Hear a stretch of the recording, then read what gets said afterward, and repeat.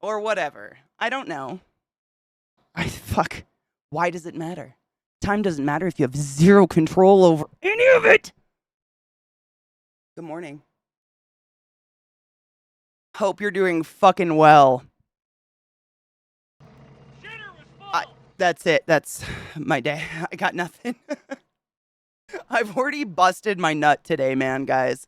I got nothing. Good morning. I hope you're doing well. Sarah, I fucking love you. I hope you're doing well. Thank you for the resub. Trouble. Lucky fucking 13, bitch! Hail Satan, I appreciate you. Trick hasn't shit yet, but at least he's not crawling up my asshole anymore, so that's nice. Good God, Robo. What the fuck is time? Bless your heart. You smell really good while you're sleeping. Thank you. Oh, crispy. Every once in a while, I find a treasure in the Instagrams. Every once in a while, man. Oh, thank you for the hype train. You're sick? Dude, boo. I blame the children. Good morning, everybody. I'm sorry if I seem off. It's been a day. I've been up since 7. I've showered, taken the cat to the vet, gone out to breakfast, picked up the cat, came home. I'm exhausted. Same. Except it was like waking up and, oh, something's wrong with Trick. Why is he crawling on my... Oh, okay. That's what's happening. Guess I'm going to make pumpkin shit this morning. I have busted my fucking nut. I think it's stream safe.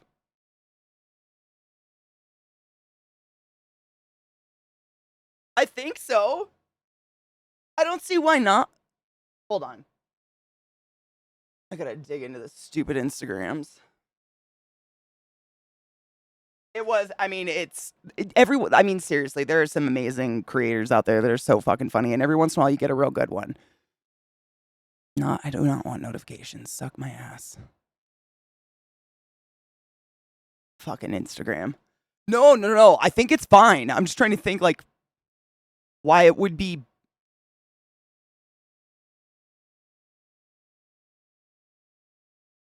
I think it's fine. You mean the song, right? I follow a bunch of like accounts that do this kind of thing. They're fucking great. They're basically Instagram creators who dig out really old songs from like the 20s and shit and sing them. And they're funny because people are always like, music nowadays is so filthy. And I'm sorry, what? Like some of the shit I have found on here. Hold on, I'm pulling it up right now. Some of the shit, some of the songs that existed. I mean, there's straight up like a song about petting your kitty. You know what I'm saying? Okay, so it's doing this right now. Just give me a minute. Ugh. Good morning, Elsie. How are you, love? Achievement unlocked, not busted. Dude, that's a good day. Oh, fuck yes, Sarah. Hello, Donna. How are you, love? Oh, a fucky pulled muscle? Me too. Or unhappy nerve messing with my left leg. Boo. You know what's crazy? You know how I bitch about my back all the time and how it has to do with my pec muscle? I was listening to a doctor podcast, and he was talking about this nurse that he worked with who he convinced to actually go see him before going to get surgery and shit for a bad back. And the whole time it was actually her hip. And she was a nurse, and she had gone to like numerous appointments for a bad back, and not one person, not one healthcare provider had touched her. Like, not one person had mechanically touched her body, and they were scheduling her for surgery. It was crazy. Yes. Oh my God, Crispy, did she not show you my response? Oh shit, the song. I hate that Instagram autoplays. One sec. It loaded, but then it autoplayed. So I'm a dick. We know that. Let's just start with that. So Cocky messages me. She sent me a picture of your guys' a little heart with like the date in it, you know, of the hitch, like February 20th. And I was like, oh my God, are you sure though? I mean, do you even know him? Thanks for the hype train. I hope you're doing well.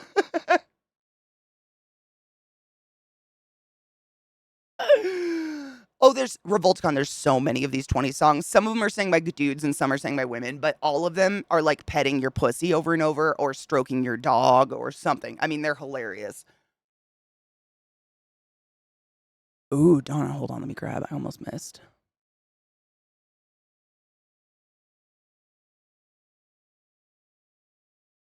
My mom had a bad back. They blamed the pain on her uterus, whipped it out in her 30s without even scanning. Okay. Okay. Yeah, I mean,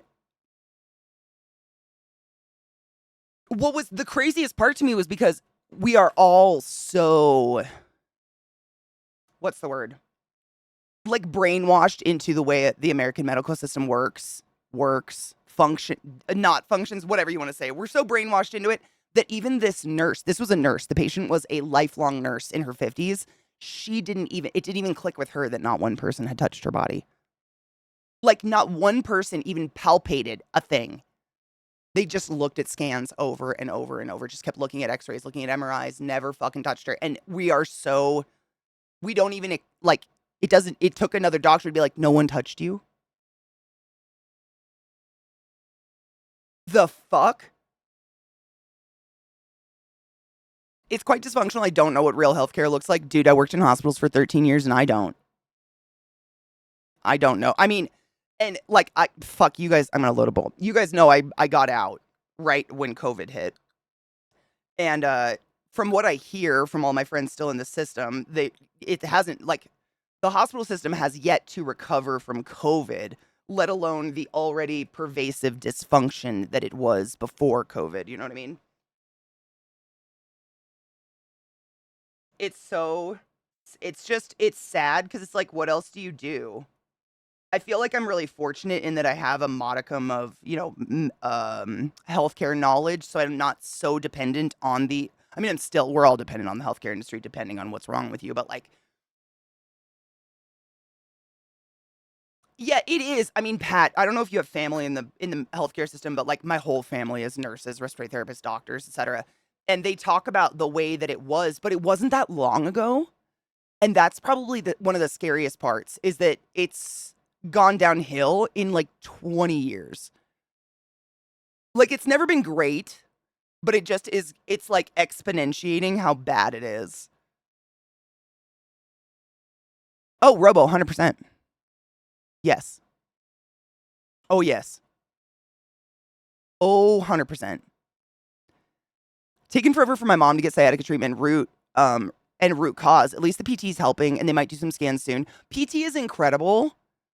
I mean, it's a full picture idea, right? Like, we need scans, but we also need we need healthcare professionals who,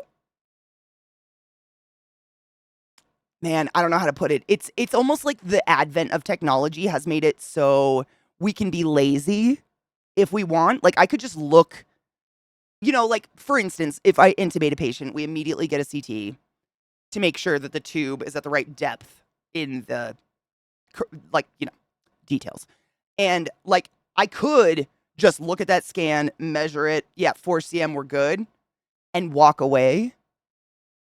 But I don't. I fucking listen to the breath sounds of my patient. I put my hands on their body. Like, you know what I mean? Like, you could. Yeah, you have to, like, it, you know what I mean? If you work medicine or if you've been involved in the healthcare system, I'm sure you're very, very, very aware of what I'm saying right now. But it's just, same when you put an NG tube in, same when you put a chest tube in, same when you put anything in. You could just take a scan and walk away if you wanted to. And no one's there to be like, did you touch them? Like, healthcare at its core, in my opinion, and I might have an antiquated opinion because, again, I grew up with a lot of old healthcare providers, but like, it's about human connection. Like, scans are helpful. They're an amazing tool, x-rays and shit like that, but they are by far the be all end all of any situation ever. You know? with better tools, some people start to pay more attention to what they can measure than to the patient too. 100%. One of the biggest issues we have in the hospital is employees becoming overtly reliant on screens and monitors and not touching the patient. Again, not touching the patient. I feel like I've never really, before listening to this podcast, I hadn't really thought about that before. But because as a respiratory therapist, I'm all up in your business. Like there's very few things in this world that I do as a respiratory therapist that doesn't involve getting up in your shit. Like I'm going to be all up on you. So it doesn't really, but people will, for instance, walk by a patient's room, see a good heart rate and not look at the patient and just walk past. But like, for instance, like, you guys know what a pulse ox is, right? The little clamp or a piece of tape with a cord coming off of it that they stick on your finger or your earlobe. So that pulse ox is telling me what oxygen amount you're getting in every breath. And I have that number on my screen. I've had patients near die because it was a piece of tape. Like the ones we use in the hospital aren't a clampy. It's like a permanent, like tape it on your finger and it stays there forever. Well, until you leave. It came off because they were sweaty and it was swaying next to their bed at the exact rate of a heart rate and was collecting oxygen and it was saying they had a perfect oxygenation and they were literally almost dead. But because people just walked by and looked at screens and never looked at the cyanic blue patient below the fucking screen, no one said a thing. They didn't. They were fine because I was there. But like, I've told you guys before, this was bad. This was one of the worst. I mean, it wasn't bad because the patient was fine. But it was bad in that it was really scary for me because, like, you guys know I've talked about medicine a lot, but a huge part of working inpatient is trust with your employees, with the other people you work with. You're trusting them that they're going to take care of the patient to the best capabilities that they can. You're taking care of your patient to your best capabilities, so on and so forth. And I had a patient one time who, if you have a trach, you guys know what it's intubation, but it's long-term intubation. So we cut a hole into your airway, shove a tube down, and then you've got a little thing here, and the tube like clicks on. So my ventilators, they alarm constantly. Nurses hate us because our ventilators never stop alarming. Every time you cough, sigh, hello, little sister, I love you. Cough, sigh, breathe, choke, anything, my ventilator's going to go beep, beep, beep, because it's like, you're not breathing what I told you to. So the alarm starts, the ventilator alarm starts going off, and my unit was like a square figure eight kind of. So I'm at one end of a hall, and this room's probably like five rooms down the hall from me. And I'm in one patient's room doing something when I hear this alarm, but I see a nurse get up from the nurse's station, go into that patient's room. Trust. So I trust. So I finish up what I'm doing, and I walk down to that room to see what the alarm was. The tube that should be onto their trach was swaying next to the bed. They were completely disconnected from the ventilator. But what this nurse did out of pure, I don't know, routine or whatever, she just went in, muted the alarm and left and expected me to go fix it. Never looked at the fucking patient. Do you want to know how far away my ventilator is from a patient's face? 8 inches. 8 inches is what you didn't look at. I, like, the most calm blow up. I almost vomited. Like, it was like one of those situations, I felt very much like a mom. Like, sitting with this nurse and being like, all right, bitch. First thing, you're never supposed to touch my ventilator. Like, it's against the law for anyone but a respiratory therapist to touch a ventilator, period. But I trusted you.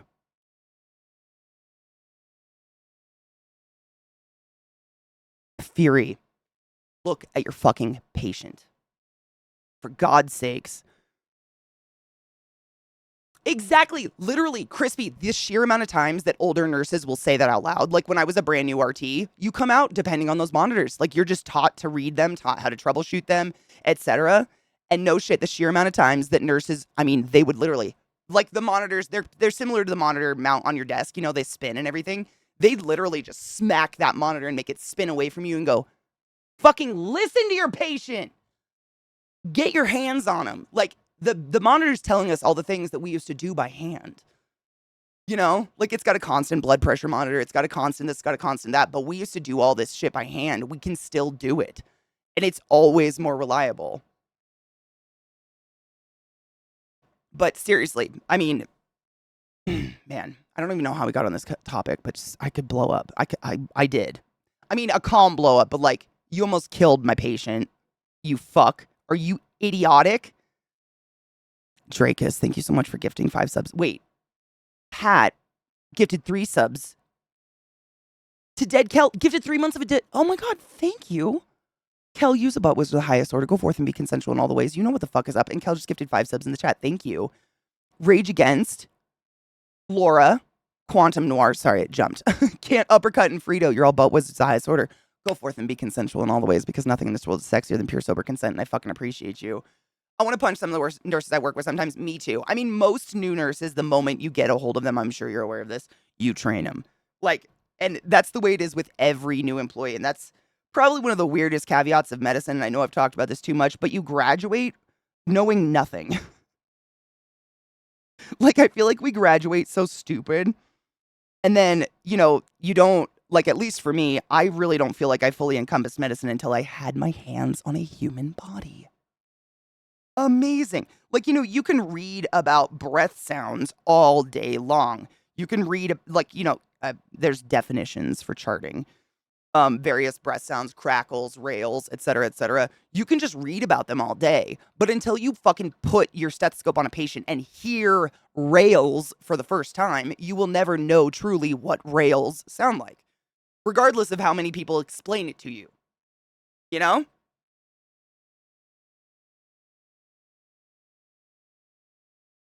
I suggested Zeke call your mom for $100.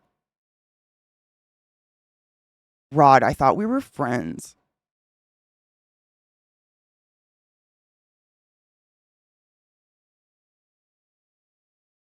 What?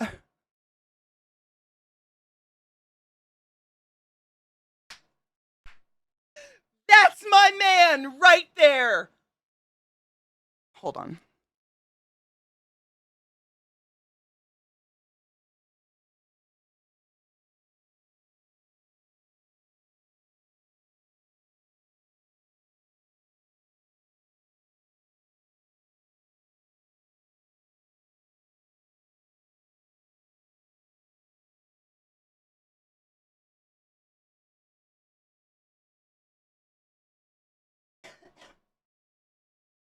I just had to go say thank you. Because, Jesus fuck, why? Why? Why?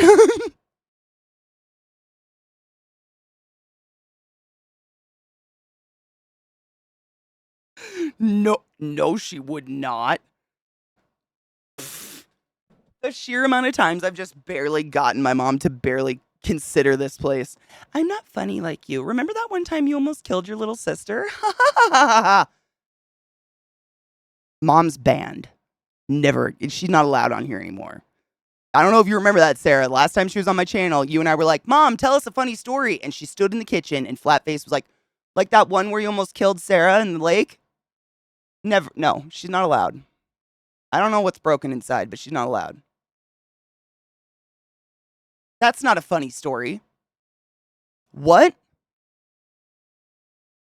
No, we are not. You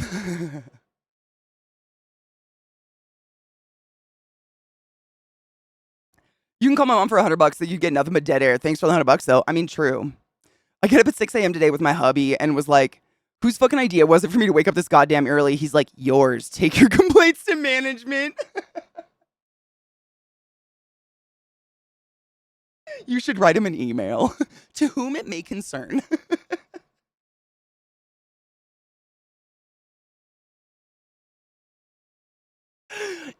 It's kind of, it would be funny if I could. I mean, Sarah, I don't know about you. I don't know how well you remember that incident. I can seriously still remember the visceral fear. Like, I can put myself in that place. I remember exactly what the water felt like. I remember everything. That was one of the scariest moments of my life. Like, I can't even think about it too hard. It makes me, yeah. It was long story short. We went kayaking in a storm, and Sarah got stuck in a kayak that flipped in said storm. Yes, responsibility, should not have kayaked in a fucking storm, idiotic Katie. But oh my god, can I just like I've never felt more fear in my life than in that moment. That was no. Cheers. Very well given. I was the one that was trapped under the water. Well, you were so young. I don't know. That's what I'm saying. I don't know how well you remember it, but man, that ugh, God, I'm cold sweating thinking about it. That was a scary day. Especially in the context of Sarah being your youngest experiment child. I mean, Sarah, like, I truly think Sarah could survive an atomic blast. Anyone that can survive the older sibling shitstorm that Sarah came out of, like, okay. COVID couldn't take her. You know what I'm saying? Oh God, do I have a lighter? Yes, cheers.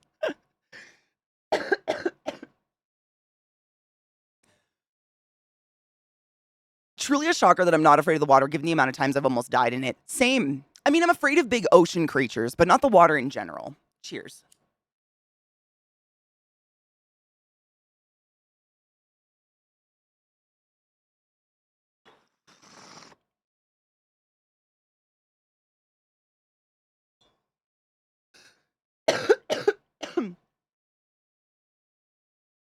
Oh, 100%. I mean, it is a scary anecdote. It's like if I described this, if like it was a terrible decision. We should have never done what we did.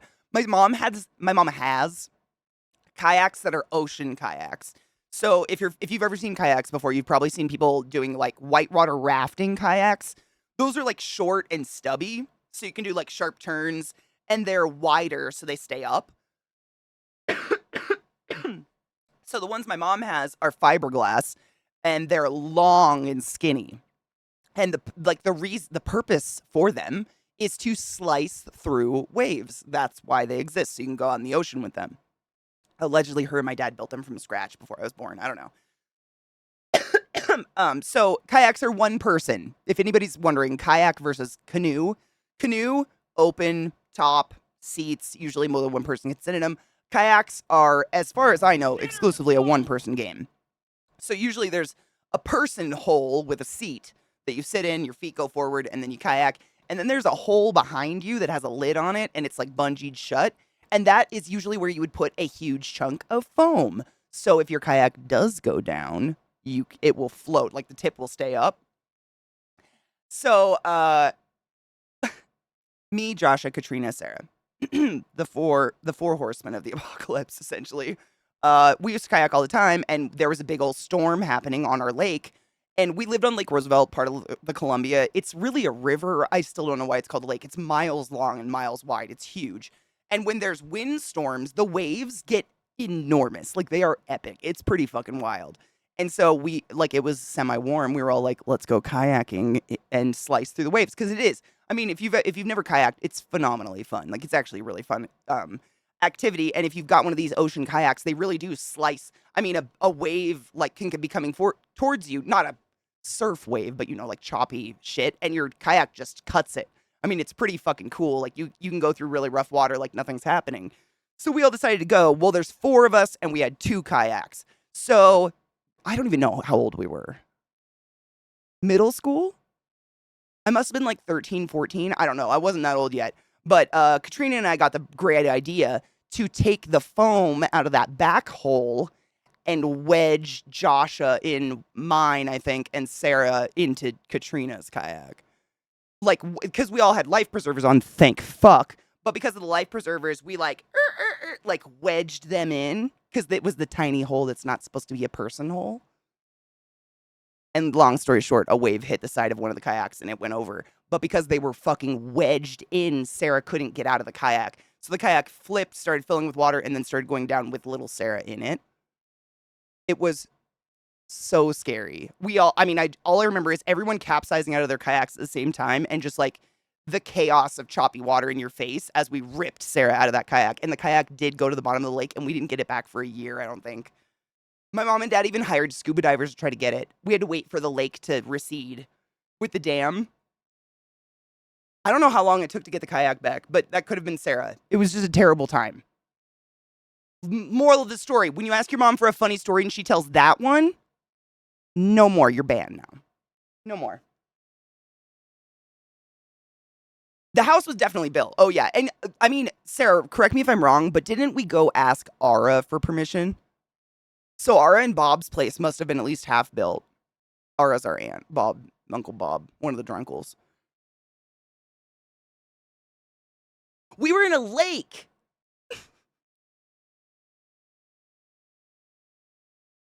See, I've always grown up on the water, but I have this crazy visceral fear of giant squids. And like whales make me very nervous because they're just so massive. I don't know. I think maybe it's like a tall person thing in that my body's so used to being the biggest thing in the room that when something trumps me, I get really scared. Like viscerally. And I don't even know, like I've literally tried to work through it. I'm like, what the fuck is that whale gonna do to me? It's just being near it makes my skin crawl. They're just so big. On topic sorta with hospitals, but asking for good vibes and cheers for my brother who's your brother's sick. Oh fuck. Do they know what's wrong with him? I really hope he gets better.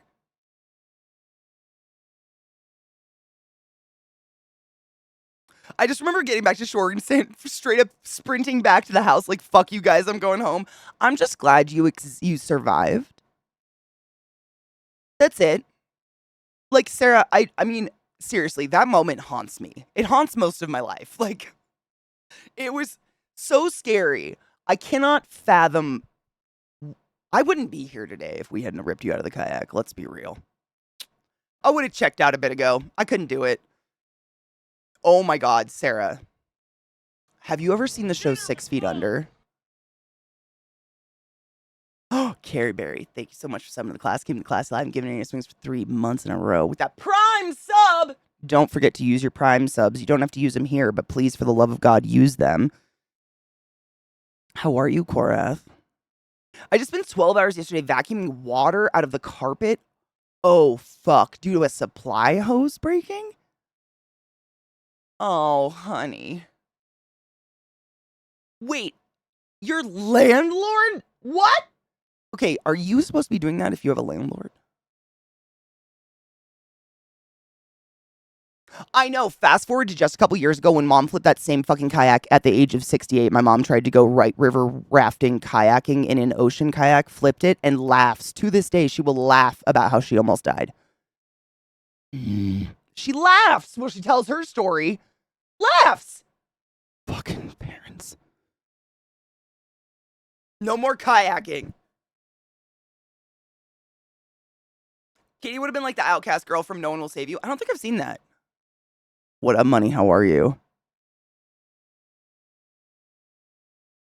I don't think I've ever seen Dad mad. Like, I've thought about that before, Sarah. I think that's one of the maybe 3 times in the history of our growing up I've ever seen Dad angry. Dad was the nice one when I got expelled. Like,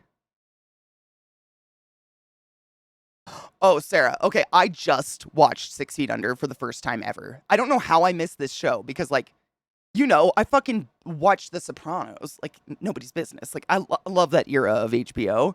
I had never seen 6 Feet Under, and I think, seriously, I had skipped it a million times because I thought it was a different show. I thought it was, like, another show about mobs and stuff, like putting people 6 feet under or something. I don't know why I thought that, but I just was like, I already have my mob show. I watched Sopranos. I'm good. I watched it, and I cannot. That last episode ripped me in half. I can't stop thinking about it. Like, the last episode of that show destroyed me.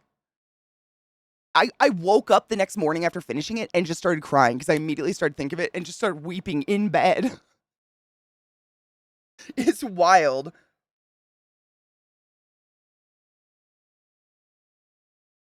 Oh, Rod, that would take too long. I don't think she'll live that much long, that long enough to get that. You know what I mean?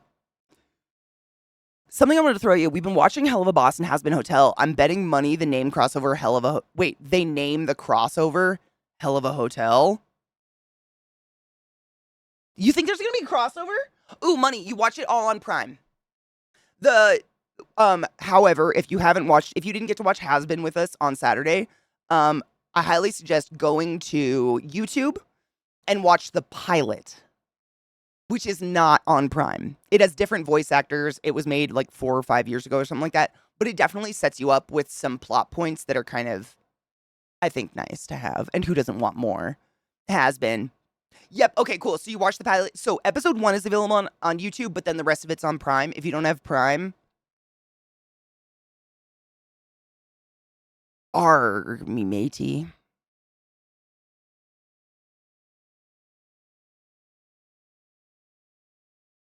And buy some cool merch from her store to give her support. But don't support Prime. Fuck that shit.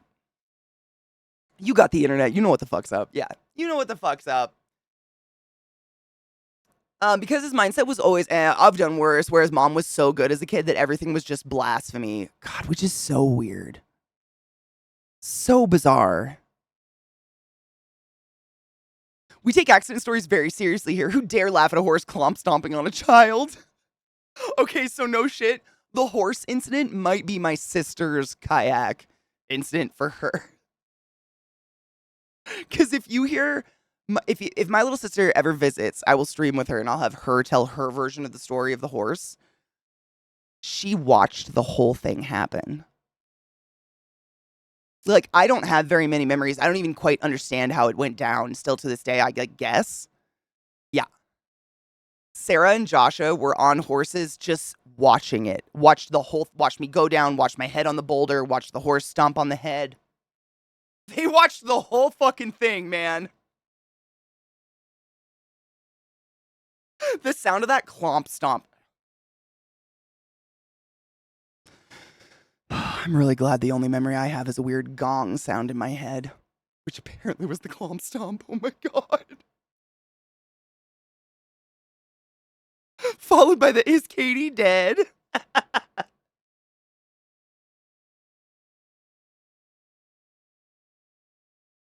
Sarah's version is so much worse than mine because she heard my jaw basically breaking between the horse and the boulder, and that's the clomp stomp sound that she heard.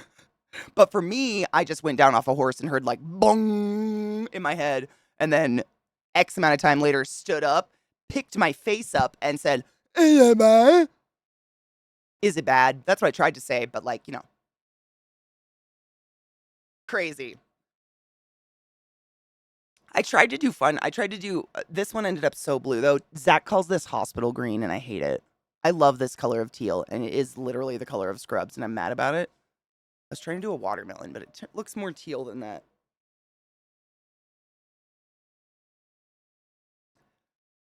Sorry, Sarah, we laugh about your trauma. I mean, we have to laugh. Like, it's hard to, like, I can't laugh at the kayak thing, but I can laugh at the horse thing.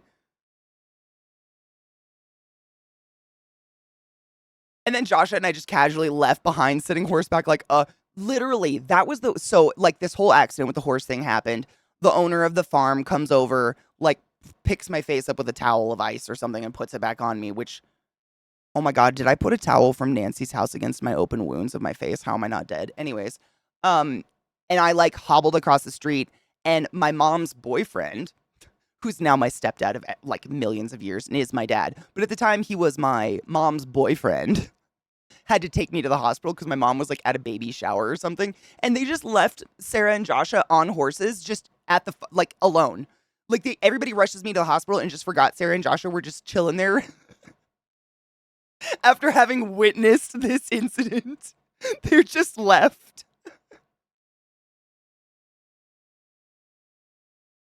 It is kind of funny now. In a really fucked up way.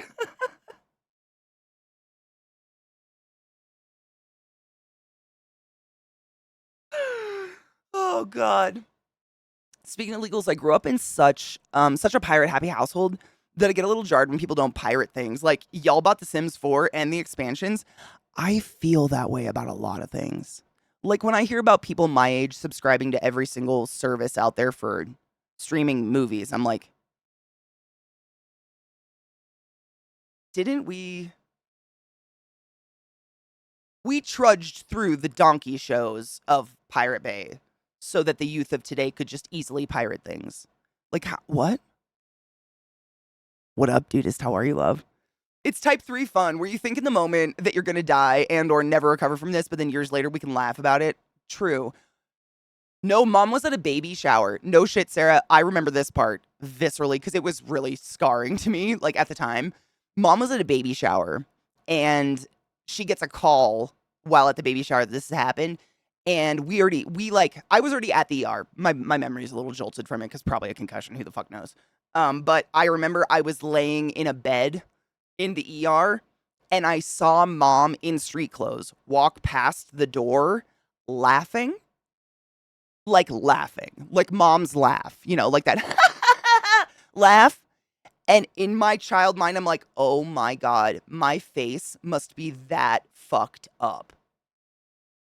And then that's when the drugs kicked in and I went to sleep. Like, that's my very last visceral memory of the ER. And then they did all the surgeries and shit. And I don't even remember waking up, to be honest. But that's my last memory. Come to find out later, like later in life, I asked my mom, I'm like, Mom, were you laughing at me when I like remembered this? She was laughing. She thought I was dead.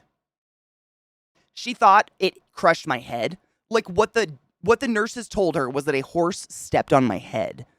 And so her drive to the ER and getting into the hospital, she literally thought I was dead. And it was relief laughing, which I think we've all experienced many times in our life. She was literally like, because I was at the hospital that my mom has worked at. I was born at this hospital. My mom's worked there for 40 years. I've told you guys this. Half the RTs held me before my dad did. Like, this hospital knows my family like nobody's business.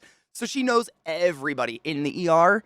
So once she got in there, it was like a hurdle of nurses came at her like, she's fine. It's just her mouth. And my mom, like, relief laughed at that, I guess. But in mom child mind, I really thought I was fucked up.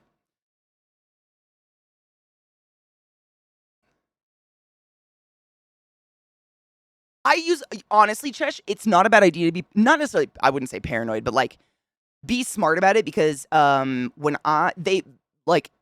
do I say this? Internet companies actually do have ways of being able to tell when you torrent and pirate shit now. When I was living in Baltimore, no shit, this was so long ago, this is gonna age it. I was trying to pirate an episode of True Blood because the last season was out or something like that. And I got a letter in the mail 2 days later from Comcast or something that was like, we saw your spike, blah, blah, blah. If that ever happens again, we're cutting your service forever. Something like that. So I use a VPN as well. Because fuck that shit. But that's the purpose of a VPN for me, honestly, is so I can get my shit for free. What up, Reasonable? How are you, love? What horse? Exactly. My father was a TV VCR repair person. We had all the movies. I didn't realize until I was in my mid to late teens that most people didn't have a TV and VCR in near every room of their house. Whoa. No. Although I did have friends like that where their parents like collected Blu-rays and shit. I grew up in a household, still to this day, my parents legitimately have Facebook. My mom has a Facebook machine, her laptop. My dad has a Craigslist machine, his laptop. And they sit on this really long couch and they look at it. That's their technology level. Like, I've told you guys the stories of, like, jamming graphics cards into my computer while it was on because I didn't know any better. I was the, walk so you can run, whatever. But piracy, the moment, I don't even know how I found out how to torrent shit. I was torrenting in, like, 7th grade. And I don't remember how I don't know. Weird. I have no idea how I discovered torrenting. At all. I have no memory of like figuring it out or anything. Weird. But I definitely remember the screen. Weird. That is weird. Dude, Prometheus, thank you so much for subbing to the class, keeping the classy alive and giving it in swings for so long. I fucking appreciate you. That's a lot of fucking months. Drakus, like, what are people hiding from? As long as my internet provider doesn't know I'm torrenting, that's all I care about. Yeah, Pat, like, what? I'm trying to think. I was really young. I just remember that our first black market version of the cartoon LOTR movie. Oh, we also had Harry Potter. Remember? We had, like, I think it was the first Harry Potter, but it was like someone filmed it in a movie theater and burned it on a DVD. or something like that. We had that too. Chesh, what's that like? People talk about LimeWire and the Pirate Bay, but I miss Supernova. That site was the best. I never used Supernova. I can't remember what the first one was. I know there was like Kazaa, Azure, LimeWire, but it was like the same program, just kept changing names. I feel like I don't think it was a different one every time. And then there was the website you went to, like Pirate Bay, et cetera, where you like actually look up the links. I never had Napster. I never ever used Napster. Ever. I think I found out about Napster after I started torrenting, actually. You know the story about my dad coming back from London once the Sims House Party CD with the code written on the front and me thinking he got it from the black market? Yes, I remember this. The real place where organs and drugs and the Sims House Party expansion pack are sold.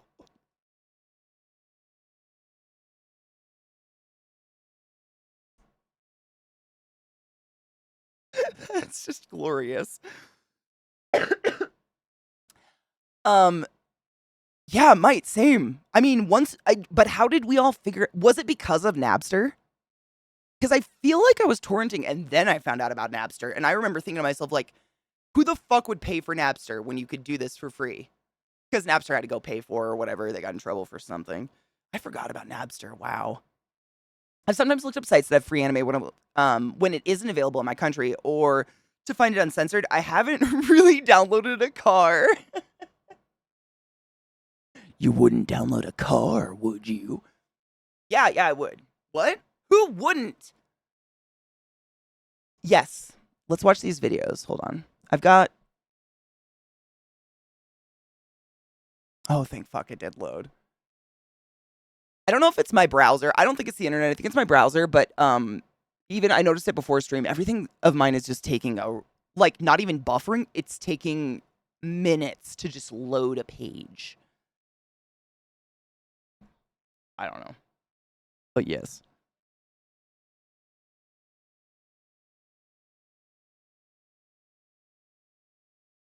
I don't remember. I don't think I ever used Audio Galaxy. Oh, were they shortly after? So I just must have not known about it. Oh my god, old Prisoner of Azkaban Game Boy game. Oh, that's... It read Nintendon? Shut up, Nintendon? How about are kidney surgeries very invasive or no? I mean, it depends what you're having done. Like, are you having a kidney removed? I mean, no matter what, a surgery is invasive. Like, it's hard to scale.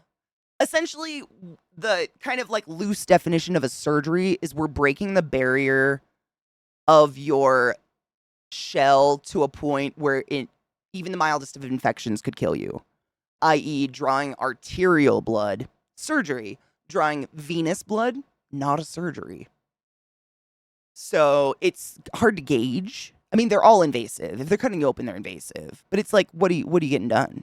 Let's watch these videos, and then I'm watching chat. I'll keep up on it. Oh, Plex is the shit. Plex is everything. Okay, phenomenal. Seriously, I was prepared to dislike it because I was thinking it was going to be like one of those stupid AI voices reading Google Translate. I thought it was going to be like you know, one of those, which I think y'all know by now. I don't fucking like AI. Please don't send me AI. I hate it. Real artists, please. But it's actually the fact that it's actually him singing the Google Translate makes it so much better.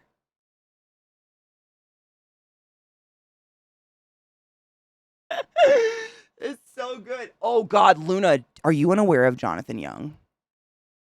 Oh, he's fucking phenomenal. So Donna gave us another Google Translate one by him, but allow me to pull up one of his legit videos, like one of his actual, where he's actually like doing the covers. He's so good. He does metal covers of all sorts of stuff. My favorites are his Disney covers. I literally have him on my Spotify. He just does really good, like, metal-ish Disney covers. The cover of that song, the Hunchback songs, he does, Bells of Notre Dame and, Hellfire.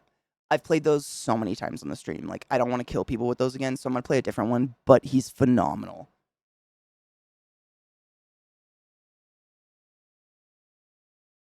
He did a metal stop of which song?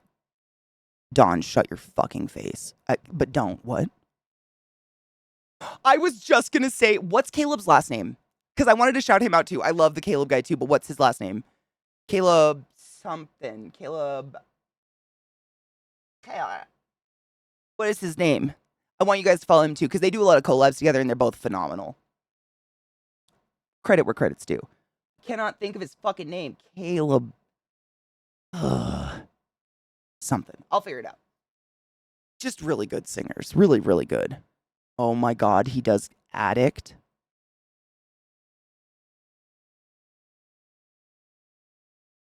How have we not seen this?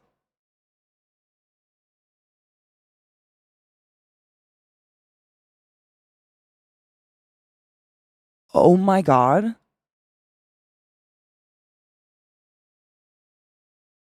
Do we even test it? I love that song so much. Do we even test the waters? Caleb Hale, thank you, Caleb Hale. Caleb Hale, Jonathan Young, two amazing YouTubers who just have, I mean, their voices speak for themselves. They're just phenomenal. Oh my god, Dawn, what? Kills! Good fucking time zone, how are you? I hope you're doing well. Hold on, I'm moving this shit over. I was gonna show you, I finally got Instagram to stop auto-playing that video. So this is the one that Crispy was talking about earlier. I sent this to Cocky. It just... I'm just gonna get plushie for myself. Fuck, I'm not gonna wait. Fuck that shit. I won't. I know, honestly. What's his name? Pen... Oh, someone just said it. What is... Stop. Serpentious? I really like the voice actor they got for him for the actual show. And I kind of love him. I don't know, man. My heart. Like, he's just... me with those eyes. I mean... I think he just really wants a friend. And to fuck Cherry Bomb real bad. I really like Serpentious, man. He grew on me hard. Fat Nuggets is a hard... I mean, I don't know if I'd say Fat Nuggets is the only innocent soul, because, like, does Shifty even realize what's happening? Or what reality is? Vox, dude, I don't want to steal shit from her, otherwise I would totally make a Fat Nuggets emote. Like, if the creator straight up told me, like, please make a Fat Nuggets emote, I would do it. I'd make an emoted one that licks. I would somehow pay someone with my body to make an emoted one that licks, because I can't do that, but I would. I just don't want to... It's one thing stealing from, like, Disney. But, man, I'd feel so bad. Unless we, like, made it ClassyKatie has been, and then just made it so it was an automatic link and it went to her page every time or something like that. Small creators, man. We gotta be there for each other, at least in some way. Remind me of things I should keep an eye on while I have a home nurse here giving me IV infusion, if anything. Good luck. I know. Is your hat alive or something? I think he loves Cherry. I know. I don't think she knows. I don't think she realizes. I don't know. Dude, Viata, I mean, first off, can I just say, I still am very upset that the moth is a fucking shitty pimp. Fuck! Why a moth? So infuriating. But, like, if that fucker isn't cut in half and bled by Nifty by the end of the series, I'm out. Like, fuck that guy. The series, it's the first season is done, but season 2 has been confirmed, definitely. Oh my god, I wept when Razzle Dazzle showed up. I fucking wept. Razzle Dazzle The whole Addict theme and the choreography video you played the other day reminded me of a dance on So You Can Think You Can Dance a few years ago. I wonder if I can find it. I used to love that show. There were some legitimately amazing dancers on there. Well, money. So it's actually kind of a cool, like, small creator getting a lot of success story. So this show has been, It's been in the making for like 6 to 7 years-ish. We've been back and forth on the exact dates when she started creating it, but it was basically being crowdfunded. Like, she had a GoFundMe or something like that, and Prime picked it up. Like, randomly out of nowhere, Prime picked it up, and so the season was like, this first season was just dropped 3 weeks ago. It's brand fucking new. They did 4 episodes, 2 and then 2, I think, right? I know, fuck Bezos, that's what I say. I'm like, fuck, that's why I keep guiding. I mean, thank fuck people in the community had all the links and stuff, but when we watch it, I guide everyone to her VisiPop. Because honestly, she's definitely got a good deal with Prime. I mean, it's amazing. Just getting eyes on her, animation and shit like that alone is a huge deal. But, like buying her merch and stuff is where it's at. Ugh. I don't know. I gotta fucking. Every once in a while, there's just this one muscle in my back that if I move wrong, I can feel it's on the edge. It's on the edge of being a dick. Charlie said stab, so I did. Yeah. I don't think Nifty works in, morals or like, what's the word?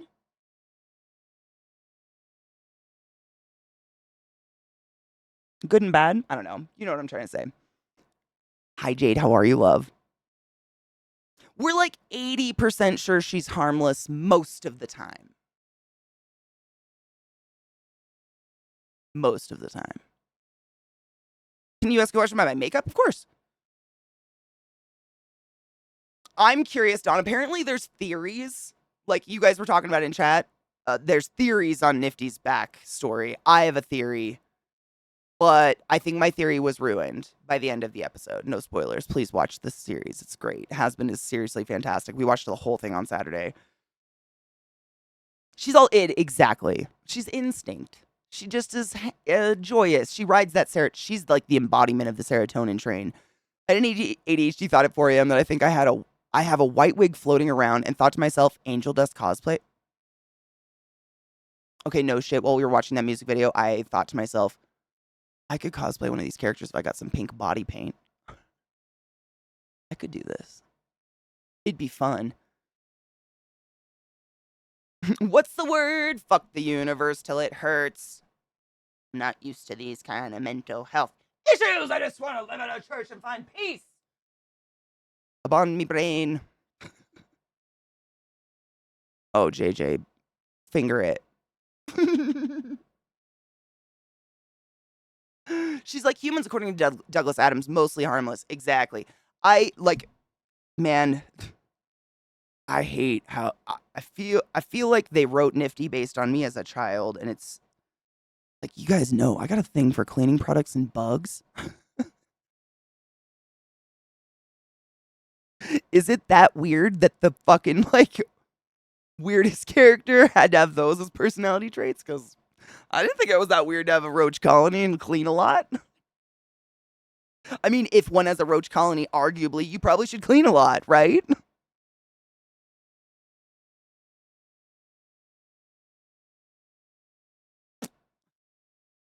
Babies.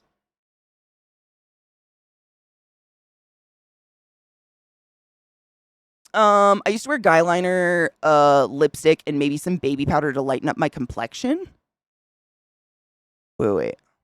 Okay. Was that your question? Wait, she's also the shortest main cast character, voiced apparently by the tallest cast member. That's incredible. I never go into full makeup. I have an eyeshadow palette, some concealer, and other stuff. Is it easy to get off? Makeup? Depending on what you put on your skin. Really, like, if you don't use, for instance, if you don't use waterproof mascara and you don't use primer, face wash will, but water, like most makeup these days is not designed to be removed with water. Like, it's designed to be kind of water resistant. And it depends on the color. Like, honestly, there's a lot of really, really good makeup removers out there that are relatively cheap, though. Like, Neutrogena has one. Just get a makeup remover balm. My mouth is really dry. Balm. Makeup remover balm is where the fuck it is at. I myself wear waterproof everything because you guys make me cry from laughing or from watching emotional shit almost every day. And I'm well aware of that. So I wear waterproof everything. So I could take a shower and none of this would come off. I would look like, haggard, but relatively the same. I have to use a makeup remover, like a balm or something like that. Oh, do you like? I've never tried ColourPop before. Uh, wait, acting up like in a good way or in a bad way? Can I wear the makeup overnight and touch up the next day, or do I have to hard scrub? So, again, depends on what you use. But most makeup these days is non-comedogenic, meaning it's not going to sink into your pores. It's not going to like clog your skin. However, always wash your face before you go to sleep. Always. There are multitudes of studies at this point that prove going to sleep and wearing makeup to bed ages you exponentially because your skin can't breathe, it can't shed the dead layers, etc., etc. And it's like while you're sleeping is a lot different than walking around during the day. While you're sleeping, you're shoving your face into a pillow and rubbing back and forth, and all that stuff that's not comedogenic suddenly becomes comedogenic because it's being ground into your face. Yeah. Like no matter what, wash you. Like seriously though, makeup remover balms, it's I have a couple of them, but it's like a tub and it looks like a balm. It looks like lip balm or something and you get like a teaspoon of it out and I'm trying to think of the word. It has emulsifiers in it that literally break down the makeup on your face. So instead of like scrubbing it off or like, you know what I mean? It literally melts it. So it's off in 2 seconds. It's crazy. Makeup remover balms are a fucking miracle advent of the future. I don't even know what we used back in the day. We just scrubbed our face with oxy pads and hope for the best. Makeup remover balms, man. But there's legitimately like there's drugstore ones now that are real. They're all the exact same thing. They're just like an emulsifier that breaks down the shit on your face. Oh, exactly, Mishy. The melt is just like I remember having swollen eyes a lot as a kid, or like really I would get that like peely skin from just irritated because your eye skin is a lot more sensitive than the rest of your face. But the scrubbing to get makeup off as a kid, I don't even know what I used. I think I just like probably used that fucking peach scrub on my eyes. Who knows? What was that shit? The St. Ives. Ugh. Yeah. Oh, it's shitty? No, I'd totally return it. Ulta, I think, has an amazing return policy. As long as it's like within 6 months or something like that, you can totally return it. I would return it. If it's shitty, yeah. Fuck that. Makeup's expensive. I've never tried ColourPop before. I've heard such conflicting opinions on ColourPop. Seriously, ColourPop's a makeup brand. Some people love it. Some people are like, it's absolute trash, and they come out with too many products. So I've just never... It's something I've only seen online, so I've never invested. Oh, yeah, they also have face wipes. They have, like, makeup remover face wipes. That being said, if you wear waterproof anything, it's not... I've never found a makeup wipe that works. Ever. I don't know. They don't work. I don't know what the fuck that is. Scrubbing, hot water, cold water, pads, sponges, washcloths. Putting toothpaste on your face when you went to bed. Yep. It's terrible. That's another really good piece of advice. Mishy brings up a really good piece of advice, actually, that will help you a lot if you don't want to, like, destroy your face if you're going to wear makeup. Anything that's a liquid or touches your face, i.e. a mascara, 3 months tops. Garbage. I don't care if you've used it or not. It's garbage now. They are the most horrific breeding ground for bacteria and fungus. The moment that's opened and oxygen is introduced, that you've touched it to your skin, you've picked up fungal, dead skin cells, etc. from your face, you put it in that dark, oxygen-rich environment, flourishes. 3 months, tops. Anything liquid, or if it touches your face, i.e. like a doe foot or whatever. Garbage. Throw it away.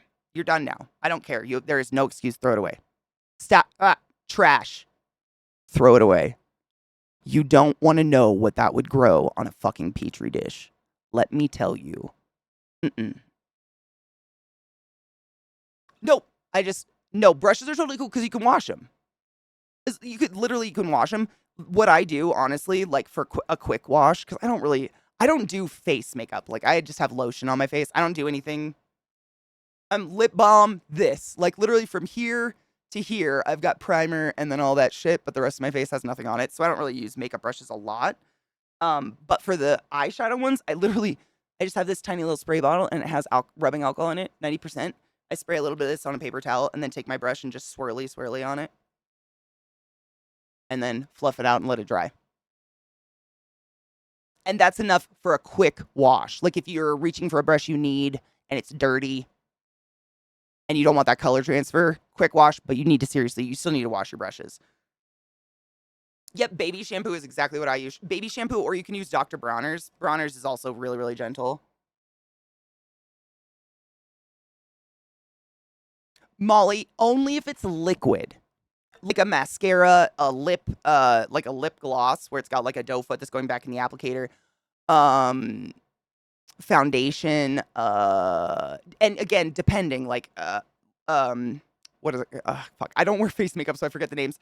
Concealer, basically anything, because you think about that, like, faces are gross, dirty. I don't want to go into it's so gross. I have so many stories I could tell you about microbiology and like the things that grew just from people's makeup and face. But it's just that. It's only liquid stuff. Powder, it's already dry. If you have like I have some I still have a James Charles palette. No shit. I hate saying that it's the James Charles palette. I bought it when he released it. When we didn't know he was messaging fucking children. Disgusting pedophile.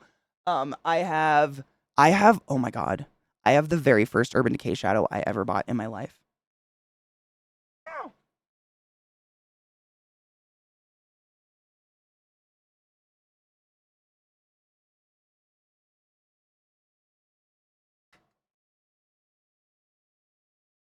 I actually have the first 2 MAC eyeshadows I ever bought with my own money.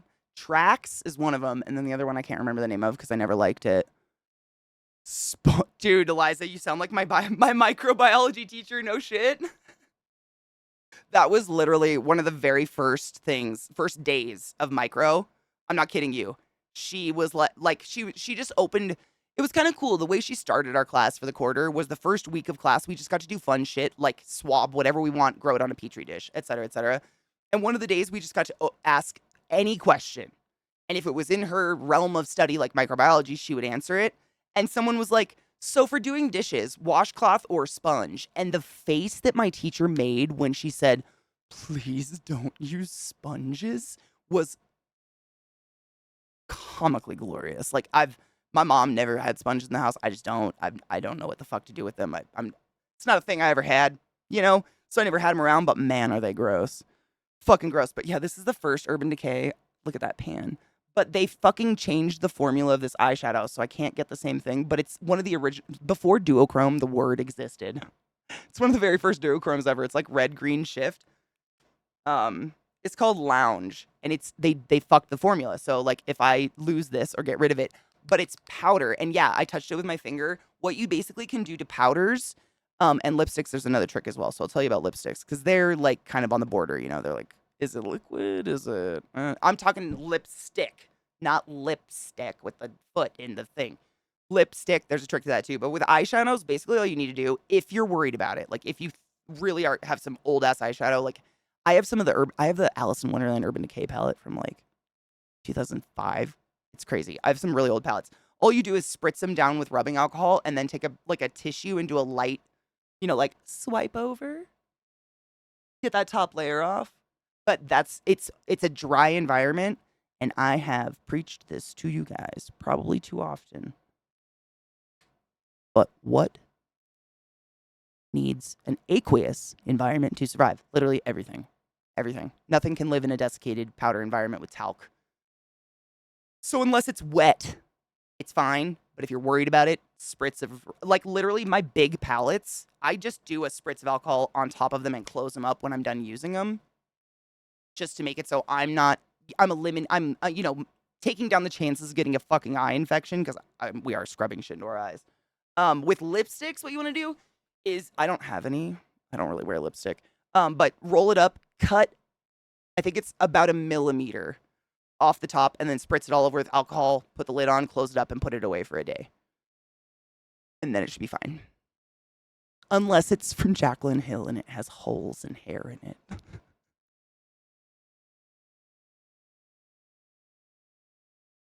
If you know, you know. Her company just shut down, by the way. Oh, darn.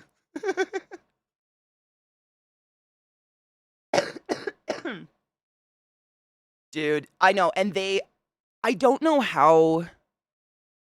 I've had 4 dermatologists, and every single one of them, I'm straight up front, like, I wear makeup, but I don't wear face makeup. And they're like, oh, thank God. I'm so tired of getting people to stop using those fucking makeup sponges.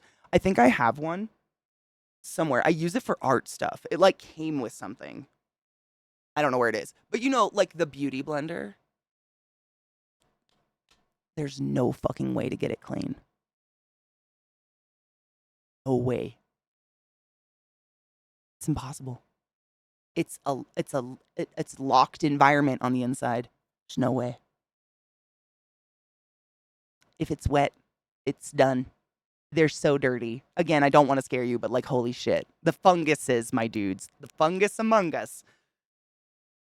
You'd have to like irradiate. You'd have to autoclave it, in which case it would literally just melt into a ball of nothing. Yeah, it's impossible. It's literally impossible. So every single time you jam that thing on your face, all the dead skin on your face and the little funguses and all the bacteria that naturally lives on our skin and protects us, it's a good thing, crawls inside that sponge in that dark, moist, oxygen-rich environment, and they fuck. And then you keep applying under your face, and then you get acne, and then you put on more makeup to cover up the acne, and it just compounds on itself. And, then you go to a dermatologist, and they're like, please stop using the sponge. And you're like, how else do I put my makeup on? It sucks because I don't know. I think people really love those beauty blenders. I don't have an answer. We used to use brushes back in the day. I mean, Fox, the makeup drama was honestly a level of. I mean, it's still going on. The fact that half of these people are allowed to still be in the beauty space whatsoever is disgusting with the amount of fucking shit they've hashed onto the world. Is there a brand of nail polish that you would recommend, or at least recommend avoiding? Is there a good clear coat, top coat? So if you're using just straight up nail polish, like the stuff you put on, then you have to sit there and let air dry for a bit. Sally Hansen has the best top coat I've ever used in my life. It's the best taco. That being said, the best nail polish, Hollow Taco. I have one. It's the best nail polish I've ever used in my entire life. And I have buckets. That being said, I don't use nail polish anymore. I use gel. The gel. I use the gel nail polish because you swipe it on and you put your hand under a little light for 30 seconds and then it's rock hard. And I don't have to not have my hands. Hollow Taco nail polish. The top coat, Sally Hansen, in my personal opinion. Sally Hansen, no shit. Sally Hansen's been around for forever. Really common drugstore brand. But she has a top coat that's a fast drying top coat, and it literally is fast drying. It's not one of those ones where it's like fast drying, tee hee hee, but if you bump into anything harder than a pillow, it's gonna leave a dent. No, it actually dries within like 60 seconds, rock hard. That's what I want. I can't stand not having my hands. Like doing this. Sorry, you just did me nails. No, I like that I'm like, 30 seconds, please. Ding. Okay, let's go. Fuck that shit. I ain't got patience.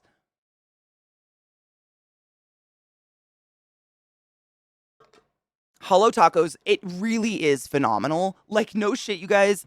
Like, probably a lot of you followed Simply Nail Logical. What do you think? For years. And she literally was just a hilarious YouTuber who would do hilarious videos of nonsensical things to her nails.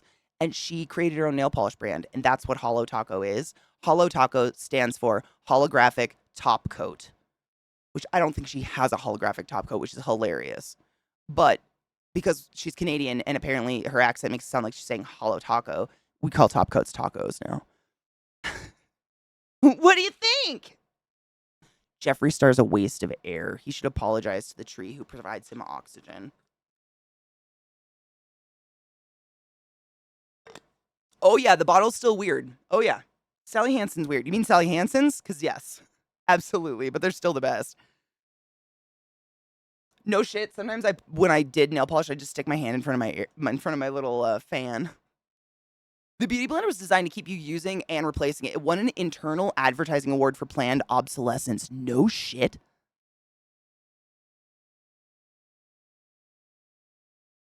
Genius. Evil genius, but genius. Wow. No shit. Crispy. Real talk. I used Hollow Taco on my nail. Hollow Taco. Top coat taco.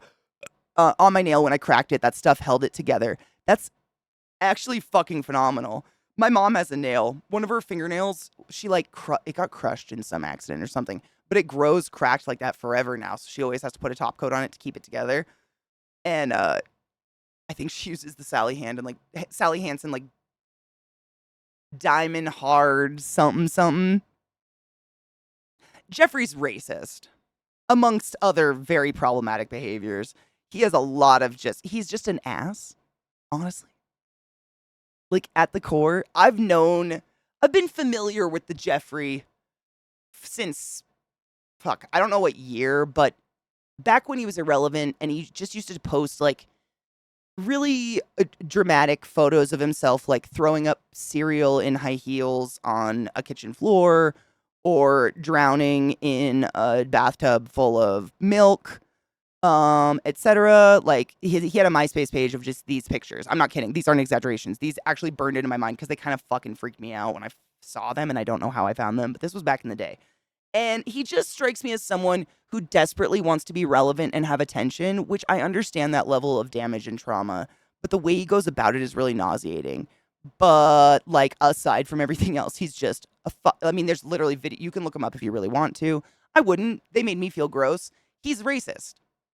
There's multitudes of videos of him using many different racial slurs, and to this day, he does not apologize or anything.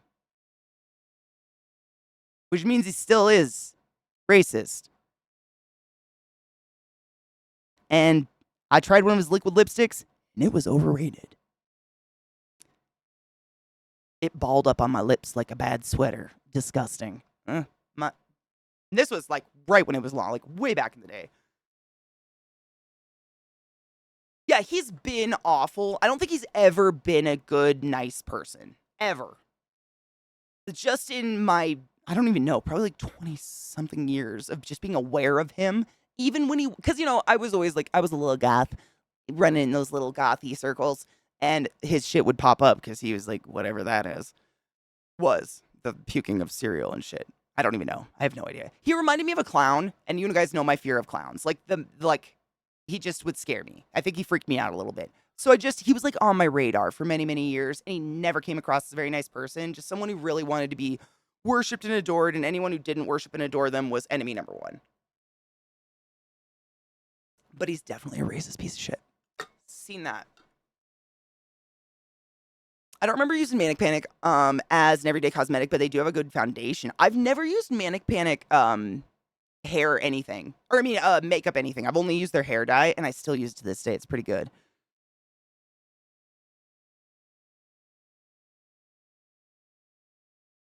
I think they still do, Mishy. My sister used that when she was a kid. I don't know if it worked, but she used it.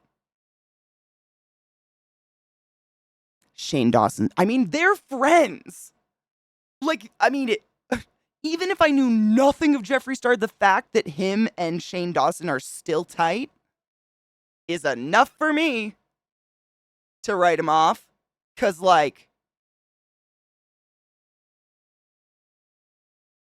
pedophile, amongst other things. Shane Dawson, he's a shit. He's a piece of shit. Cat shit to cat piss, right? That's literally you're just talking cat diarrhea at this point. They're a mulch. Honestly, the only reason I know anything about any of this is I still very much watch a lot of YouTube videos, a lot of YouTubers that are makeup YouTubers from back in the day, but just they all managed to completely stay devoid of said drama. And every once in a while, they'll bring it up. Like recently, what's her name? Lauryn Hill. That's her name, right? Lauryn Hill? I don't know. She divorced and married and divorced and married. She has a different name. You know what I'm talking about. The one with the hairy makeup. her company recently, she literally put her company down, finally. And how many years has she been supplying this Harry makeup with holes in it? And I don't care how many excuses you want to give me about production, shipping, heat, etc. I have been buying lipstick for many years and never had a lipstick with hair or holes in it. Ever. I bought some cheap shit in my day. Jaclyn Hill. Thank you, Jaclyn Hill. Not Lauryn Hill. That's the artist. Thank you. Yeah, she had her beauty brand. She recently actually shut it down. So that comes up, and like anytime, like this is why I feel this way about Jeffree Star, for instance. I've never watched any of his material. Like I'm not his core audience, whoever they are. I think he's one of those people who's just like, look at this stuff. Isn't it neat? Wouldn't you think my collection's complete? Like check out my money or whatever. Not really my jam. But every time another YouTube drama comes out, he always feels the need to speak on it. And usually in a controversial way. And you know that type of person. It's like they just need to insert themselves into every situation ever to remain relevant to whatever. I don't know what the fuck this is. I'd love to be a side character and just disappear. Like, please let me disappear. But you know what I mean? He just strikes me as that type of person, I guess.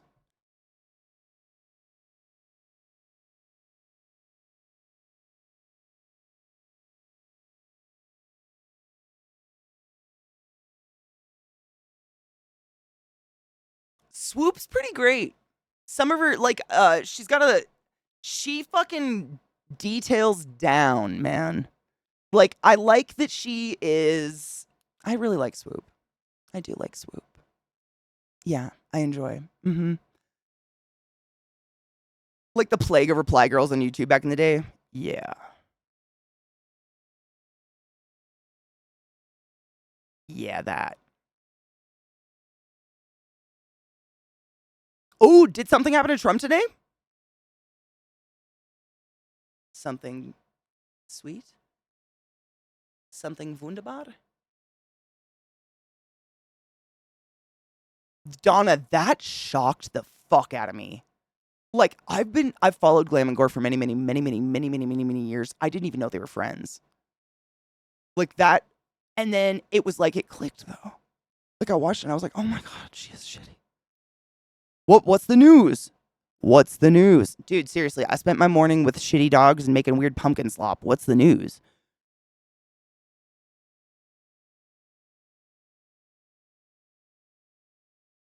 Please, did Trump die? Bitch, I would hope to fuck people were being a lot more excited in chat if that was the case. Not that I wish death on anyone, and I don't encourage that, allegedly.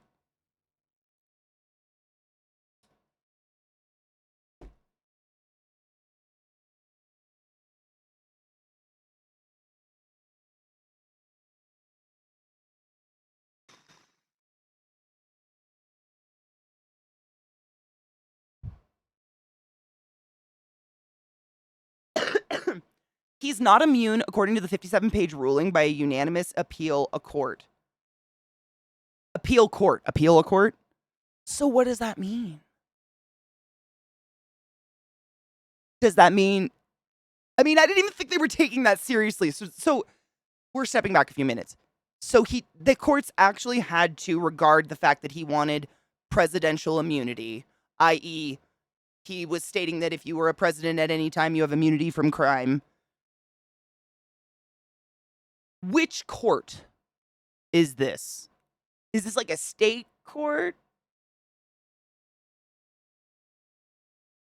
It was ruled that he no longer has presidential immunity. That doesn't exist and he never had. Okay, I was going to say, like, it's never been a thing, right? So this means they can charge him criminally as a citizen of the United States.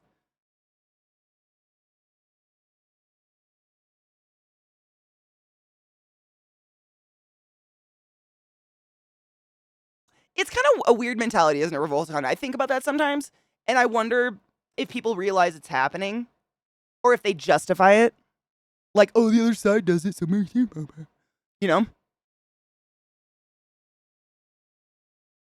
Same, Donna. I always say that. Like, pain's too quick, it's too easy. You should have to swim through a pool of Legos to work every day for the rest of your life. You know, things like that. Yeah, I'm here for that, but I'll take what I can get. He has 6 days to appeal to the Supreme Court, and this is his last chance on this one. So he can, so this is a DC District Court. Thank you, Robo. And he can appeal. Okay. So the Supreme Court could rule that presidents have criminal immunity. Do we think they will?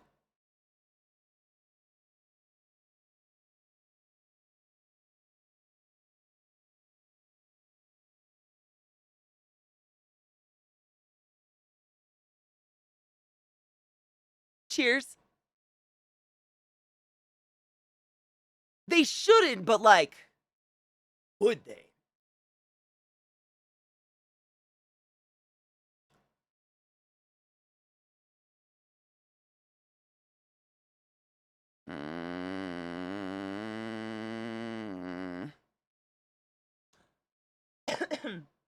Oh, really? He only has 1 week to appeal the Supreme Court. Many think the Supreme Court won't hear it. They won't rule on it. They'll decline to hear the case.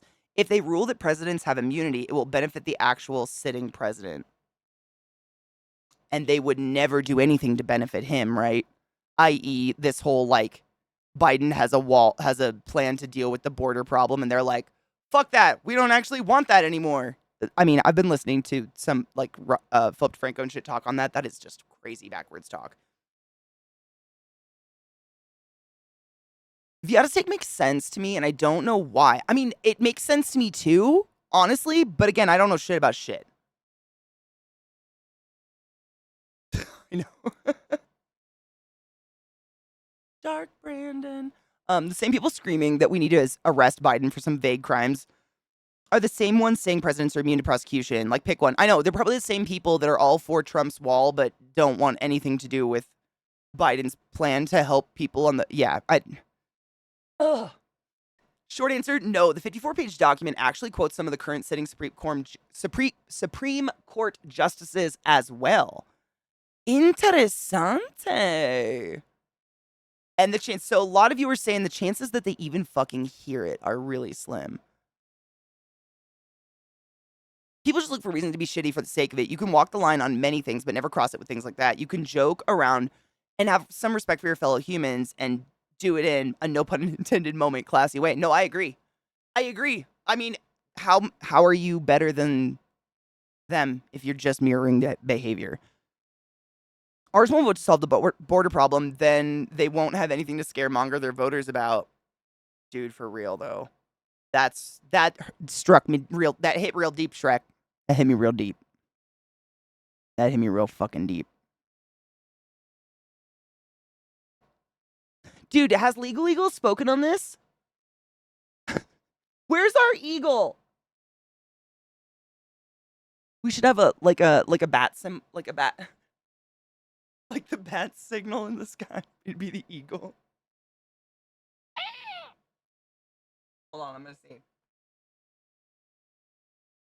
I mean, there's been so much news recently. I wonder if this just happened this morning. He probably will have something out by tomorrow, I would bet. That's usually about his turnaround on like brand new shit that goes down. I bet that's about when he has one out. Either tomorrow or the next day, depending on his schedule. Unless he had something else scheduled. That's usually it takes, and things just keep. That's what I was just gonna say. Like, there's been so much news on this recently. I wonder if he's kind of compiling it for one major video on like, because he's covered, you know, he's covered almost everything else about him. Yeah, he covered the 83 million, the Carol. That's actually a very interesting video. If you guys haven't seen that one, Trump's worst lawyer costs him millions. Carol versus Trump. Like, we talked about it a little bit in chat. Like, you guys. Thank you. You always keep me up to date when Trump gets smacked in the balls, and I love it. And when that passed, we got real fucking excited.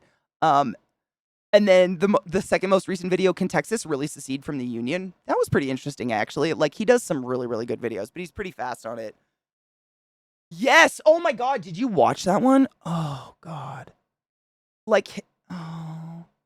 Legal, he just has a beautiful way of talk. I don't know. That video is really, really good. If you guys want to talk, if you guys want to watch it, if you guys want to understand more about that 83 million that Trump has to pay, it's pretty fucking great.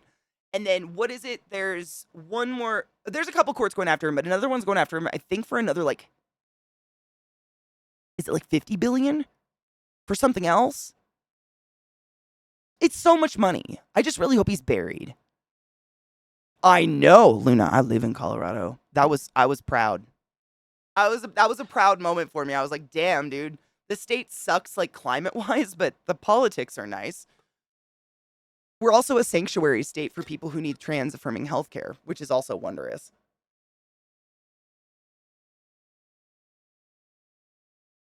One of my siblings works for the company that sets up the Republic stages for Trump rallies and speeches. I have all but disowned them. God, that's rough. You want to know something sick? I had a good number. I mean, a good number. A bit of, my rednecky cousins that were old, like the generation older than me, that were very, very Trumpy, and all of them died of COVID. Not at the same time, but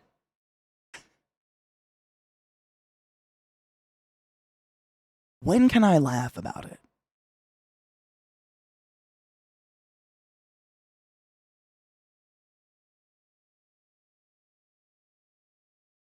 Question of the day. Donna, I fucking hope so.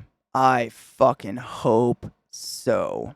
Oh my God. I saw someone tweeted a shot of his Truth Social or something like that, and Trump himself, tweeted or whatever the fuck, truthed a picture of himself, but it was like half his face and half Elvis, and it was some shit about how he looks like Elvis. And I'm not kidding you, my first thought was, bro, you look like you already died on the toilet.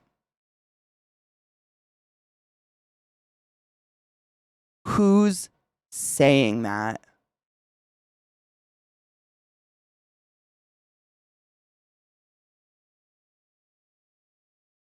Like, what? Yeah, Rod. I mean, that's the exact face. The fuck? He literally looks like Elvis post the toilet death. The fuck? If you weren't close to them and you just knew of them, you can laugh immediately. I did laugh immediately. I'm glad you said that. They're distant. I mean, never. My mom and dad are super liberal. Like, my mom literally has a bumper sticker on her car that says tree hugging dirt worshiper. We're not close to that side of the family. I just know of them. I hear about them. But they're all anti-vaxxers and they all died. It's never too early to laugh, depending on why you're laughing. Exactly. And like, I am laughing because my super right wing, like Tea Party Trumpy cousins, a few of them died of COVID. And it's like, it's kind of like when they, used to do witch trials and they'd be like, if she floats, she's a witch and we'll kill her. But if she sinks, she's not a witch. I feel like people are doing that with their own bodies these days. But like, are you trying to see if you're a witch? Because like, you don't have to do that. I laughed. I did. They were mean. They were mean people. They were mean when I was kids. When I actually saw them, and they were mean later. Bright sides, right, Donna? Bright sides. Yeah, I laughed. I'm glad I'm not the only one because I was just like, wow, the irony. I actually don't think there's any chance the dumb fuck wins. Even the diehard Republicans are looking at him like he's crazy now. The only ones voting for him are MAGA fucks, and there aren't enough of those for him to win the election. I kind of feel the same. I don't know. This is just my feeling from shockingly, I don't have a shit ton of friends out there that are like, Trump! You know what I'm saying? But I do know people that used to self-describe as Republicans, and they're just so full of frustration that they feel like their party has lost its mind and they're not going to have an actual, like, real candidate in their lifetime.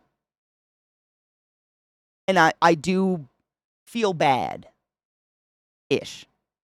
Like, they won't vote for Trump. They don't like him, but they still want to be a Republican. And I'm like, why? Why do you hold so tightly to that? It's not a sports team. It's not like you invested in a $300 hockey jersey. Why are you so stuck? Oh my God. I can't remember. I was listening to some podcast the other day, but I don't remember who it was. But they said we should all start taking back MAGA, but it's Make America Gay Again. I really liked that. Because, like, if you listen to or read like deep dive history book slash podcast about the Wild West and the cowboys of the Wild West, it was mainly people of color and the gays coming out to live alone and not be persecuted for being super gay and or black. We quite literally were super gay over, at least over this way. You know what I'm saying? Make America gay again. Change, I mean, god damn. What a boring life they must lead. What a fucking boring life they must lead. I'm starting to wonder if people are knowingly drag it out to drain Trump's funding. Wouldn't be surprised given how many thousands of politicians would die if Trump did become dictator. Dude, someone was interviewing him recently. I don't know why I saw this clip. I don't remember where, but he was on an interview show and the person actually asked him, "Are you planning to use donation funds from your campaign to pay for your legal fees?" And I'm going to do my best impression of Trump. What? Are you planning to use campaign funds to pay for your legal fees? What? I don't know what you're talking about. I didn't do anything wrong. And this was like 2 days after the E. Jean Carroll case came down on him. So at this point, I mean, yeah, I've thought he had dementia for a long time. He's had that vacant look in his face for fucking years. He has the look of dementia. Like, maybe it's and I'm not hating on dementia. I used to work in a dementia clinic. He looks like he has fucking onset dementia. He has that look in his face like he's always confused and has no idea where he is and he's just waiting for someone to tug on his leash. Dementia. Like, fuck.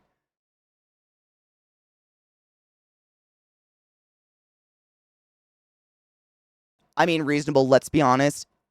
I don't think any one of us is out there like worshiping any politician. I have a hard time I don't like labeling myself. I always say I'm more in the middle because I've definitely agreed with things on both sides.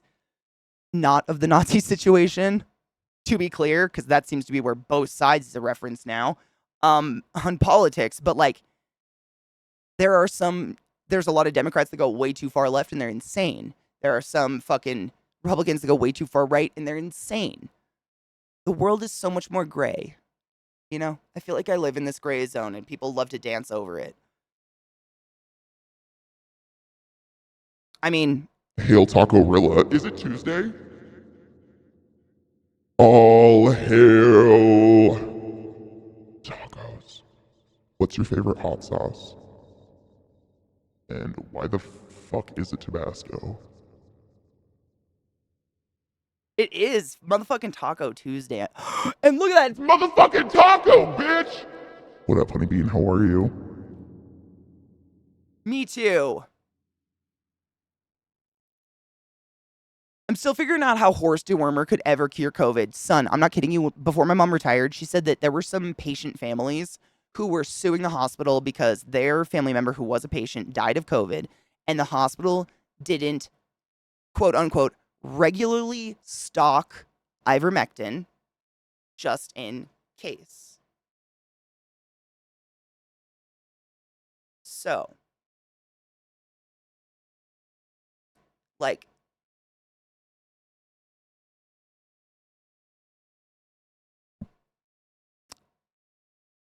people, they're the best. What? Dude, get some fucking tacos. It's a major. I just don't. I mean, people, I don't know. It's like, it's such a conflicting situation because I'm all for you being an advocate for your own health. Don't let health professionals push you around. But on the same token, we must humble ourselves when it comes to a point and realize that that person knows exponentially more than we do. Exponentially more than Google does. And they're a person who's using that knowledge to the best of their abilities. You know what I'm saying? Oh, it might be time for a break. Is it time to go poop? Is it time to make a shit? This is my sick boy.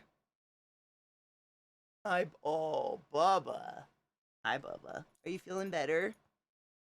Oh, I don't know if I want that. Oh, you just cut my hair.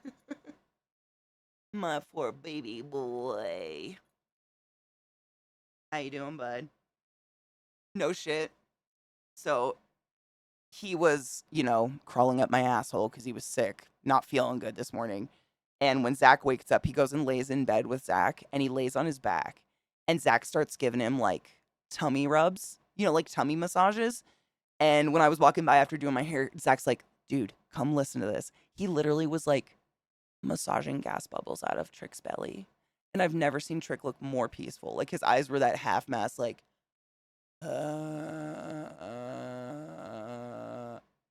it was the cutest shit I've ever seen. Ever. I love you, Donna. Be good and be safe.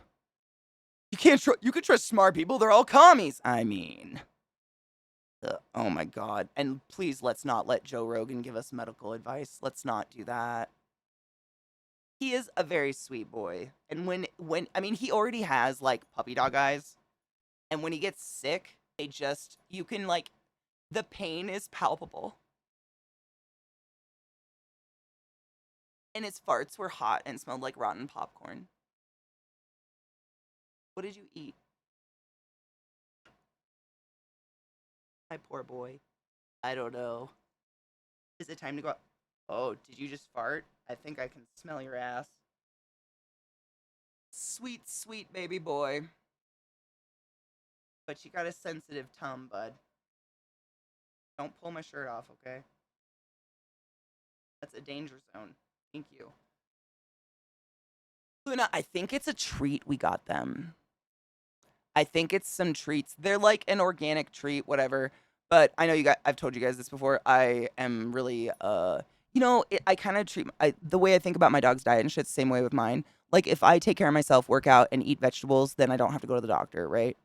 I kind of do the same with my dogs. So I buy them like dummy, nice food from Canada because they've got stricter laws on what can be in the dog food. And, we only give them dehydrated, like literally like dehydrated, offal, essentially, as treats. Like, we don't give them anything that's manufactured whatsoever. But I gave them a milk bone recently. And considering they live like, this ultra holistic whole food lifestyle, I think it gave him the bubble guts. But he shakes. He does that like shiver in pain, and then he won't get away from me. Like, he's literally crawling up my ass because he's in pain, and it's just horrible to watch. 100, oh, Kona, 100%. These guys eat 10 times better than me. And I cannot tell you the last time I cooked for myself, but I cook for them all the time. Bud, you're a spoiled boy, but it's because I love you. Honestly, why have a dog if you're not going to spoil him? I don't know. But I'm sorry I gave you a milk bone. Because I imagine a milk bone did to him what, like, eating McDonald's would do to me. Like, I'm not against McDonald's, but I eat it so infrequently that if I went and had that level of processed food, I'd probably have quite the gut bomb. You know? I imagine. Exactly. They're very well loved. I agree. I don't know why I use the word spoiled, because spoiled would imply that, like, they don't deserve it or that their behavior didn't deserve it. Like, they deserve all of it forever. Bubba. I don't know. He's really is a sweet dog. I got when I remember when we were thinking about getting dogs, my sister had like a year-old puppy. Her dog's Sirius, and he's a big old black mutt, and he's just the sweetest, dopiest boy you'll ever meet. Like, he's a clown. He's definitely got a personality. He sleeps with a blep. He sleeps like it's the cutest thing you've ever seen. He looks like a fox, like a big black fox. He's so cool looking. But he just has the biggest, he's so friendly and he's so sweet. And I remember when we were getting dogs, I was like, I think I really want to get a boy dog because I just really I want another Sirius. Like, I really want a dog like Sirius. So I even picked a black one. But I got one. I got pretty lucky. I got my big dope. He's a himbo, man. He's just like wants to hang out and love, and that's it. That's his whole life. But this is why I was hella late this morning, is my poor boy was sick. But I made him his pumpkin mash, and I think he's doing better. Are you doing better? You're not shaking, and that's just the best thing ever. All I could fucking ask for. Shaking, by the way, is a pain response. because crying in nature would attract a predator to come eat you. So dogs and cats will shiver when they hurt. At least it's just gas bubbles, though.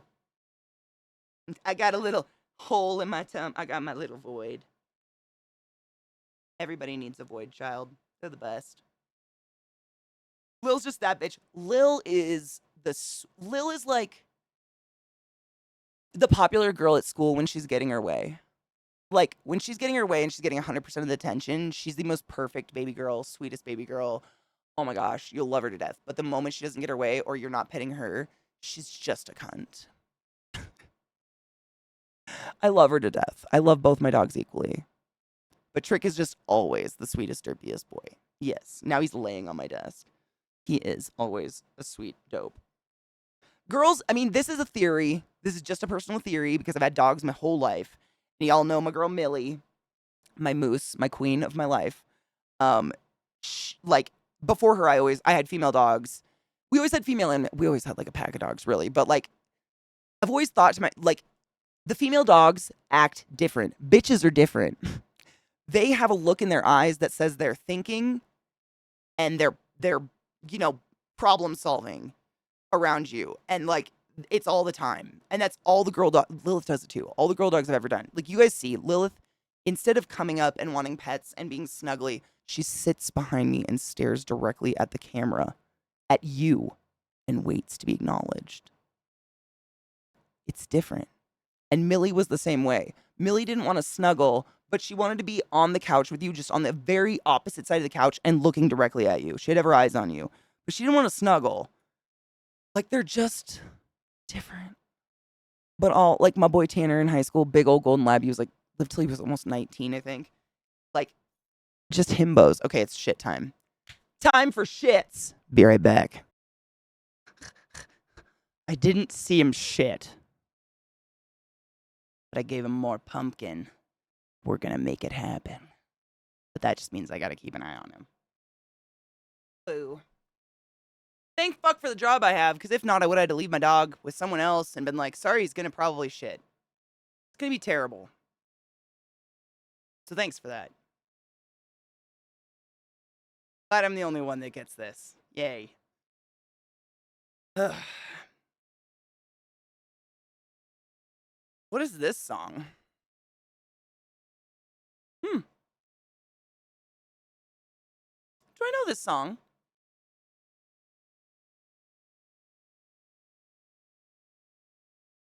Do you eat it, JJ? Be careful with charcoal. It can absorb everything else you're trying to take. We had an influx of girls getting pregnant back when charcoal became a thing. People started eating as like a supplement or whatever the fuck it was. And it was absorbing the active hormones in the birth control. And it also can make antibiotics not work and shit like that. Cheers. Happy 420. Dude, I was literally just thinking that this morning. Like the way I do it is I just plop the chicken breast in water, boil it, shred it, and then I add rice, cover it, let that like all the chicken juices and everything go into the rice, and then I add the canned pumpkin while it's still hot and just mix it and mush it, and I use literally like a potato masher and like just make it like. And I always think to myself like it smells like relatively good, and then I add that pumpkin and I'm like, how are they into this? And they get so excited. Like they are hoovering that shit down. They love it. I'm so glad. Forks. Yep. I literally use forks. I've seen they have special tools that look like fucking like Wolverine claws and shit. I just use 2 forks. Yeah, same. Happy 320, 420. It's 120 for me. I mean, it's 420 somewhere. Isn't this like Greenland's 420? We know what 120 is. It's either Greenland or it's Newfoundland, right?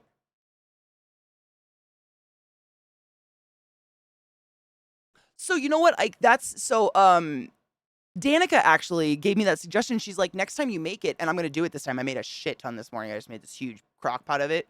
She was like, take an empty ice cube tray and just smear it into the ice cube tray, let it freeze, and then whenever they get upset tummies, you can just pop one of those out into their bowl, in their food, and give them the fiber. I was like, fuck. I was a medical professional. The fact that I don't think of this shit is disgusting. JJ, it was one of those, it was like there's no logical reason outside of the ER and poisoning, etc., to eat charcoal. Just that's my statement for the day. Like, leave it to the professionals. But you know, when people, like, there was like a moment in time where every single influencer was like diet tea, diet suckers, diet this, like all of these, like, basically things that just flush your system out. It was all about detox. Everything was like a detox tea or something. It's so stupid. It's so stupid. Your liver's the detox thing, like take care of your liver. But charcoal became part of it, which the one chip, like that one spicy chip has charcoal on it? Why? There can't be enough to affect you.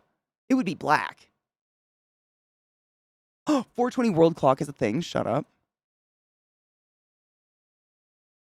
Cheers.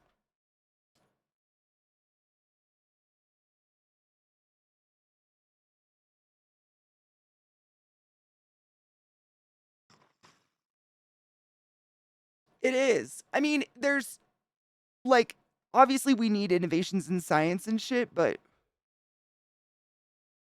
people mixing up essential oils in their kitchen is not safe at all.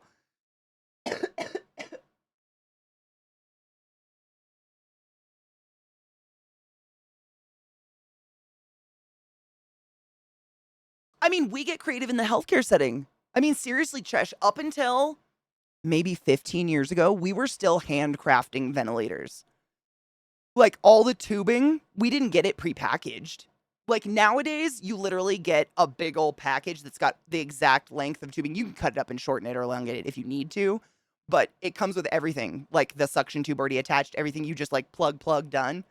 But no shit. Like, when I was in school, we had to learn how to construct all of that because it's a just in case situation. Like, you might not have, like, which, holy shit, COVID. Had I still been working during COVID, I would have been prepared. I would have known how to construct them, but we still absolutely, we're constantly cutting up tubing and like, the amount of actual, like, plumbing terminology used in terms of, like, little connectors and shit we use to jimmy rig stuff together, it's constant. Absolutely. And, like, it's another case of, like, the patient room, depending on how serious the situation is with the patient, and you know this, there could be 10 IVs in the room, the ventilator, there could be ECMO. I mean, we could have so many barrels of machines in the room that sometimes you need lines to go insanely long. There's also a science to it with ventilators. Like, if the ventilator isn't accomplishing a breathing quality we want in the patient, we can elongate or shorten the tubing to effectively change the rest, like change volumes, change pressure and shit like that. Like, I mean, seriously, it was up until recently. I think it was like, man, I've been out of it for a bit now, so it was probably like 25 years. We didn't even have ABG kits. We had to run to peds and get baby syringes and then go to all these other different departments and get each piece we needed, like the pH paper and all that from all these, because they just didn't have it all together in one space. Now, you just go into the med room, ABG kit, pull it out, crack it open, everything is just like a surgery kit. It's so nice. But seriously, there's still so much like that we're constantly fucking with. Masks, oh my god, BiPAP masks, CPAP masks, etc. Just getting them to fit on someone's face is a craft project in itself. I pity the person who has to wear them, seriously.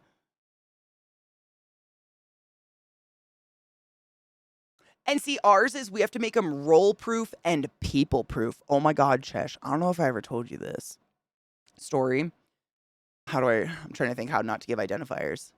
I had a patient who was suffering a lifelong eating disorder. And I mean, they were in their 40s. And this, I mean, you just let your imagination go there. It was very, very serious. And so we had them, they were in there for a cold or something like that, but we had them on we had them on a ventilator with a trach, and we had them on a feeding tube. And I fuck you not, one of the nurses told me this patient actually disconnected their own feeding tube, like the, connector for the whatever, and plugged it into an IV port on their own arm. And then at one point, like, I've told you guys, if you're intubated, either way, there's always a little balloon coming off, and that's how we inject air, so it becomes like an airtight seal in your throat. This patient tried to put his feeding tube into that thing, like into his airway. We have to make these things people proof. Like, most of the time, most of our like hooks and hangers and shit are to get things behind the patient's face and head, because a lot of the times it's not really the fault of the patient. They're on so many painkillers, drugs. Their body's gone through the traumatic experience of a surgery that they don't even know what they're doing when they do it. They'll just start yanking at shit because it's like literal. I mean, I'm not exaggerating when I say it looks very much like Neo in the Matrix with the like, that's what extubation is. And if, like, for instance, if you're ever intubated, please take care of yourself. If you're intubated in the United States of America, as far as I know, every hospital has the right and will 4-point restrain you, no matter what, before you even wake up, because it's instinctual, especially if you don't know what's going on. You're coming out of surgery, that if you wake up and there's a giant tube shoved down your throat, to reach for it and yank it out. And surgery is really traumatic because not only are you waking up with that tube, but now you're going to realize you're 4-point restrained. I mean, panic sets in. It's really bad. It's a balance of trying to keep people calm in that situation. You don't want to be intubated. Ask any respiratory therapist or nurse. I would put money down, it's one of their worst nightmares ever. Your autonomy is gone. But it's for your safety. Like, I've told you guys stories about patients of mine who have somehow got past that barrier and pulled their own shit out. They rip their vocal cords out their mouth. Because around that tube that goes down your lungs and breathes for you is a balloon that we inflate air into, sometimes saline, depending on the type of tube. And that balloon inflates, and then we can actually measure the pressure of it so we're not causing damage, but we create an airtight seal so you're not drooling into your open airway into your lungs and causing an issue. So that balloon is actually wider than the initial airway entrance, and it's below your vocals, and if you yank that shit out, it's going to yank your fucking vocal cords out with it. Same science with a catheter. If you have a catheter up your pee and you try to rip that shit out, it also has a balloon in it that nurses inflate to create an airtight seal. And I'm not kidding you, nor exaggerating when I say I have seen the mushroom cap on the ground devoid of the human.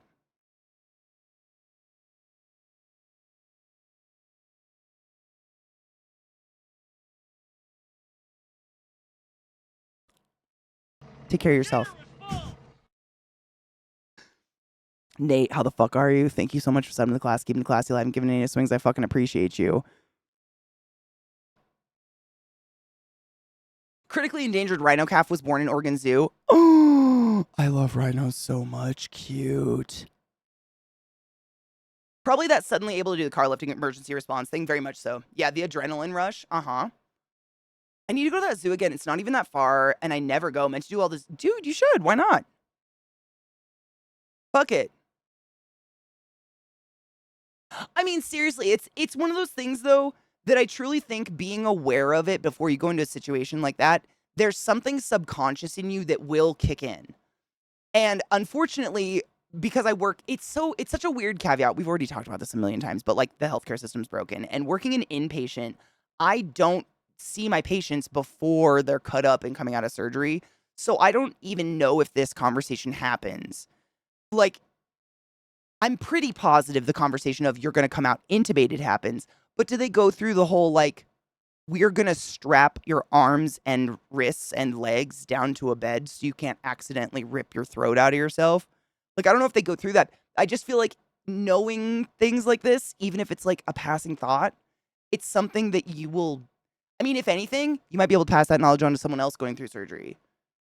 And it can really, I mean, I've only seen one person extubate themselves to an injury, i.e. tear out their vocal cords. Most people we catch before they get the extubation, before they get the tube out, because they start yanking, the alarm goes off, blah, blah. We catch them before things go wrong. But I can't help but think that if you, like, by the time your eyes open up and you're trying to tug at shit and someone's like, wake up, Katie, you're in the ICU, something would click in and be like, wait, I remember this. You know?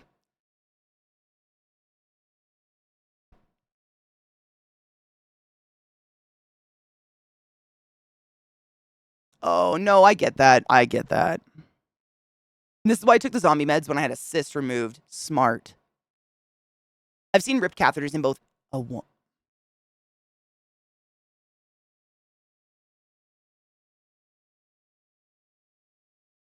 Nope.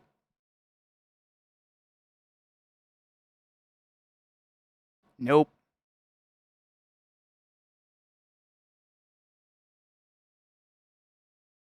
JJ, same. The damage is exponential. What these things can do if you rip them out on your own, it's pretty wild.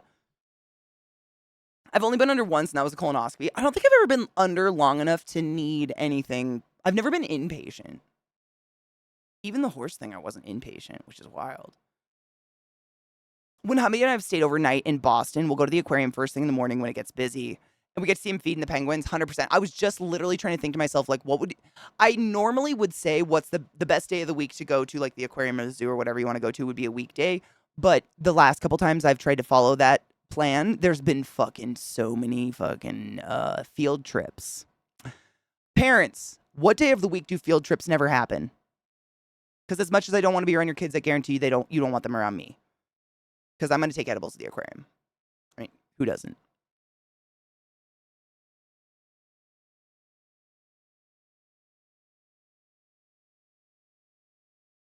Because I love to go, but like the herds, man. No one wants to hang out in the herds.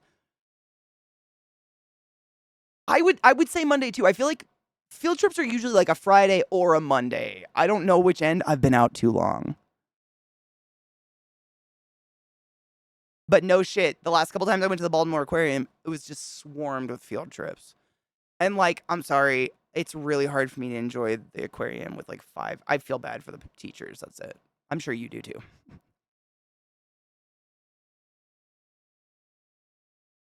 Mondays, first thing when open on the weekend is best in my opinion. Is it swamped with people on the weekend though? Because I think people were doing like their family trips on the weekend, and as people that can do our own schedules, I was thinking a weekday would be better because it'd be less like just less people. The only day the only day they don't happen is after the human race destroys each other and causes a nuclear apocalypse. I mean, that's sometime soon though, right? I know. I've been out too long. No shit. If you go early enough, by the time you leave, it gets busy. So people roll in around probably mid-afternoon then, yeah. Yeah, exactly, Don. Maybe go mid-afternoon. I was going to say, like, either right as they're closing or opening would probably, because that's usually, I think I usually go for the around, like the hour or two before they're closing, and that's usually when they're feeding the sharks. I learned that because when I was in Maui, someone was fed to a shark. Someone had their arm ripped off because they went swimming during shark feeding. Sharks like to feed during 5 p.m. I don't know. There's signs every 4 feet in Hawaii that say, do not swim after 5 p.m. That's when sharks are eating. And someone went and swam after 5 p.m. I don't know how to, like, they fed themselves. I don't know how else to say that. Fuck.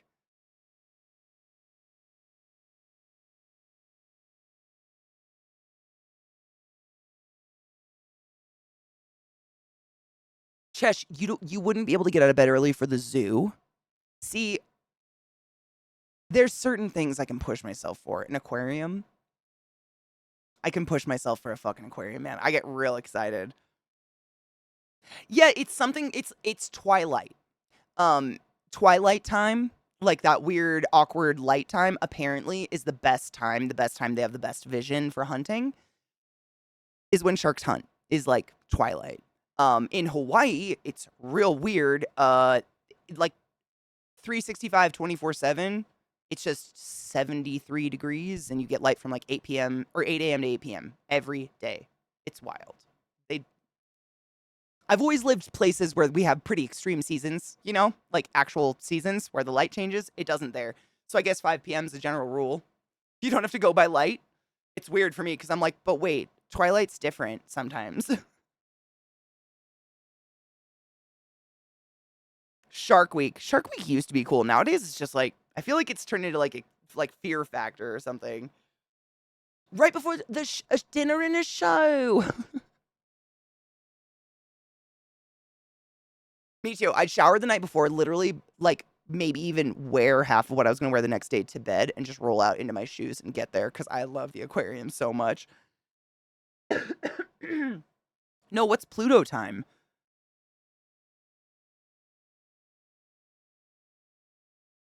You know, Dawn, I've seen on like Instagram and shit that some aquariums do that. They'll hold. I think a dog fuzz just flew on my face. It's constant. I swear to God. I think there's some aquariums that like have special nighttime events because I've seen people get to go to aquariums at nighttime and get to see like special nighttime feedings and stuff, but I don't know what the fuck the events were. Where do these dog hairs come from? They float. They're flying. We all float down here. What up, LCT? How are you, my love?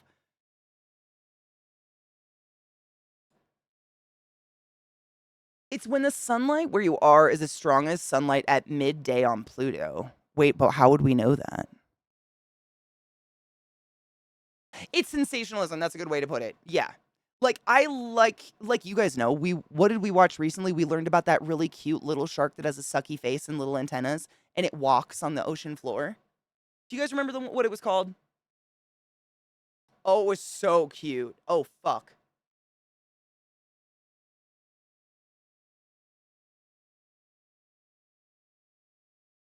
What? Oh, I loved it so much. Now I can't. It wasn't a goblin shark. Goblin sharks are mildly scary. This was like all round adorable. And they were really small. I mean, I think they got like this long.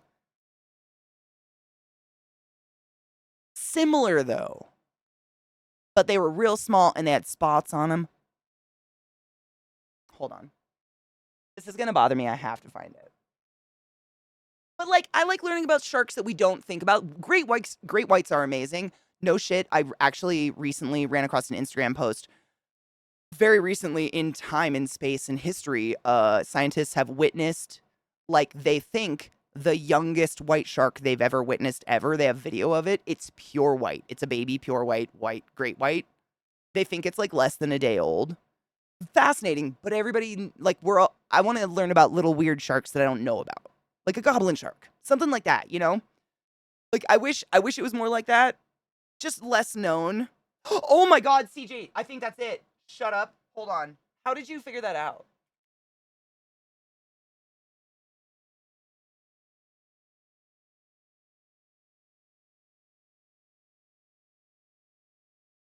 CJ to the fucking. I was literally just about to Google foo it.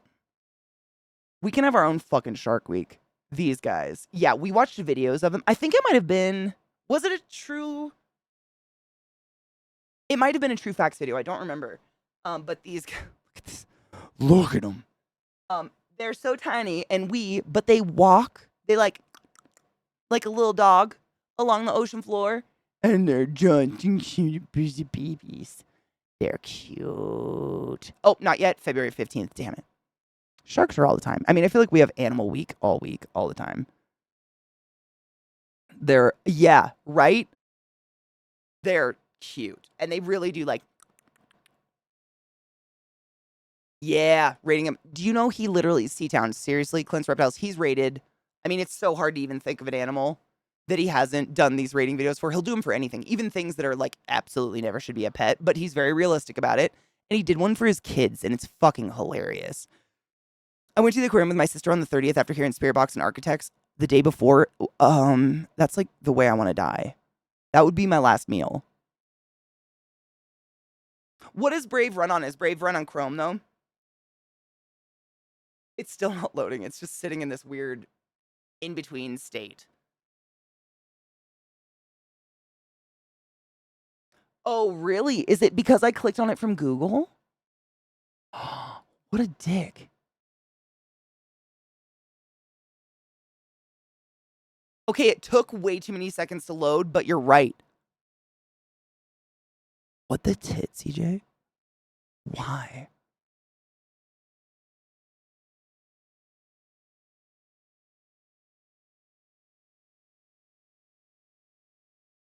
Huh.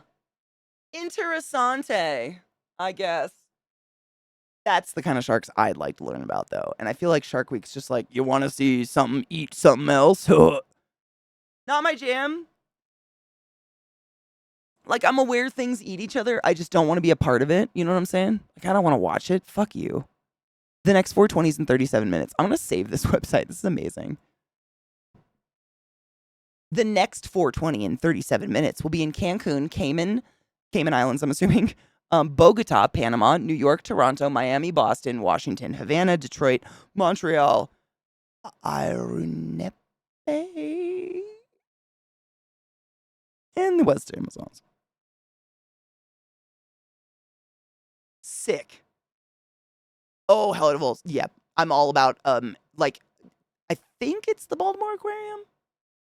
Has, like, the touch pools, you know, where you wash your hands and then a scientist or a person helps you maturely touch the little animals. But they have a pool of horseshoe crabs, which, like, up until maybe 5 years ago, I straight up did not realize were still thriving. Well, thriving. They're alive and still a thing, and they are a trilobite.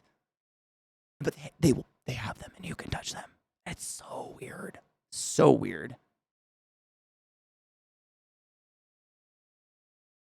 No shit, they can walk on land, and I'm trying to think, could they breathe? Oh, but you know what? Hold on. Let's just watch that fucking video. 1 second.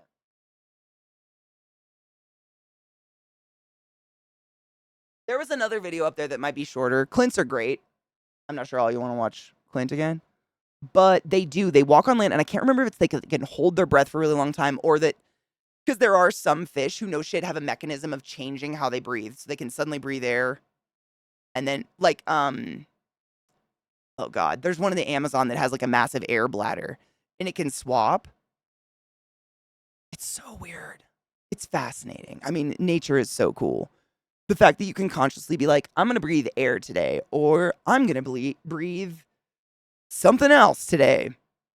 Like, how do you even do that?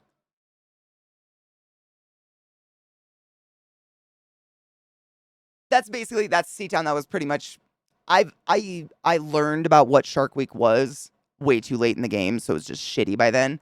And it just seems like that kind of thing. Yeah, it's just glorifying the misnomers of sharks. When I think, personally, in general, sharks they're similar to spiders. They want literally nothing to do with us. You know? Yeah, it's like a mud skipper, right? There's a type of mud skipper that can breathe out of the water, and some gobies, I want to say. Man, I used to know a lot more about this shit. I feel like I got dumb. What happened? I mean, it might be regional. What do you say, crawdad or something else? Crawdad, crawfish. I grew up with crawdaddies, but everybody has a different word for the same fucking animal. Or like mountain lion, cougar, puma. It's all the same animal. We only have one big cat in North America. Crayfish, really? Crayfish? Where's crayfish? I never heard of mud bug. Definitely heard mud bug. Definitely heard mud bug. I call it food. I mean, yeah. Is it time to make a Leave Britney Alone for sharks? Dude, do you think they do it? The reason the bites are so bad is that they weigh a shit ton more than us, and those bites are just to see what we are, but we are fragile. I mean, seriously, no shit. I watch a lot of like doctors and shit on YouTube, and they do podcasts nowadays, and there was a doctor who was comparing animal bites and a shark bite. How do I even say this? Like, if a horse had the mouth of a shark, its bite would be exponentially worse than a shark bite. Shark bites are only so bad because literally their mouth can encompass our entire leg at a time. It's the size. Horses are worse. Horses can go through bone easy. I mean, they don't like leave the fucking horses alone, but you know what I mean. Crayfish or mudbug? I knew mudbug, but not crayfish. Who says crawdad? Does anybody say crawdad? Why do I say crawdad? I mean, sharks, seriously. I've been fascinated with them ever since Bio 101 when I learned about ritmerable. AKA, they can never stop moving. They would die. Amazing. I'm trying to get YouTube to load. It's being just a cunt. I'm just gonna get rid of some of this shit. I have some shit open.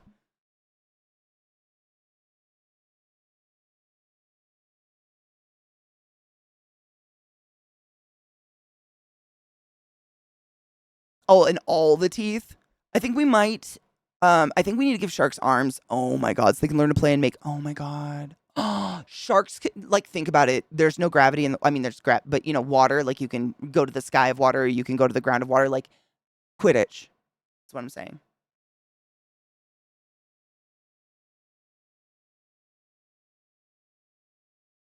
Oh, I know, Seatown, and that's what I was saying. No shit, I was present for a deadly shark attack when I was in Maui. This was millions of years ago. But I was in Maui because an ex of mine's parents were getting married. And it's so weird because it literally happened on the beach that my ex's mother was getting married 15 minutes before she was supposed to get married on said beach. You're asking yourself, did she get married on the beach? Yes. Crazy. So we've come up to this. There's like, it was such a weird thing. So they picked this beach, and then once we got to Maui, they learned that this beach is literally a nudist beach. And so they were like, well, what if we just go to the very far end of this beach and go behind that giant boulder? And then the pictures won't have the nudists in it. And we were like, whatever you want. So we drive up to the parking lot, and by the time we get to this beach, it's literally like, you know, she hired an officiant. I guess that's the only timing we have, really, because it's just family there. We're in Maui. So they hired an officiant. The officiant's there. It's supposed to happen in like 15 minutes. So we drive up to the parking lot, and like, you're supposed to just walk through these big, tall bushes onto the beach and then through past a boulder, whatever.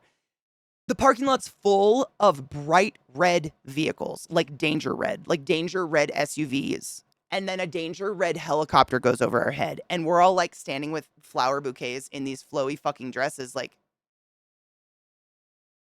oh no. And this woman, she was a nurse. Need I say more? She was gonna get her way. So she starts tromping in her wedding dress down this little trail, and these like, I don't know what you call them, but literally Maui has like emergency respond people for shark attacks because Maui is one of the number one shark attack islands. I guess people are stupid. Like I said, it's exactly like Florida in that every 2 feet there is a sign that says don't swim after 5 p.m. because this is when sharks feed and they will mistake you for food. Same with Florida. Every 2 feet there's a sign that says alligators in the water, don't go there. Put a leash on your fucking kid. Anyways, these like people all in red, like big old fucking Hawaiian juicy motherfuckers down the trail. And they're like, ma'am, you can't come down here. There's been an incident. And we're just watching this from the vehicles because I am a non-confrontational person and I was very afraid. Like we'd go to jail for trying to get them married or something. So we're sitting in the car in our flowy dresses like, oh my God, this is the most intense situation. I see them like battling, like vocal battling. And she's, and they're like, so she comes stomping back with a smile on her face and she goes, we just have to wait 20 minutes. I'm going to go talk to the officiant. So she does, like, fast forward. We learned that literally it was like just then an au pair from Seattle, Washington, who was just there with the family she au pairs for, was spending her free time in the evening having a little swim and got her fucking arm ripped off. She died. And we just fucking went out on the beach and got married right afterwards. Like right there. But they got the arm. The shark wasn't going for anything. It's just she was so tiny and easy to rip apart. Like Seatown said, we're very fragile. Especially when it comes to something whose mouth is knives. You know? It was fucked. Fucked. That was crazy. Oh, I wanted to look up thresher shark. Thank you. That was what I was going to. I knew I was sitting here literally like, what the fuck was I going to do?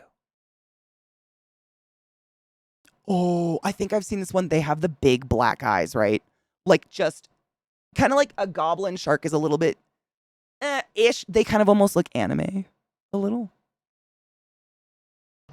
Shitter was full.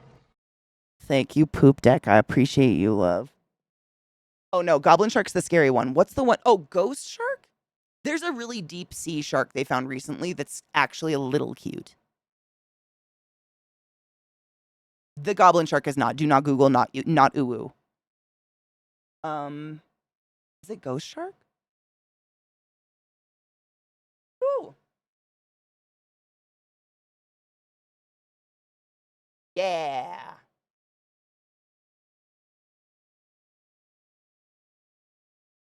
These guys, they're kind of unsettling. I don't know. I think they're a little cute. Trying to get a good picture of one because I think they were very recently discovered scientifically because they're really, really deep sea, but their bodies lined with like little light sensing eye organs that aren't actually eyes. It's really weird. But I think they kind of look like an anime. I mean, they're definitely scary. Like, don't get me wrong. But like you'll get what I mean. I'm trying to just find a decent picture. You know what? Fuck it. But fuck it. One moment. The Greenland shark kind of, I think, is freaky looking, but I think it's because they live a bajillion years. They look it, you know? They look rode hard and put away wet. And aren't they also enormous? Like, I just have an in general fear of things over a certain size. I don't know. I have a weird, like, don't go near it sense. Yeah, that's what I thought. I thought they were pretty fucking big. But they look like, they've been run over by a few boats. They're not cute by any means. What was it? Oh, yeah.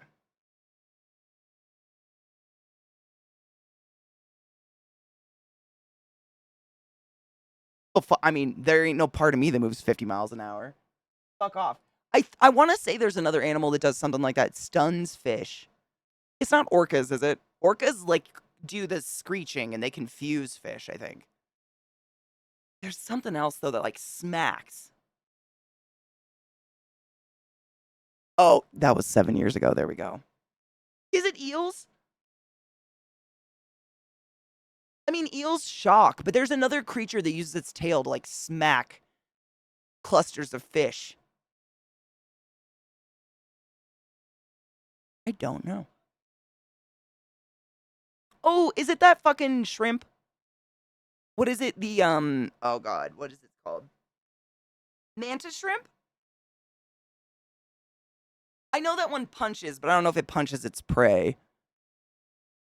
Yeah, I think it might have been that one I was thinking of. It can, like, break the sound barrier or something. Like, it does something wild. Should I just look it up? You can literally have one as a pet, though, which is bizarre to me, because why? But, okay. A shrimp? We fucking eat those. What are you doing? I don't know. Oh, orcas do. Do they smack shit? I was trying to think maybe it was a whale or something. But the mantis shrimp does. It can actually punch, and it creates like heat and breaks apart gas bubbles in the water like that, in the air like that. But I can't remember if it's faster than blah blah blah blah blah blah. You're so smart. I don't know about that.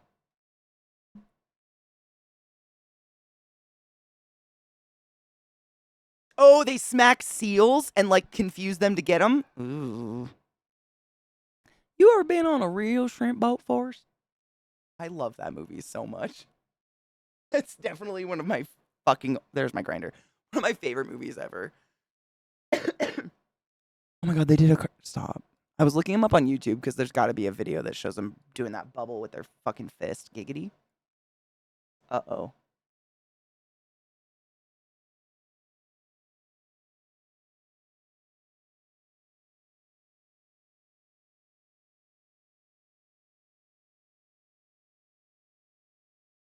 Why? Why? That's the tab I just tried to pull over. And now we're here. I can't play anything. Nope. You see my little load and that little guy chilling? We've done frozed. My browser's been doing it for all day. It was doing it this morning, like, when I finally was able to get to my computer and turn everything, like, pull open OBS and shit. My first thing was pull open Firefox, and it took over 30 seconds to load nothing, and I literally audibly was like, fuck you, and just went and blow dried my hair instead. No, it's just my browsers. They've just been weird today. The internet seems fine. I don't think anyone's had any blips or anything, but my browser's been a fuck today. I don't know if it's Firefox is having a fucking fart or what.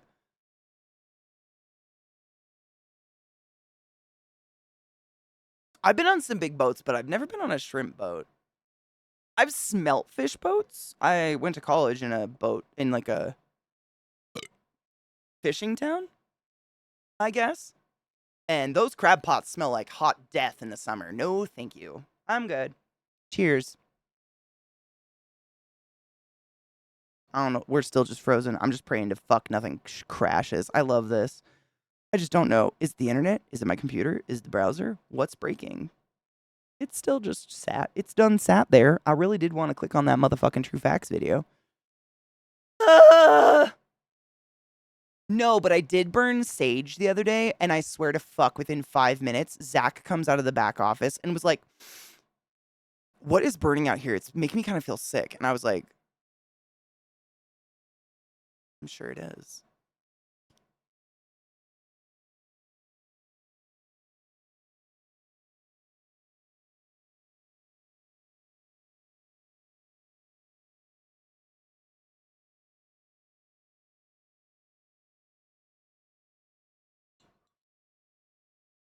Fucking satanic motherfucker. If anything, it should make me sick, let's be real. Pistol shrimp, also called, Alpheidae? Is it Alpheidae? Are true shrimp, but mantis shrimp, stomatopoda, fun words, are not actually shrimp. Pistol shrimp use their unique claws to generate a weaponized bubble that slams into creatures, but mantis shrimp use a spear or hammer. So pistol shrimp, is that what we were thinking of? So when my browsers, figure their shit out, pistol shrimp is what we need to look up. See, Helitable, and that's the thing. I've read about mantis shrimp, and they can actually bust the glass of your aquarium. Like you're not supposed to buy one as a pet if you have any other pets, because they'll punch at like a cat and break the glass of their aquarium. Like I don't know why you would want that as a pet. It feels like it's bad for them. You know what I'm saying? Like maybe they would die. See, CJ, honestly, I've never ever had a preference. I've never been on like one team or another when it comes to browsers. The only reason I use Firefox is strictly because it requires the least amount of CPU to run. And with OBS running and all the tabs that I'm oftentimes have up from you guys, it's heavy draw. And like, just comparatively, if I open one browser, no tabs, just one browser page of Chrome, it takes on average over 30% of my CPU, whereas Firefox takes like 3%. And it's because of all those goddamn background processes running on every goddamn tab. I just don't understand it. Chrome, figure your shit out so I can fucking abuse you again. God damn. It really weighed my computer down. I lost my lighter. No, I didn't. Why is it in my pocket? No one knows. Is it in your pocket, Mishy? Because mine was. Oh, wait, it's a different one. I had a blue one, didn't I? Wow.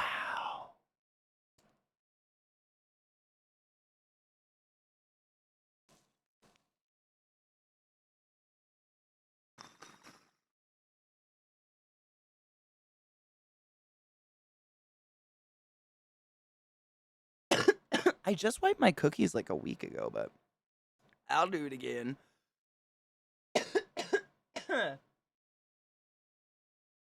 CJJ, and that's the thing. Zach uses Chrome, and he has issues with it nonstop. Like, he actually has 3 different browsers at this point for various tasks. He does, because certain browsers work better on certain websites. Like, it's getting absolutely ridiculous. I've heard good things about Brave, and I've heard good things about Opera, but if they take just as much CPU, it's kind of, like, regardless of how good they work, like, I can't really, like, you pile that on top of OBS, which is taking around 35 to 40% of your CPU, and it just starts to bog really quickly. Like, my computer can just, you know? Edge is supposed to be good now? Really?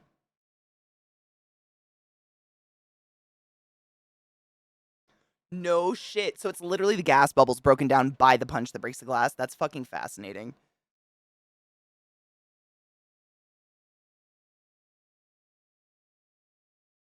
Is Opera bad? See, and I've never even experimented with Opera because it literally runs off of a Chrome base. So, I mean, open up your task manager if you have Opera. What's it running? I feel like it'd do the exact same thing.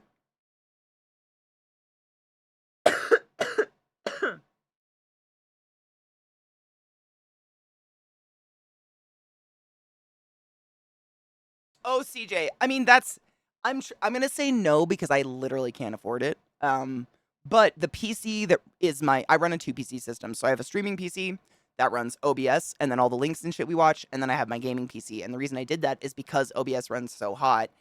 Once I would have OBS up and a tab, like one tab, just to look at stream back when I used Chrome. That was 60%, over 60% of the CPU gone. And then I'd start playing ESO on top of it, which is an MMO, and it would just, my computer sometimes would literally, it was horrible.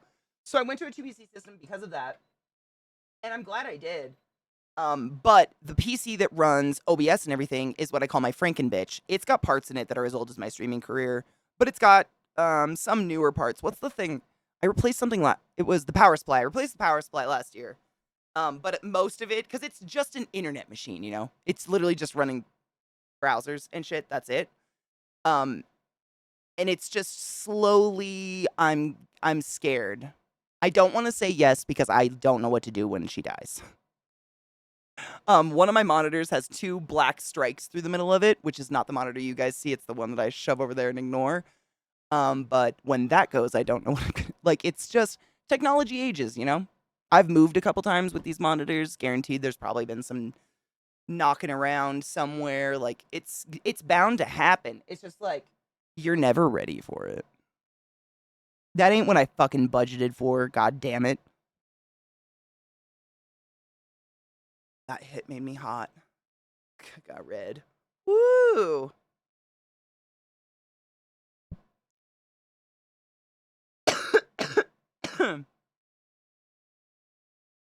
I can't sit through an Opera. They're long. People running Opera are trash. Are they really? I use Firefox for personal stuff and Edge for work, but Chrome as a backup for both. Wow. That's so many browsers. Brave supports NFTs. I mean, I don't, honestly, I just want one that works. As long as they're not supporting, like, child trafficking at this point. If you're dumb enough to buy into NFTs, I don't know what to do for you.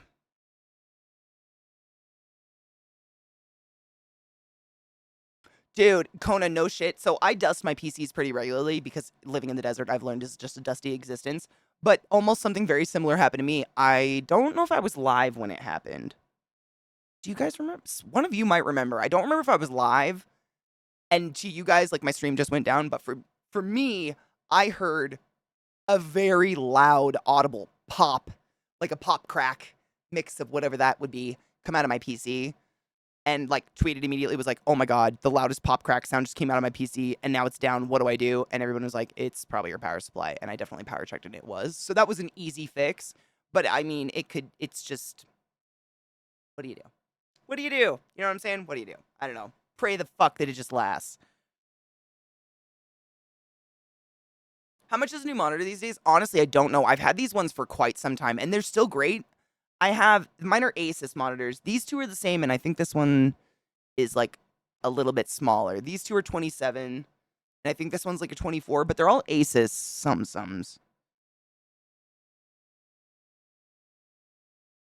Asus HDMI is all they say. I don't know. No model number, but they're all like Asus bevel-less, you know? But I've had them they've been great. Honestly. Like, they've been phenomenal monitors. I don't remember the last time I bought a monitor. I've just had these for so long. They're great. They're really good monitors.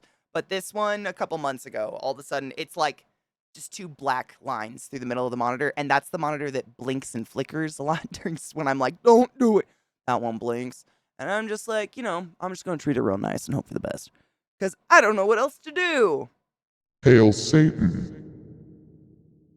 So, I mean, I'm not running OBS or anything. I have 3 windows open on Edge, each with multiple tabs, Discord, and I'm playing CP2077 in ultra settings, and I'm not having a single issue. So no shit, can you tell me what Edge is peeling off your CPU?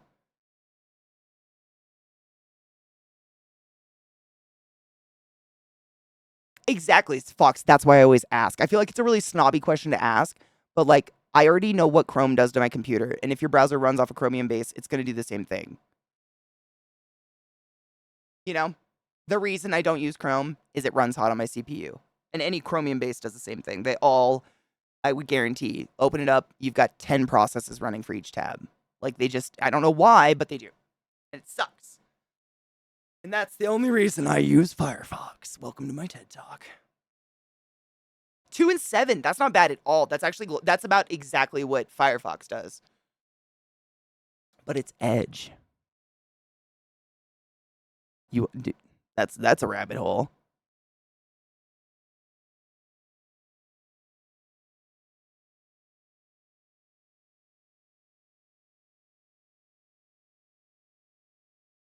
For 400, you can get 27-inch QVGA high refresh rate monitors. Is that good? I don't remember the last. I mean, seriously, I've had these monitors for so long, I don't even know what a reasonable price is for a monitor anymore.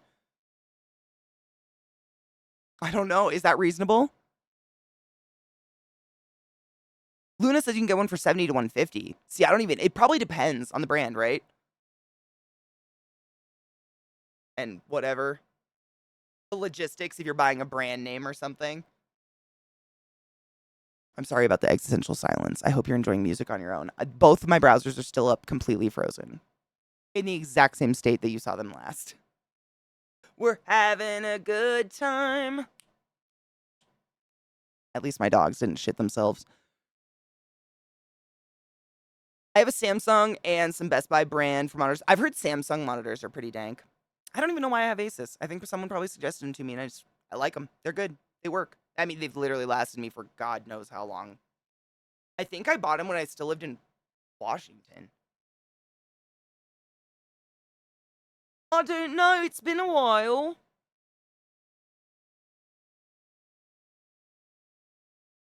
Yeah, Don. I'll put this off until it dies. I could survive with one monitor. Probably. It'd be rough, but I could do it. I mean, fuck. I started this whole shit on a laptop, so fuck it. I could do it. I could survive. I'm just spoiled at this point. And I'm scared to lose my spoiledness. The browser that makes you edge. The browser that I delete as soon as I get a computer. I had a 4K monitor and returned it. Pixel density's wasted on me unless I get prescription glasses. I don't think these are 4K monitors, and honestly, I wouldn't need them.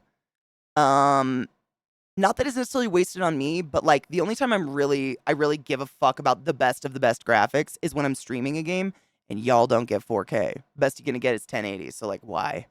Why would I waste money on that? You know, if it's pretty, it's pretty. 4K isn't gonna be the make it or break it when it comes to a game's aesthetic for me. It's nice. I mean, it looks crazy cool, but like, you know what I mean? Like, it's not like a game where I'm like, ew, it was ugly. It's suddenly going to be playable in 4K. So it's not that big of a deal to me.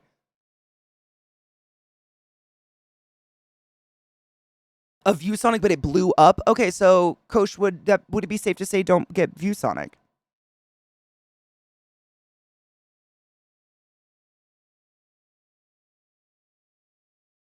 When you get a new monitor, you have a third monitor that's scuffed. But hey, third monitor.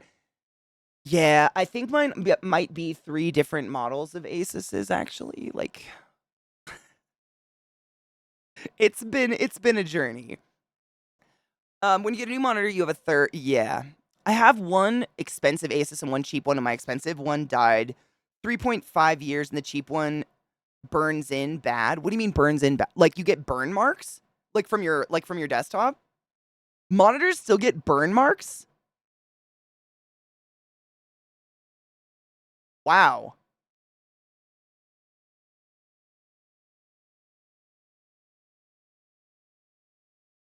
I don't have room, Molly, honestly. Like, I have such little room as it is. It would have to be just another fucking thin-ass monitor. But I mean, I would just, if it came down to that, I'd rather just learn how to survive on just a monitor again. I'm living the cheap one along, and I got a decent LG monitor now. Nice. But it literally had that's fucking great. A 15-inch Huion, I never know how to say that. Huion? Is it Huion graphics tablet popped up on a stand I made out of Lego as my second monitor now. That's incredible. No shit. When I first started streaming, I streamed with like a laptop. My little MacBook Pro from college would have the chat up, and then I'd have a game, and I had no idea what you guys saw on OBS. Like, I literally had to depend on chat to tell me what you saw. It was fucking hilarious. But then I would use I had a oh my god, Cintiq. My Cintiq ended up being one of my monitors because it was just so much better on my eyes to look this instead of like constantly down at an angle to my laptop and like squint to that tiny text. Granted, this was not that long. It was long ago. Let's not talk about it. Correct. It's like Wacom allegedly is actually pronounced Wacom. Wacom. You've had two ViewSonics. They both went out in a couple years. Yeah, my monitors have lasted so long I don't even remember, which is good sign. Asus I think is good. Gateway. Oh, that's beautiful. Gateway was your. That's amazing. My daughter will get me Asus monitor when I replace it. So she gave me on the cheapest 1080p monitor I could buy her. Oh, dude. I mean, like I said, a monitor is not going to make or break a game. If a game's good, it's good. The LEDs on the top half of my old monitor failed, leaving the top half dim. I thought the streamer I was watching had messed up her lighting. Dude, no shit. There used to be. I finally got it off, but there was a spot on one of my monitors, and it wasn't a broken pixel or anything. It was literally like leather paint that got splattered, and it was the tiniest little spot, but it was right in the middle of where I put OBS on that monitor. And for like a good 24-hour period, whenever I looked over there, I would literally do this because I thought there was something on my face. I got it off the monitor with a razor blade. It's fine. But like,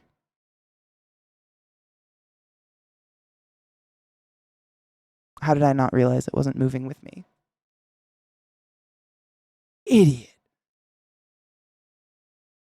Cheers. Happy Oh, I was going to pull up the 420 clock, but everything's frozen and dead inside. So cheers.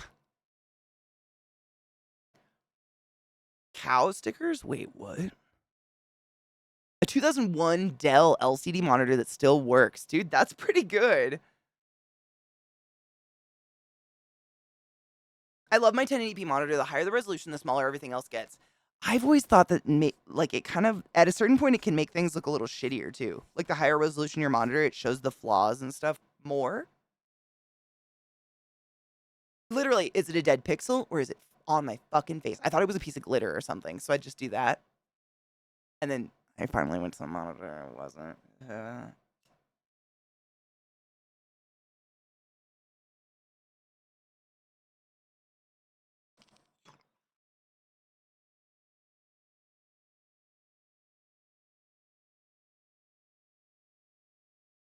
CJ, do you think it's because you're further away from the screen? Because I've noticed that, like, if I'm on a monitor, like a computer monitor, and I'm, like a foot away from it or whatever, I don't need 4K, and I really don't honestly notice that much of a difference other than maybe a little sharpness or something. Or, like, almost over sharpness, versus the farther I am away from it, I kind of am like, oh, yeah, okay. Like a TV, for instance, usually on a couch or something, I mean, I hope none of you are this far away from your TV. Don't ruin your eyes.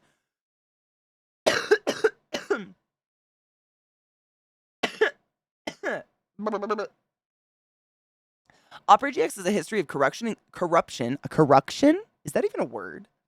No. Corruption, including backdoor downloads, blocking access to certain sites, releasing predatory loan apps, and limiting resources. Opera GX accused of reselling usage data, criticized for gimmicky features, and facing backlash for unreliable VPN. Man, I wish I was smart enough to know what any of that means, but it seems bad. Is all that bad? That seems bad. I just am so not smart enough to know what any of it is. The 2006 ViewSonic 24-inch is still chugging along. I wonder, Koshiro, your monitor's tried to kill you.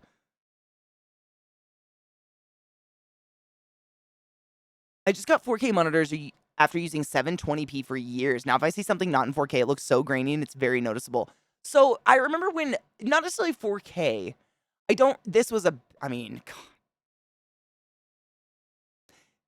was like when high def TVs started getting released. And I don't know what still don't own a TV. I don't understand the lingo.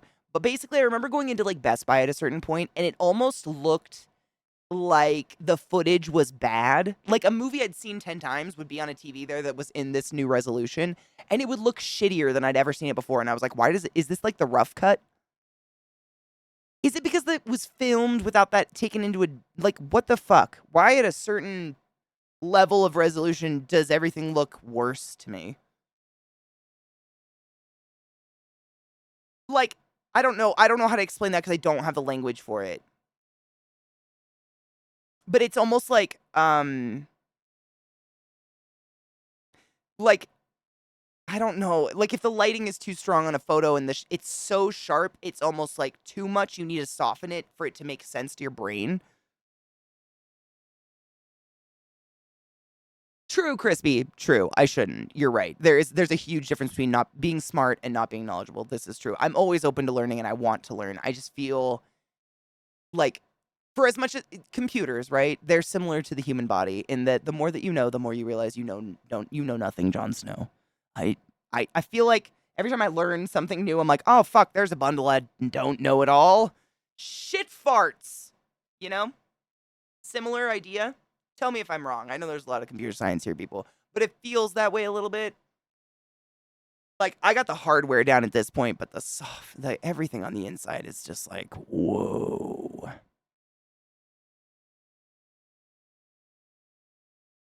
In short, you are correct. What does 1945 black and white look like on a 1990 TV? What does 1990 movie look like on 2024? It was some man. I really wish I had the language. So I'm going to use an example, and I mean, seriously, this is crazy. Might be just absolutely absurd. But what I noticed was that suddenly it looked like British TV. There's something different about something. I don't know if it's the frame rate or the aperture or what the fuck ever. Again, not knowledgeable in that aspect at all. But there's something about British TV back in like the early 2000s, 90s, etc., movies, etc., versus American, where it was just looked different. And I'm not saying because it was British people versus American people, etc., etc. Please don't go stupid. There was something different. You could film the exact same scene, but there was something about it. And it was like all of a sudden these high def TVs all looked like British TV to me. Like, and I don't know what the fuck that is. I know that sounds crazy. Is it frame rate? No shit. Hella Devil says I know exactly what you mean. That's the frame rate. There's something. It wasn't bad or good. It was just different and weird. And I was like, why would I buy a TV? It just made it look different, not necessarily better. Is it frame rate? Oh, thank fuck. These are one of these things I've always held on the inside and I didn't want to say out loud because it sounds crazy. Because I've never ever heard anyone else say this. Like, ever. And it's not a dig. I love British TV. I don't, not really TV, but like I watch a lot of BBC. It's not a dig at all. It's just there's something that my brain goes, that looks different. And I don't know what the fuck it is. Frame rate, apparently. Thank you for confirming that I haven't just held onto this for 20 years on the inside. For no reason. Yeah, and that's the other thing. I felt like maybe high def shows errors, and not necessarily errors in like makeup, costume, wig, etc. Like obviously those are gonna stick out, but I don't know. There's something about it. It just wordless. It's umami, I guess. That's a flavor. I don't know.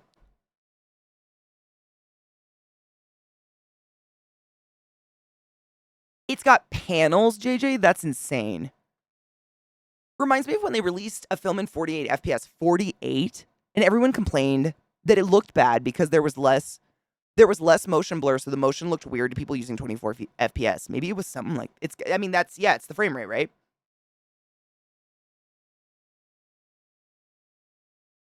What's a CRT? What is that? CRT is a certified respiratory therapist, which is the step before registered respiratory therapist, which is what I am. Please help. My brain only goes medicine. Help me. Oh, tube TV. The boob tube. Okay. Thank you. Seriously, I was really hoping someone would just say it at some point, and I read CRT so many times, and I was like, okay, I just gotta admit it. Seriously. CRT, undergrad. RRT, overgrad. Brains. They're so dumb. Cheers?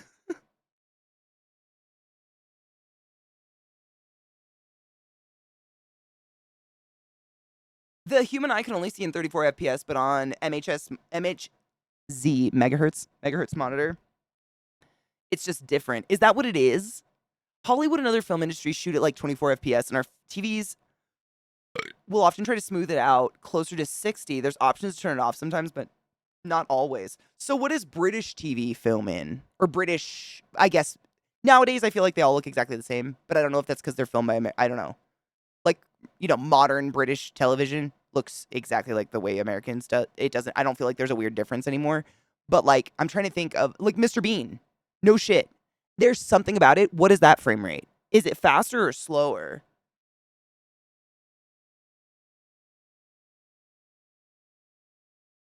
25 frames interlaced? And what do we film at? We film at 24, but that's not that big of a difference. Is that enough of a difference to make my brain go, what?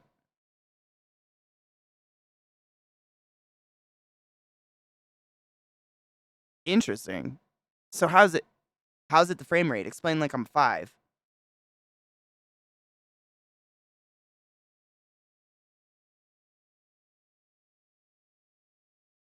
I can hear that whine sometimes, Music Man.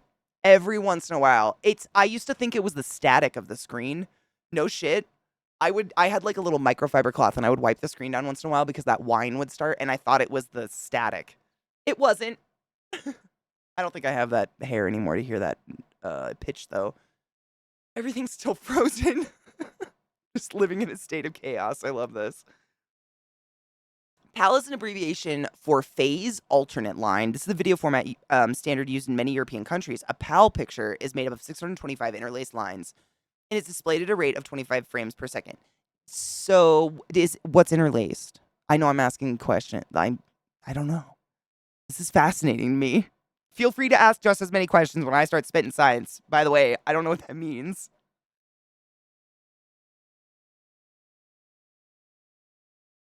So BritPal is 25 FPS, USSD is 30 FPS, movies around 24 FPS.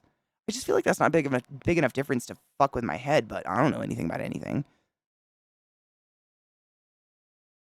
Yeah, monitors are often 60 by 9, old shows 4 by 3, yeah. 1 frame per second and a 1 millisecond delay on a drum is perfectly noticeable to most people, even those who aren't audio professionals. And that's what I was wondering. Like, is it not enough of a difference to make you stand back and go, wow, that looks really different, but it's just enough to almost cause, please excuse the terminology, but like the uncanny valley, similar feeling? If there's another word for it, help me. But you know how uncanny valley is like looking at something that's human but not? It's similar to that. Like you're looking at something that's familiar but not. It's like just enough off that your brain recognizes something. And maybe it's that.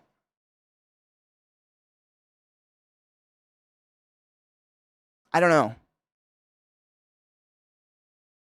Sucking on my titties like you wanted me, calling me all the time like Blondie. Check out my crazy behind. Progressive displays pixel line by line. Interlaced is every other line. Oh. You guys are so much smarter than me. This is fascinating. I didn't know this at all. It messes with your head because that means like every 24 to 30 frames is shown too long or not long enough. I literally get out of my head. I was just about to say, is it like walking up a set of stairs that are just barely off? You know the ones where your brain's like, is this a 2-step per step situation, or is this just like a little bit of an extra long 1-step per step situation? And you kind of have to like negotiate with yourself while doing it.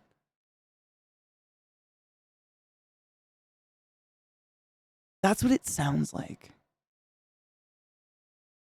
I believe we did Omeo. I remember talking about this, and I think so. But it was a bit ago. I think so. The 24 FPS thing about human eyes is a myth. Oh, no shit. Is a myth, by the way. The difference between 60 FPS and 120 FPS is so fucking visible once you see them side by side. I believe that. We're not that dumb. I mean, our eyes actually do, our brain does a lot of work for what is actually translated into our eyes. I learned very briefly about it in school, but like, for instance, everything's upside down. Your brain goes and flops it for you. Wild. Among so many other things. Our brain like corrects what our eyes take in a lot, unless you're Eliza. Bad Katie.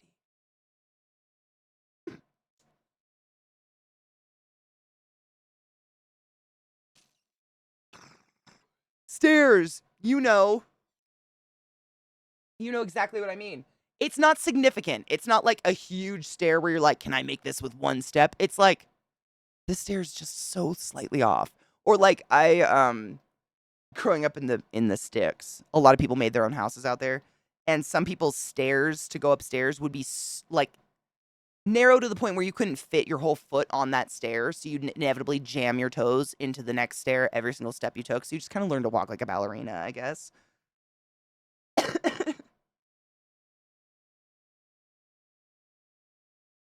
Oh yeah, I worked for Comcast tech support that year. That HD became widespread. Dear God, oh God, no.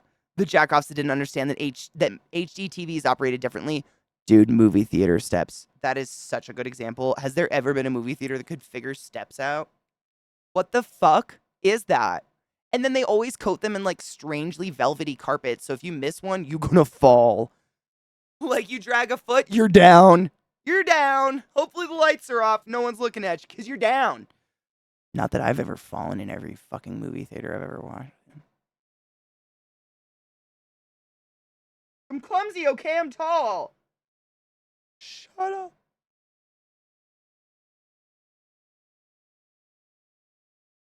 It is the processing between what we actually see. And then, I mean, like our brain is really kind of telling us a story. There's a lot of distortion shit going on there. It's kind of weird. If you get real weird about it, you can get way too deep about it. I can't think about it too much. I get really like, oh fuck, what's the world actually look like? Oh my God. You know? Or like, I'm not actually touching anything because electrons. Oh. Why do electrons not have why do they have a mass? What are they? What's the mass though? I get haunted by things like this. This is reasons why Katie doesn't sleep.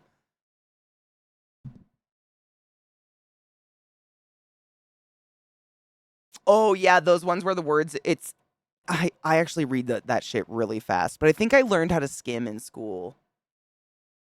Stronlin, all my computer's broke. I can't click a link, but y'all should click some brain bleach and enjoy. I got a computer mid crash. I'm not touching it. She's in the exact same state I left her, or that y'all saw her. Excuse me, almost knocked my bong over. She's in the exact same state you saw her. She's just sitting there, and I'm just letting her sit because I'm afraid. I thought that was my computer going down. No shit. I just had a little minor panic attack.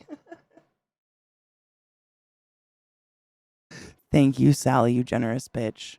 We appreciate you. Good God.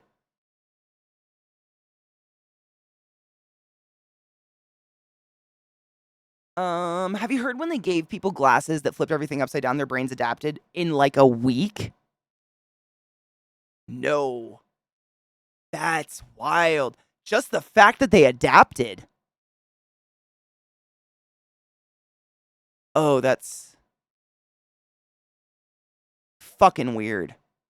Kind of cool though, but fucking weird. Did the note not show up? Holy, I was gonna go to the website. But I guess I'll just sit here and pick my butt.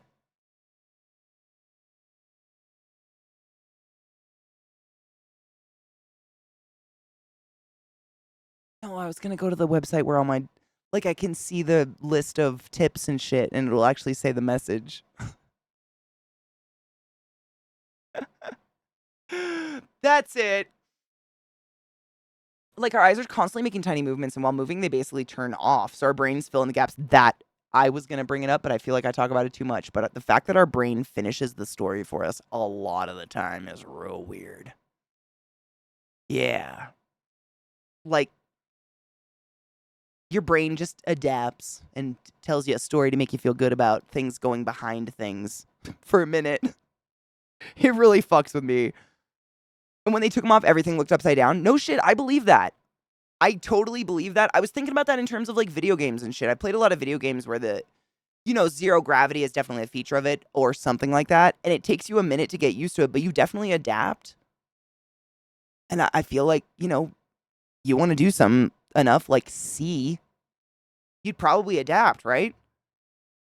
Reading a book that talks about your subconscious, oh God, and how it processes with your senses. There was a lady in the book that had a major brain injury and could still see, but couldn't see movement. Oh, I read a book about a lady who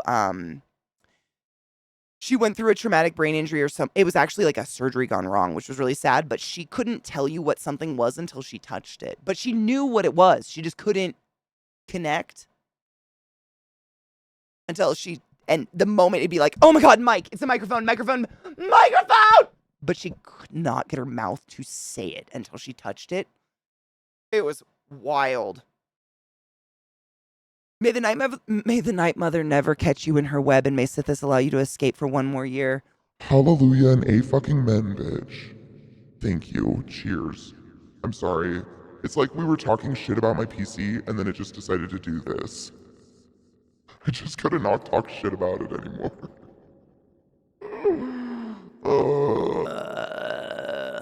Cheers, bitch. Thank you. The brain adapting is the reason why one-eyed people don't run into shit all the time. It fakes depth perception. Dude, okay. Thank you. You just reminded me. The other day we were on a topic and we were talking about if you had to lose one sense, what would you lose? And I couldn't decide. And someone in chat was like, I think I'd want to lose taste because then I'd be a much less picky eater. And I was like, yeah, actually. But then I was thinking about it. You know how like they say, I have my senses think fuck. But they say when you lose a sense, your other senses become heightened, i.e. they start to make up for that lost sense. I wonder if suddenly texture would become like a really big deal when it comes to food for me. Or for anyone, if you lost taste. Like if you didn't have that sensation going on in your mouth, would you literally, the only sensation you'd have and you have to eat is texture. Would that suddenly become a really big deal? Like would you just make problems for yourself? You know? Like if someone who has sensory issues lost their eyesight and had to depend on touch to get everywhere, I imagine that would be a personal hellscape. Like if you want to know what anyone looks like, you have to touch their face. This is how many people I want to touch of their face. Ever. You know? Like what a hellscape. My common sense, then I would fit in with everyone. Oh.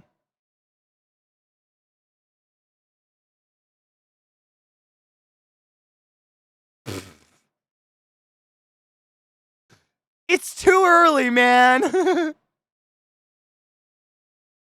My dog's got the shits. My computer's on the fritz. Motherfuck. Leaf over here dropping mics. Fuck! I'd lose my sense of smell, Viata. As much as smell brings me a lot of joy most of the time, if I could just never smell a fart again, I'd live a pleasant existence. Because let me tell you, tiny bedroom, big sleeping man, mornings can be weird.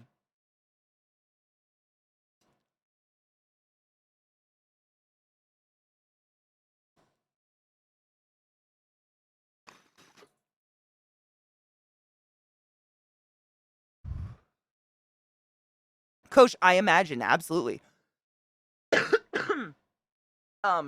Losing taste is horrible.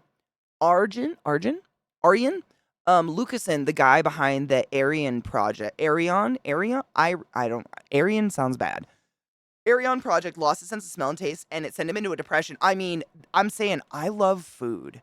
And, like, I'm scared. Like, I've read a lot of things that state smell and taste are very synonymous with each other. It's not necessarily that one is significantly more than the other, but without one, the other is not the same, and vice versa. And, man, I eat so infrequently that when I eat, I just love it so much.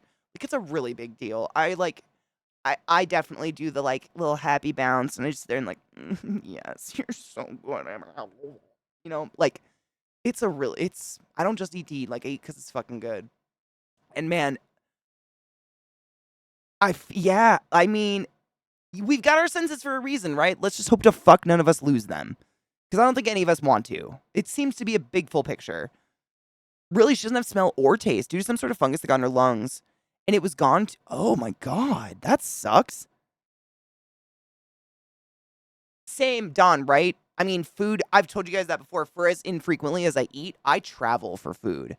One of the number one things I do when I travel internationally or otherwise is I look up where to eat. Like good places, not fucking Michelin stars. I'm looking for hole in the wall. Maybe you'll get murdered, but maybe you'll also have the best shawarma of your life places. I'd travel for that. Like, that's what I'm there for. Give me your best. I'm here to eat myself stupid. Let's fucking go. But also, I think of like, this is so like, but the smell of spring, that's a thing. That's a legit thing, man. And everywhere has a unique spring smell. But you know that smell when things are starting to bloom and grow and it's like green. It starts to smell green. In the desert, it smells like flowers. All like after the rain and shit, we get the flowers out of the cactuses, and it's like almost too strong, but it's like the most fragrant, crazy spring smell. There's something to that I think I would lose. The smell of fall, I think fall definitely has a distinct like smell oncoming. Snow, I always smell when snow's gonna happen. I don't know if that's real or not, but I definitely think it is. I'm right every time, but I don't know. Like Creasy's sneeze smell can fuck a duck. Would you? No, you would definitely still sneeze. That's histamines. You put a donut. There was a weird product where you put a donut looking thing around a straw and it produces a smell. That's been a thing for a bit. I've been hearing about it lately, and I don't know why. Literally, so many people have brought it up lately. I had one of those water bottles like 10 years ago. I can't remember what the brand was or anything, but it had basically a mechanism in it that made you smell fruit. Well, you drank water and you thought you were drinking like flavored water, which I hate, so didn't do anything for me. Speaking of hole in the wall places to eat, we had breakfast at a place like that while waiting to go pick up our cat. Really good food. Of course it was. Of course. It's been foolproof for me. Like foolproof around the world. As long like don't be dangerous about it, obviously, if you're looking to travel. But seriously, if you're questioning whether or not it's a place to eat, it is a place to eat, you eat there. Because there's a mom in the kitchen and she cares.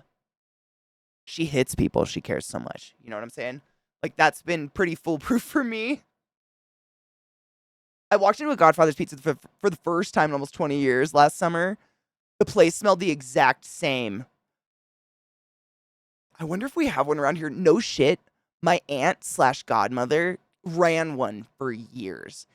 And it was like all the years that my dad was sick and then died. So she babysat us a lot. And every birthday I had, my mom would just drop us off at Godfather's and my aunt would take us to the back of the restaurant and we'd like glove up and get to make our own pizzas. That was our birthday present. It was pretty cool. But like that smell is so in my nose. I can smell it right now. It's like almost a tang. It's like Izzy's. Anybody remember Izzy's?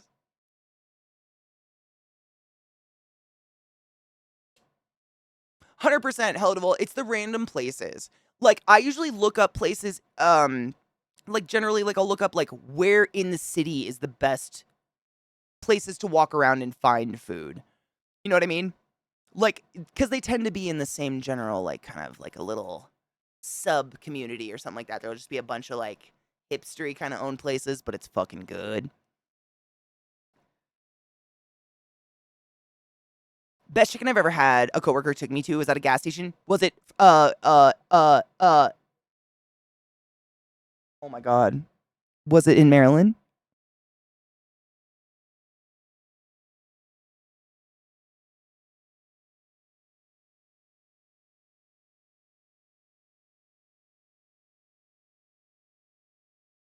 Gas station chicken in Seattle. Oh, so it was just like gas ticket, like straight up under a heat lamp gas station chicken.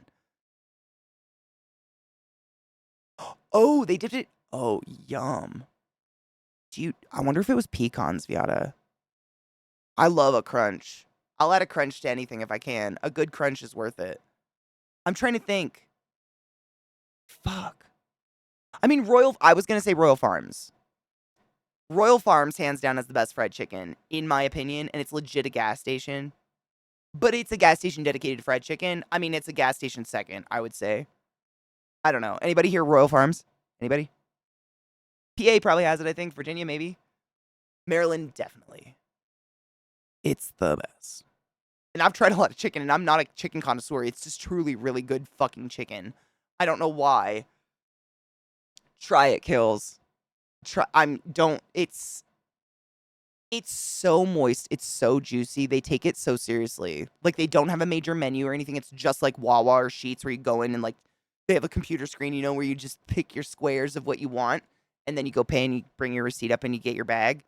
But I mean, that chicken is phenomenal. And 100% of the time, it was so good. And for those that even know what they are, Royal Farms has JoJo's. I know they call them potato wedges. They don't know what they're making.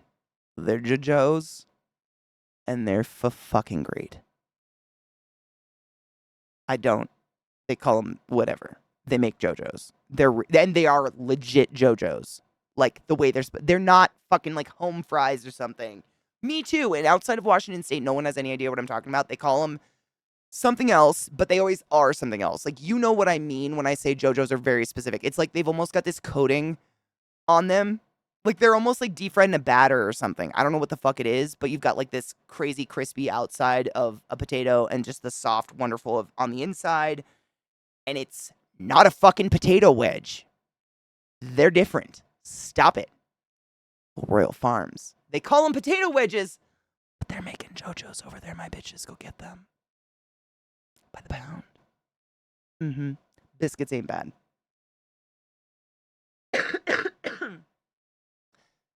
The closest one's like 30 minutes away. I'll have to remember the next time I'm out. Seriously, next time you swing by, it's worth it. I wouldn't just say that. I wasn't born to Baltimore. My family comes from Dundalk, so we don't talk about it. But there's like a competition between Sheetz and Wawa. I ain't here for either of that. They're both delicious. Like, you give me a 24-hour sandwich, fuck yourself, I'm here for it. Rofo wins on the chicken front, and I don't know why. They're not sitting there touting 59 spices, and they're not like, you know, Popeyes, we put spice on it, but really it tastes like soggy flour. Mm-hmm. They're not, none of that. It's just good chicken. I think it's just fucking good. I don't know. I wish, maybe it's the heat lamps. C-Town, maybe that's why it was good. Maybe it's the fucking heat lamps of a gas station. I don't know. What up, Ferris? How are you, love? Hi, Sigma. How are you doing? Hi to everybody. I'm sorry if I missed you. I was on a rant about chicken. Oh my god, I had potato olays last week and they were really good. They're the best if you take one and you get a little bit of nacho cheese and a little bit of sour cream and then you sandwich it with another one and you fucking eat it. Yep. I love me a fucking potato. What's a wimpy bendy? Is that like a buddy chip buddy? Buddy chippy? Chippy buddy? I had that. It was interesting. Very soft. A whole lot of soft in there going on. Like, not a lot of soft. It was a lot of soft. Close to use NJ or PAs. Yeah, they're mainly, I think, Rofo is the Mid-Atlantic almost exclusively, right? I mean, in Maryland, they're literally across, they're like Starbucks in Seattle. They're across the street from each other. But outside of Maryland, I am unaware. I know they're in Jersey. I've seen one in Jersey. But outside of that, I don't know.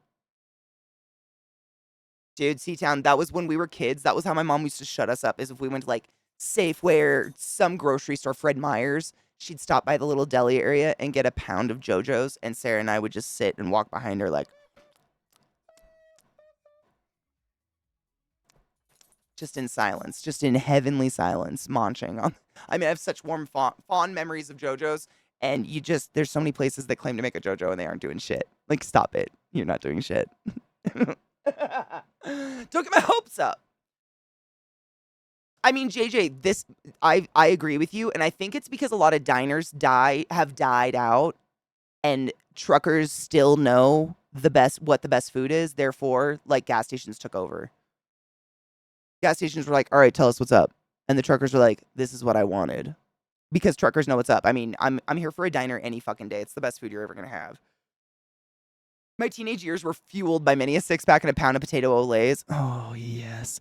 Mexi fries here, but we had a, I mean, it's basically the same thing. It's got the Mexi salt, which is the best. On a Vision Pro on the moon. How high are you right now? Dude, best shawarma I've ever had was like, I want to say it was 1 a.m. It was like 10 p.m. in London, which is basically 1 p.m. around the rest of the world. Like, England shuts down at 6. It's so weird. So if you're hungry past 8 p.m., good fucking luck. But my sister and I went on a relatively irresponsible venture out into the streets of London at like 10 p.m. trying to find food, and we found this hole in the wall that definitely looked like maybe it was just like a gangster's hangout. But like there was a dude with a stove, so we went in and he was like, "Shawarma?" We were like, "Shawarma." But then the only tables that were there was like two round tables with a whole bunch of dudes that looked alike, and they were all like big with gold chains and smoking cigars and stuff. Like I think I walked in on a mob thing. I have no idea. But they gave us food and it was delicious. I mean, literally the best shawarma ever. It was so good. It was so fucking good. My sister could attest. It was so fucking good.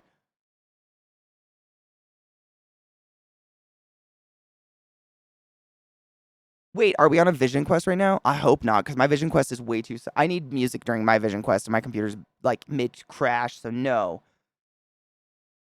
Maryland had some really good diners. I don't know what it is about Maryland, but they really Maryland and Jersey stand by their diners, like some ancient diners that have historic past. Like, I mean, they actually tore this one down in Maryland and replaced it with a Starbucks, which is really depressing. But there was a diner that on the wall right by their cash register at the front of the building, they had a picture of the very first waitress that ever worked there, like all young and like 16 or whatever with her little and no shit. The fucking crusty ancient 90-something-year-old sitting at the cash register was that person. And she was still, I mean, I say crusty. She was just old as hell. Like, I have no idea how long this woman had been around and smoking cigarettes way too often. But she was still working there as a waitress actively. So, like, going there was almost a chunk of history. Like, if you got to be waiting, she was kind of a bitch, but like, you were here for it and you supported that. She deserves to treat me however she wants at this point. She's been waiting this place like 20 billion years. No, seriously, probably like over 50 years. I have no idea. It was crazy. It was pretty cool though. Who has the best JoJo's around Seattle? I've been gone too long, honestly. Honestly, I'd say the unnamed gas station. You know the one. An unnamed gas station. That one. Probably. Yeah. I haven't been to a Fred Meyer's in like over 10 years. I have no idea anymore. It's been too long. I can't even remember the last time I had a JoJo, to be honest. I have no idea. It's been so long. They don't have them anywhere else. Those of you who live in Washington, eat them while you got them. The rest of the world don't get it. They make you some fucking steak fries and think it's cute. They don't understand. And I couldn't even tell you. I wish I knew how the fuck to make a JoJo. I don't even know what they are. Hi, Alk. How are you, love? Christy. Okay, so Long Island diners, I think from what my family tells me, granted they're from Queens, they're very similar. Vast majority of them Greek family owned. A lot of 24/7s. Eh?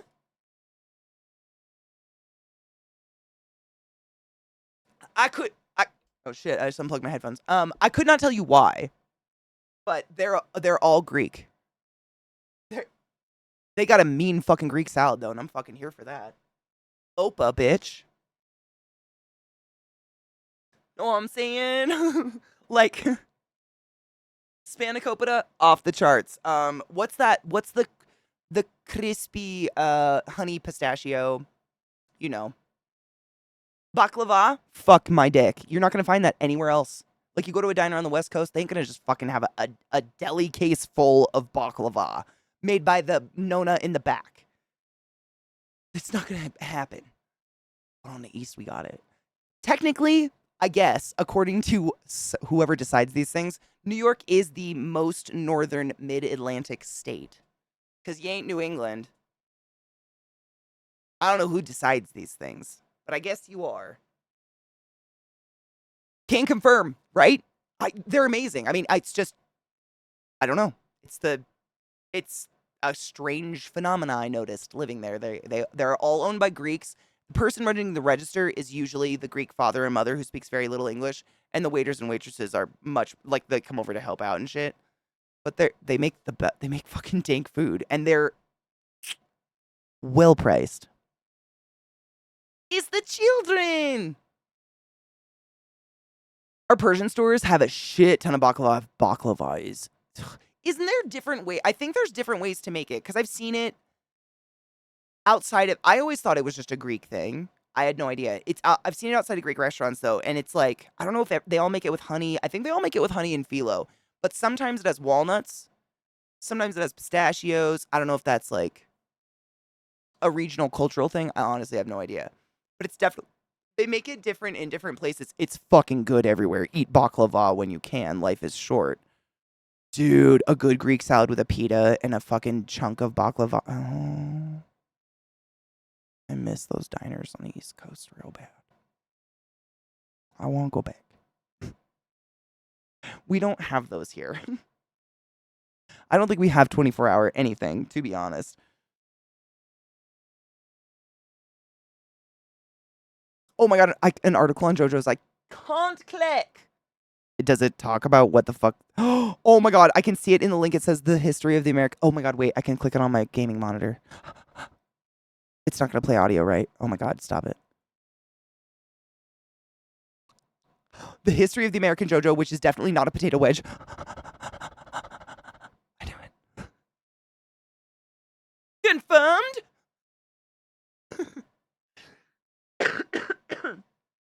It's the little things in life. I knew it. They taste different. I fucking knew it. There's some, I don't know what it is. Oh my god, you have a black chocobo? That would be so metal though. It's like a chubby crow. A true JoJo is a potato wedge that's been breaded. Shut up. Did I actually know, but I just had no faith in myself? Fuck off. I know shit, that's what I guessed. Incredible. Wow. I really thought It was just maybe because they were like pre-cooked or something and created a skin, but they're actually breaded. That's why they're better. Hey, rest of the world, every time you make a potato wedge, think about breading it and realize how wrong you are not doing that. You're already deep frying things. Live big. Tomorrow's not guaranteed for anybody. In moderation, obviously. We knew what you meant. Do you really? I mean, honestly, there's so many ways you could spell chocobo, and if people, I've never played a Final Fantasy game in my life, and I still know what the fuck that is. Come on now. Come on now. Drive safe, kills. Drive safe. Be safe. Oh, I think it might be. Is it? How do they know what time it is? Yes, my first diner ever was at was in New Jersey at a Greek diner. I do believe my first diner ever was in Baltimore. In Camden, somewhere. But I think because I mean, honestly, we have some little diners here and there on the West Coast, but they're not really, and most of them have been torn down or they're turned into like a touristy thing where the waitresses have to wear poodle skirts and shit. One of those. But the ones on the East Coast, it's like they've never. You can tell they haven't changed in X amount of years, and the owners' children will own it, and they care deeply. They want you to come back. Like they give a fuck whether or not the food is good, and you will never have an empty coffee cup, and that's the best thing about any diner ever. This is my girl Bill. Say hello, Bill. Hi, Bill.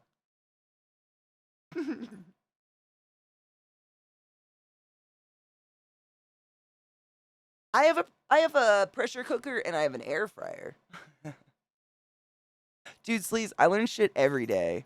And I feel like I try to tell Zach about it and he's so uninterested. And I'm like, okay, I can't click in. Computers. I really enjoy this. Let me touch your chub. Let me show everyone your O's. That's gonna take this like this. Gives me much pleasure. I poke.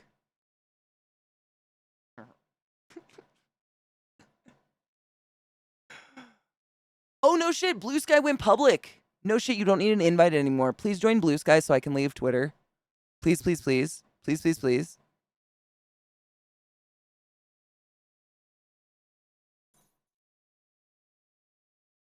Well, Mish, know what? No shit. I actually asked a couple of the diners in like nearby where I lived, near Baltimore. I was like, where do you get your coffee? And they're like, private roaster. You can't have it.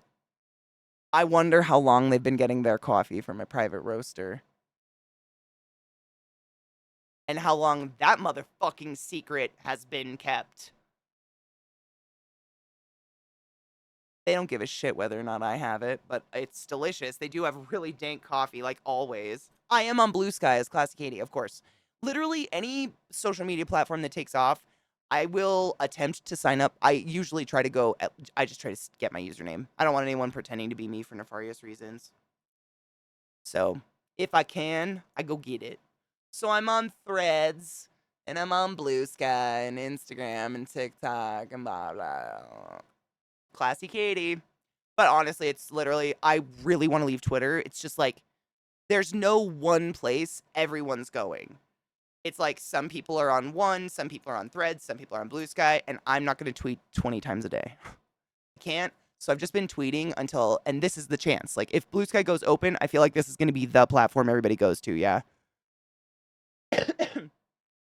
Like, sure, it was made by the old Twitter guy, whatever. I don't care. I just want to get away from Musk fuck. Like, I wish, I mean, oh man, I wonder if Hootsuite makes it. Because I have, Spoutable is my personal favorite. It's just like the least, frilly. How do you put that? It's the basics. It's like the basics of what we all wanted from Twitter, before like everything. The humping. Um, but I wish there was like Hootable, is it Hootable, whatever, Hootsuite, something like that. There used to be apps where you could tweet on one and it would send them out to all the platforms. Because honestly, that's just so much time on the phone. Oh my God, I'd go crazy if I had to be on 70 platforms and be like, I'm not dead, I'm sick, or something like that, just to make people know. You know what I mean? It has more features, but it feels less cluttered. That's what I mean by less frilly. You know what I mean? Like, when you go to the homepage, it's your feed. And it's in chronological order of people you follow. Amazing. What? I know. Don't let it blow your mind. But that's my favorite. Maybe that's it. It just doesn't. No, Spoutable's real. Hootsuite's a thing. Hootsuite used to be. I mean, I don't know what happened to them because they broke up with Twitter or something. I don't know. But there used to be an app you could use where you could literally connect all your accounts, and then you're not just spending your life on your phone tweeting. And no one should have to do that. Not just myself. Not just no human should need to. No, like social media is poison. We all know that. We just use it for what we need and get the fuck off of it. No one should have to do that. That's crazy.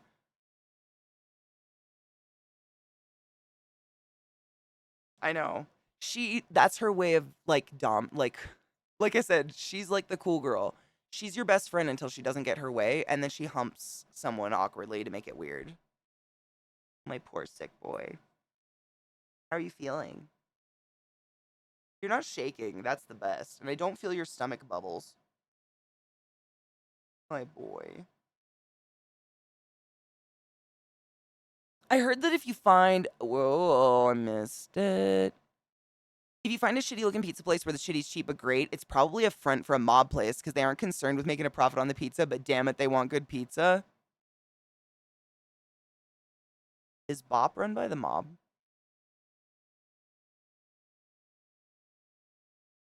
Shit time. Yeah, I'm ClassyKatie literally everywhere. I'd love to be only one place, but literally if that app came back, I could be everywhere and then I wouldn't even give a fuck. Oh, wait, Spottable? I can't. Okay. Hold on.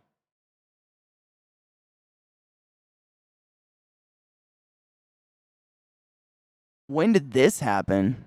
That's terrifying. Oh, yesterday. Cool. So it's taken care of. Okay. I was gonna say most websites, like things like that happen on most websites, and they usually have them taken care of like 12 hours before the news even hears about them, and then the news like sensationalizes everything. But check your shit. Make sure your account wasn't taken. Always good to know.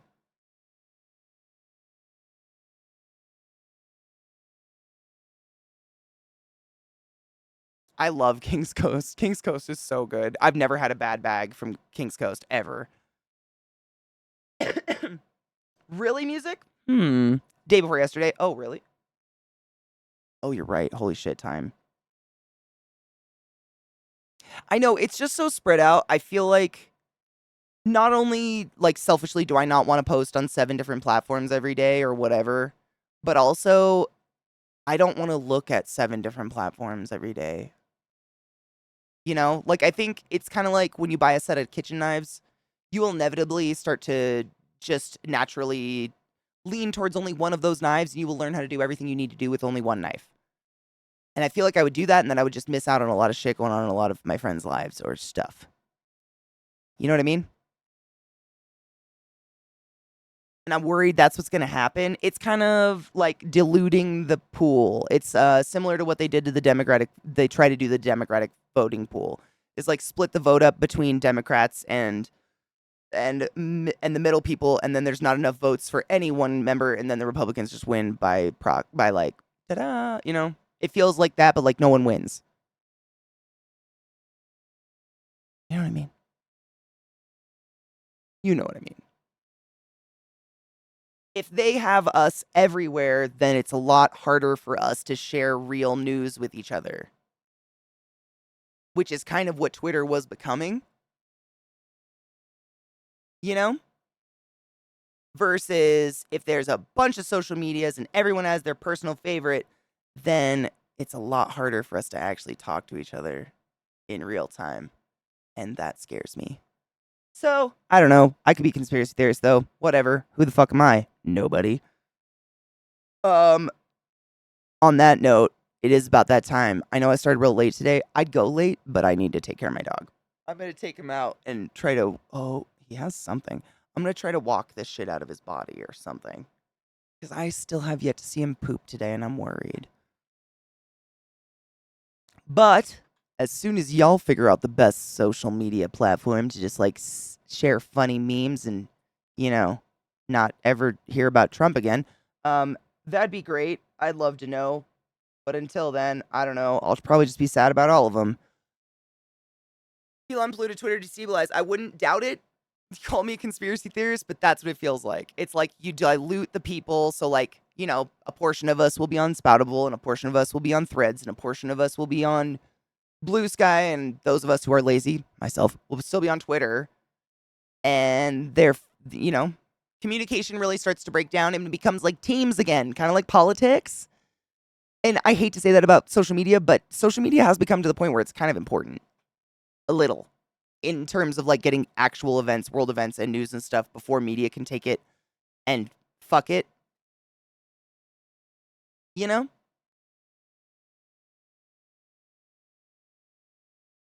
But I don't know. It sucks.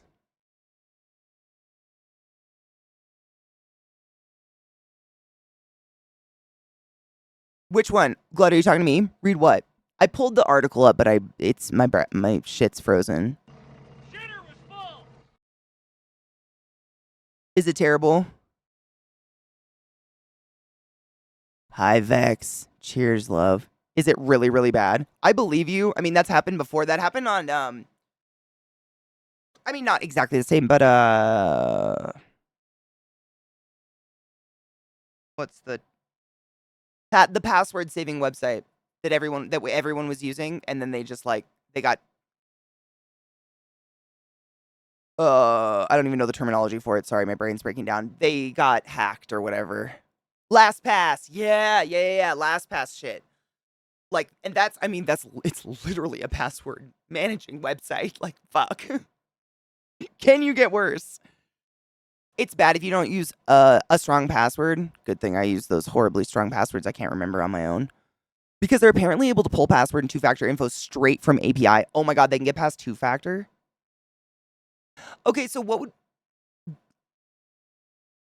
Two questions. What's the purpose of doing this on a social media website like Spoutable? But also, what do you gain? Do you think maybe this is like practice to do it somewhere like a bank? Like, ooh, if it works on this, it might work at a bank. I don't know. I just wonder. A genuine, stupid question. No, I think this was about Spoutable. Right, it's just Spoutable specifically. Correct me if I'm wrong.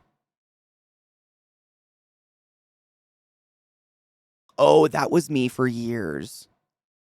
I'm not that way anymore. Feel safe in knowing.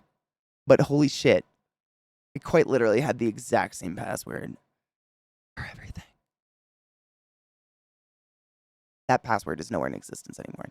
Don't be scared. I learned. I learned. But yeah, I definitely was that person for a while, which is so bad. It's so bad. I mean, it's like a sniff up from the password 1234 people, you know? That's me. I have the random password generator where it's like I literally have like a physical place I write them down because they're absurd. They're nothing. They're gibberish, but like I especially with streaming and like taxes and like having to put in legal information about myself on so many different NDAs and shit like that. That makes me feel mildly safer. I feel safer having those passwords because like the amount of information someone can get about me on, you know, I think that's most people these days. Honestly, like it's not just I'm not special, but I definitely was that person that used the same password everywhere because I was like, I don't give a fuck. What are they gonna take? I'm poor. Ha ha. Ha. Take my shit. I don't care. This is so stupid. Why do we need passwords? Because I remember a time before passwords. I'm sure you do too. Because I'm not the only old one in the room.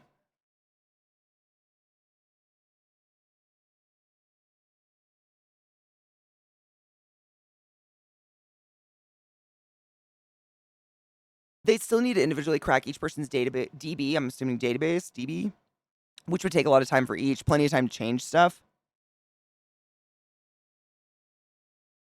I have a random password generator. I can't remember them. Yeah, I couldn't if I wanted to.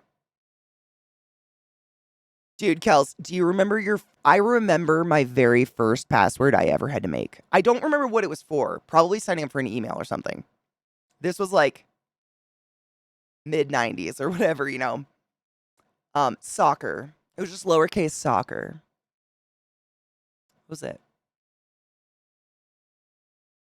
And I feel safe in telling you that because I have nothing like that anymore. But literally, that's how easy path. That's you didn't need for fucking characters and symbols and other languages to make a password back in my day. It should be a word, and I played soccer, so I was like, soccer.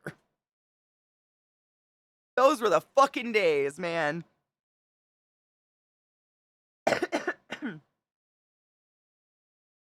No, go. I mean, I think it's even. It's good to be aware, right? We talk about that literally every day. The moment you're not open to information and learning is the moment you become stupid. I think it's good to be aware of that shit. It's a way to catch whales in a bank and scam the money from money orders and cashier checks. Right? So I feel like would it be reasonable to assume they would like test software like this on something like a social media platform? I just don't understand the point. Like what are you going to get people's DMs off of a social media platform? Like why? And by the time people figure out you hacked it, they're going to figure out your shit and like break your shit. I don't know. It is reasonable to think it could be practiced. Okay. I was just curious. Shocker, I don't hack anything but the human body.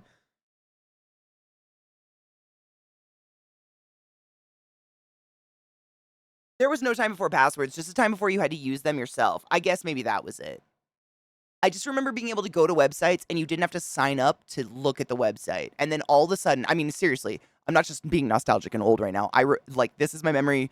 There was one time where you could just go to websites and then all of a sudden I would go to the same website and it was like, make a username and a password. And I was like, what's that? It was like overnight to my little child brain. I was like, I don't know what that is. Dick glitter. Soccer. That was not my first username. I have no idea what it was, honestly. No idea. Nope. No idea. But you know what I mean? Like I didn't fucking know. I was like, am I ever gonna have to use this again? So I was one of those people that would probably make 50 usernames for a website and 50 different passwords because I was like, oh fuck, I'm never gonna have to use this again. 1 week later, oh god damn it, I'm never gonna have to use this again. 1 week later, oh fuck, the world we live in, passwords. Here we are. It never had it. I can't remember. I know usernames I had no shit because we're being real. One of my emails, I think it was Schizo Chick. I listened to ICP. Forgive me. Gothic Queen 69. think those were those were that. I can't think of anything before that. I think that was it. Yep. Judge me. It's fine. I was that cringy. Who wasn't? Let's be real. I'm still that cringy. Dude. I'd order you a drink and stir it with my dick. Cheers.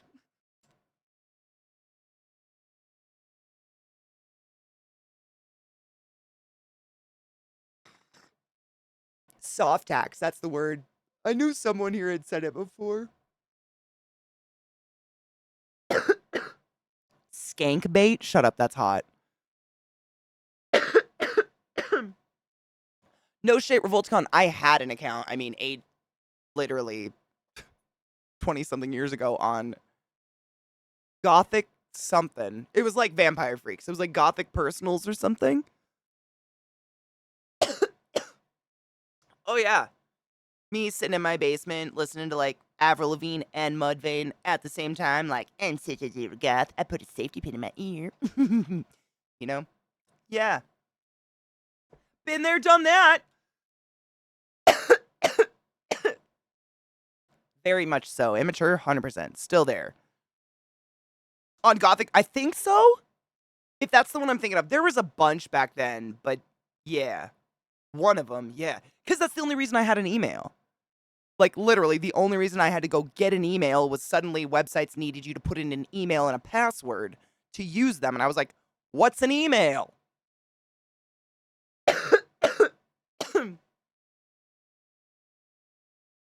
Boozy homemaker. Oh, that's beautiful. No, I thought that would be a good idea. Oh, really? Why? Why? That was a fit out of nowhere. Calm your hormones.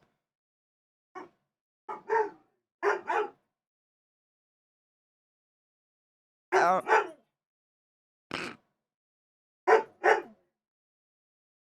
shut up.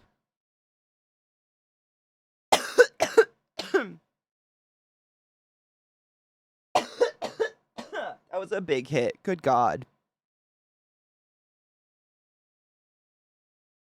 Sweaty. What's your damage? I think Trick might have taken her bone. Now, being goth is a fetish. What isn't a fetish? Let's be real. I don't think this is probably one of the weirdest things. I've never in my life thought to myself, like,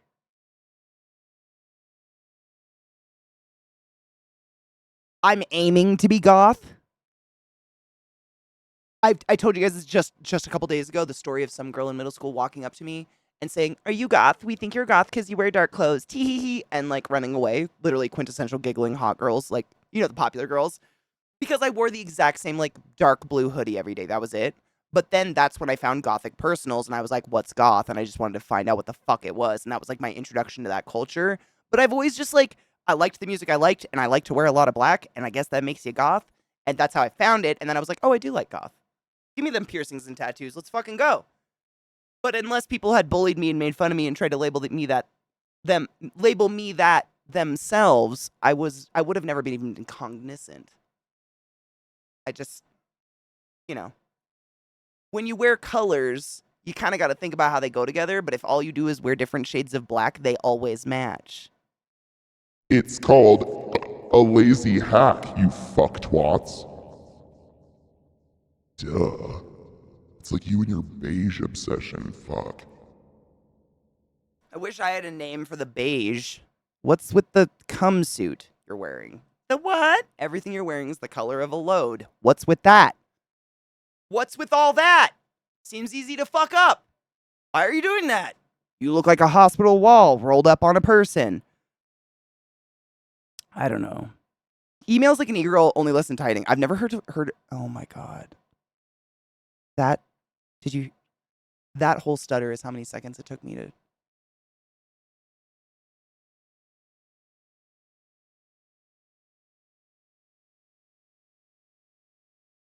So.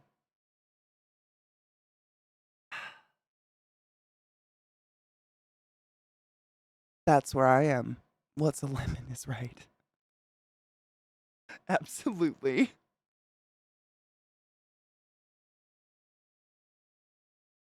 I mean, when I was in high school, the only clothes that I knew about were like preppy clothes that were expensive and we were not rich. So it was like Hollister, Abercrombie, or you wore your brother's hand me downs. And my brothers had like band t shirts and Fox racing shirts.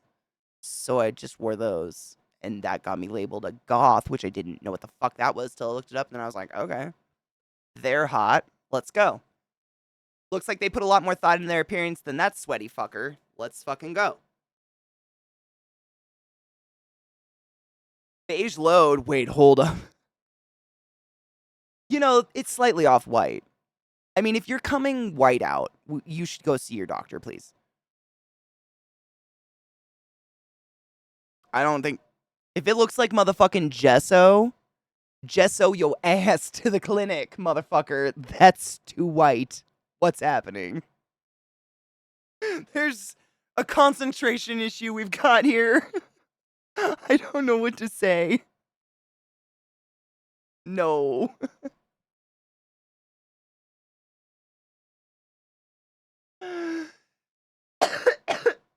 Can you imagine? Just be so thick. Dude, for real, like there's so few things in nature that are truly white, and cum ain't one of them. If I'm ruining your day, I'm so sorry. But the world is kind of off white. Oh my god, Vex, literally, my computer, no shit. How long ago? I think it was almost an hour because I'm way late. I need to go actually and try to poop my shitty dogs. But like an hour ago, I don't even remember what it was anymore. Someone gives me a link. I go to drag it over. That was the link, that tab. And my mouse is still in a loading state of hell. Oh god. And yeah. We've literally been sitting for like this for like an hour. I don't know, maybe over 2 hours now. I don't know. Cause like I started late because my dog's had this like trick sick again. So I had to make him his pumpkin shit and shit his body out. And chaos morning, of course. Selfishly wanted to hang out late. And here we are sitting. That's why we're in silence. I was kind of pushing it. At this point, I'm kind of just curious how long it's going to go before my computer crashes. Like we're just kind of, we're poking Vicks in the ribs right now. And I hate it.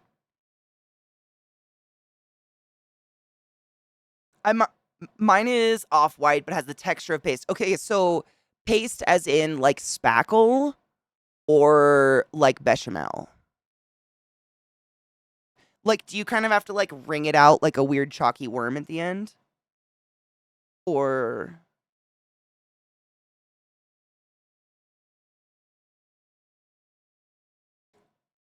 does that mean it's time? No, Rod, you know what I think it is? It's a treat. So, I don't know why Zach bought like a thing of milk bones, and the other day he had it. Not the other day, yesterday he had a milk bone, and I was thinking about it today, and I think the last time he got sick, he had a milk bone as well.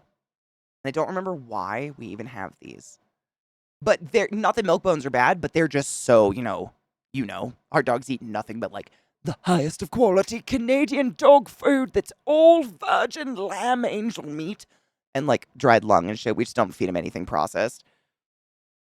Milk bone, it's just literally a beige. It looks like your quintessential like cartoon bone, and it's beige and it's I don't even know. It's processed shit. It's like bread meal. I honestly have no idea what they are. But simply because my dogs straight up they're never fed anything processed and don't eat human food, I think I might have fucked with him because his tummy this morning was like you could hear it. Me, I'm 6 feet tall. He stands at like my hip ish. I could audibly hear it up here, like I could hear the gas bubbles. And then this morning, right before I finally was about to go live because they had eaten their pumpkin and everything, I go in the bedroom and Zach has him laid out on his back, and Trick is like spread eagle, limp as fuck, and Zach was massaging his tummy, and he's like, I could hear the gas bubbles, and I know how painful that is, so I'm helping. And it was the cutest shit I've ever seen. Like, literally. My heart. It was I mean, and Zach had like, he was worried. He was concerned because Trick shivers.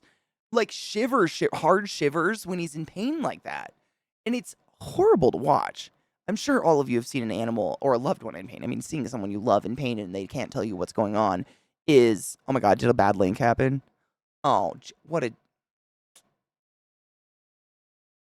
I missed it. Was it terrible? What in the actual fuck?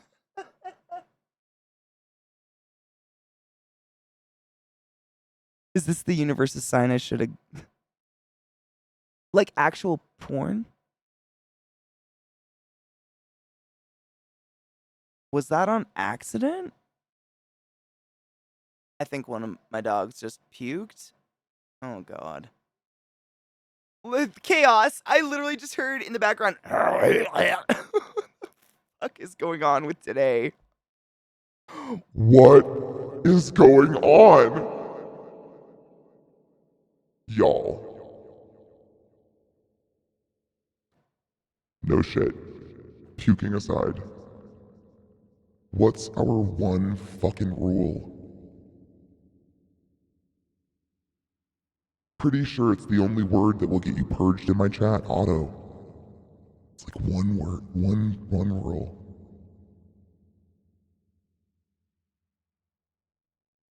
One. Don't post porn.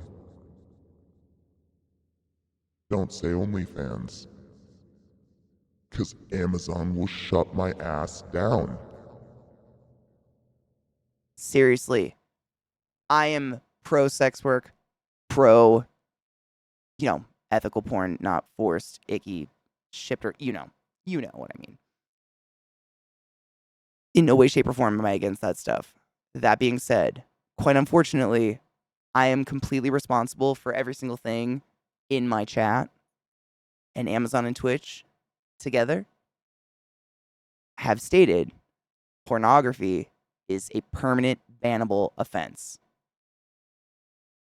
That's why it's a rule. That's it. That's the only reason. And that's like straight up a rule across the board for every streamer ever. Like it ain't just me. You know what I mean? Man, just one rule. I feel like this is a very free place. Yeah. I'm so sorry. Sorry, not sorry. Come on. Man. Come on. Yeah, whom's the fucketh? It's just, I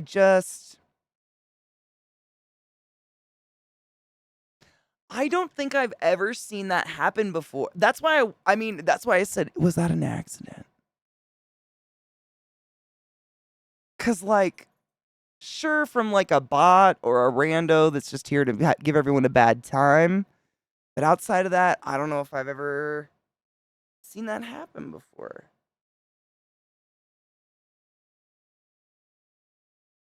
I'm so sorry, but like not, because this is absolutely my livelihood, and without it, I am a homeless bitch. I would be living in my fucking Jeep. I wonder, but like, I don't know. I trust my mods. There were words said. It wasn't an auto block. I don't know. It said risky click.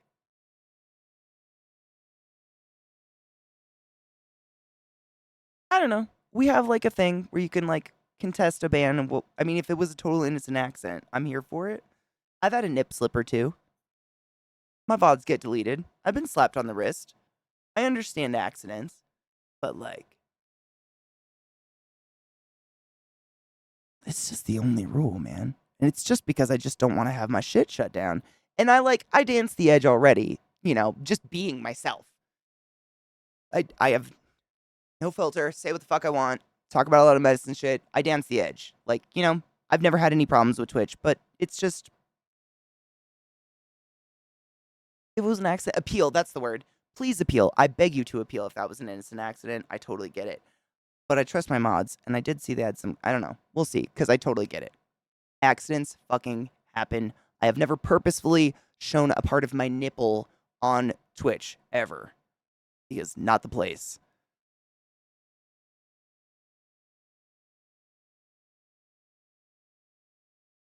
I showed a boob on camera. It was the first time I showed my face on camera. Jesus Christ. Yeah, it just... Isn't that a rule everywhere? Seriously. I laugh because I'm uncomfortable. Isn't that, like, is there any place on Twitch where people are just freely posting porn links and just, like, enjoying themselves with them? Because I'm pretty positive they are absolutely, totally, vehemently against that. As far as I was aware, but I'm here to be corrected.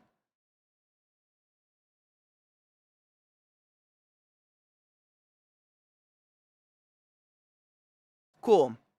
I just want to make sure I'm still up to date. Because if I'm not, I'm not out there reading news about Twitch all the time, so... You never know. It seems quite against TOS, and Amazon, I mean, they've been pretty open about how much they hate porn and shit like that. Like, they're really weird against it.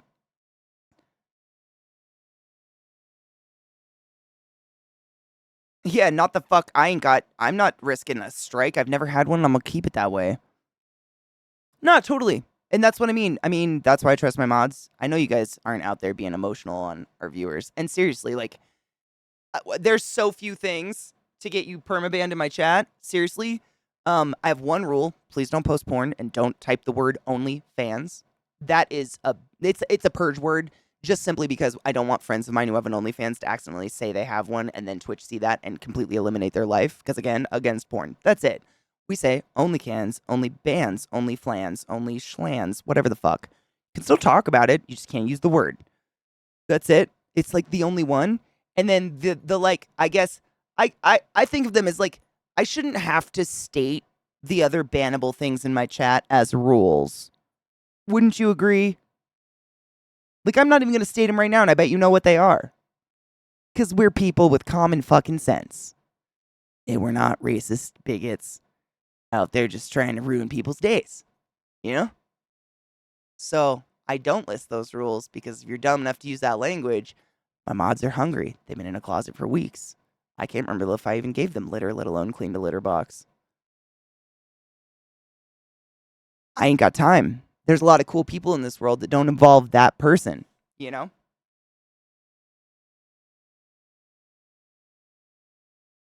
It's such a weird way to troll people. I don't understand it. Most times I wouldn't be mods if they didn't trust them. Sadly, there are some channels who let people buy into... Ooh, no thank you. Maybe as a gimmick for like a minute, but like... I think my mods might... what's the word? Coup me? Yeah, dude, that nudity thing was one day only. It was fabulous while it lasted. We were all here for history. I actually did draw my first artistic nude on channel that day. I drew a dick on my face. It was great. Veins included. Well, I wanted to be part of history. What are you gonna do? But that's gone. Yeah. So, like, I don't know. I feel like I shouldn't have to state that. Please don't post a Pornhub link here. Right? Combined it is. Yeah. Yeah, I feel like I shouldn't have to say it. Because that's just an in general thing on Twitch. And then the other shit, you know, that needs to be unspoken, literally needs to be unspoken. Because I'm not worried about any of you using that language. Ever. Because you're not fucking shitty. Cool, glad. I mean, seriously, I don't think I've ever second guessed any of my mods bans. Ever. Ever. Like, if I don't see it, like what happened, I go look at it later and I'm like, oh shit, yeah, fuck, oh my god, you know? Like, seriously, we're so open here. Even when people get a little heated and argue, usually mods calm it down, everybody calms down, everybody's chill again, and we're totally fine, and we move on with our day. Seriously, we don't ban a lot of people unless it's like a mass, you know, one of those stupid raids or something like that. We kind of, and I honestly cherish the fact that we can talk about a lot of subjects here and you guys don't turn into assholes. It's not that we're tolerating or harboring assholes. You guys literally just can have mature conversations with each other, not necessarily agree 100%, and still walk away fine and not keyboard warrioring. And And that's my favorite because that's hot. Know what I'm saying? And I always want to support a discourse like that. But it's because I trust y'all to just know the in general niceties of public. You know, emotions happen. Exactly. Farts are going to be always funny. Seriously. Always. Mods, we fucking worship in my sacrifice. I mean, cheers to you. Because I don't sacrifice things at all. Cheers.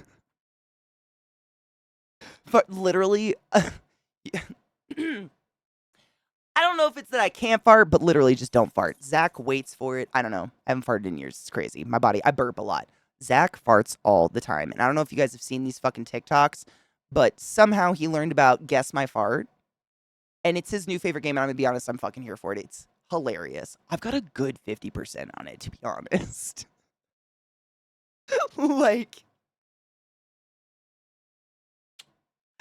I know his B. When you live with someone long enough, how do you not?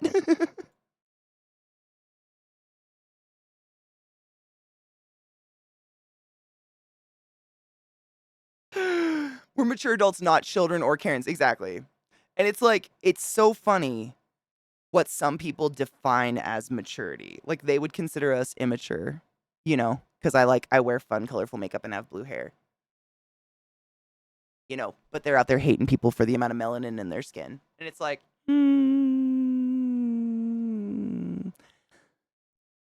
Who's the ignorant bitch now, Karen? Huh? cheers.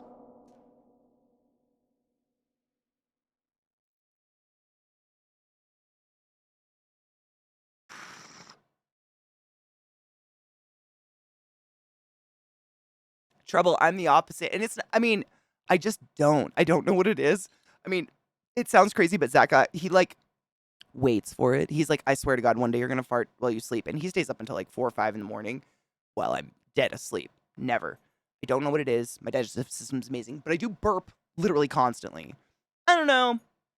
I don't know what it is, but that fucker farts all the fucking time. All the time. Thankfully, they do not smell 9 times out of 10. And they're pretty funny. They're a little slappy. And it makes me laugh. What's the right amount of time? Honestly, it depends on the fart ratio. For some reason, like all of the penis havers I've ever dated and like lived with just fart a lot, like excessively. But I might also think it's excessive because I literally it just never happens for me. So like, I don't know, maybe, but I've grown to think they're funny. They're a little slappy, you know, like the ones. Like they kind of sound like a, but more slappy. My lips are a little waxy from the balm. D3 supplements means no one has to give a fuck about melon anymore, right? Yeah, racism solved, right? Oh my god, I kind of hope so, Rod. That would be epic. I would film it for you. I would do it. I mean, for all of you, not just Rod personally. That's weird. He doesn't have a thing for that I'm aware of. You speak your truth, boy. Oh, Saronland, yeah. Those are the worst. I'm so sorry you've ever had those. The burps from a CPAP or a BiPAP are horrid. Palatable, I mean, I eat whatever I want whenever I want. That's the only reason I work out. I don't like restrict my diet. My mom farts constantly. She like has actual slappy walking farts. And she's always had them. Since as far back as I can remember, I didn't like going to the grocery store with my mom because it was a big echoey space, and if we were down an aisle, it would be like a leaky duck. I don't know. I don't think my sister's farty either. Genetically, I should have it, but I don't. You're either a smart fella or a fart smell it. Don't let the blonde hair fool ya. Honestly, farts are hilarious until they stink.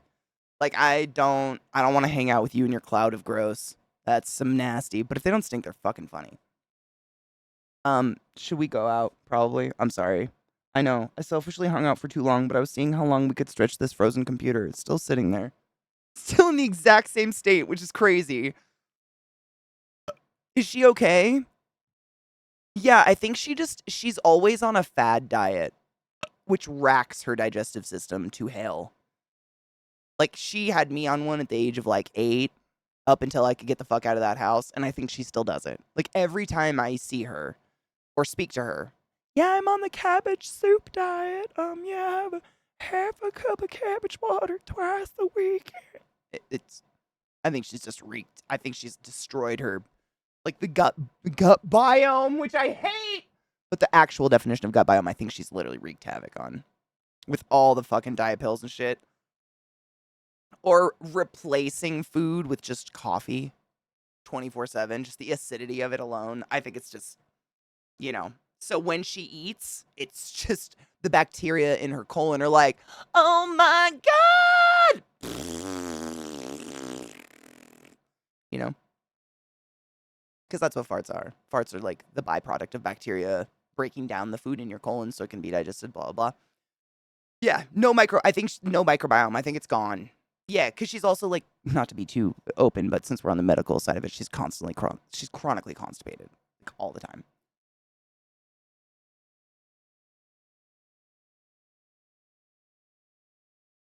Farts are funny until it's actual poo in the air. Exactly. And then my mind's like, well, it's in my mouth and I'm dying. Your vocal tone's kind of low, no offense. None taken. Do metal vocals? I can't. Um, my I can do like a growl for a second. I listen to a lot of metal. I do love me some metal. But I get like a horrific tickle so fast. Like instant, like within a second. I just get this tickle that I gotta cough out and it's horrible. And I think it's because my voice, I don't know. I mean, it was probably naturally low to begin with, but I was what is it, like a colicky baby or whatever. Like the first couple months of my life, I just screeched, and that's why my voice is so like I have natural gravel. I'm not just like a Kardashian, which I fucking hate. It's natural. Like I can't get out of the gravel. The gravel's there forever. It's stuck. I think it's part of that. Like I think it's scarring on my vocal cords, honestly. Because I just can't. There's nothing, no amount of hydration. I sang opera for years as a kid. I could do that, but the moment I get into a growl, tickle, tickle, so bad. Like I've even no shit sprayed Novocaine in the back of my throat, and I can't get it. It's a tickle. It's so bad. I wish. Too many carbs after being on keto is not good for the butt. I've actually had people who had their butthole torn out by that.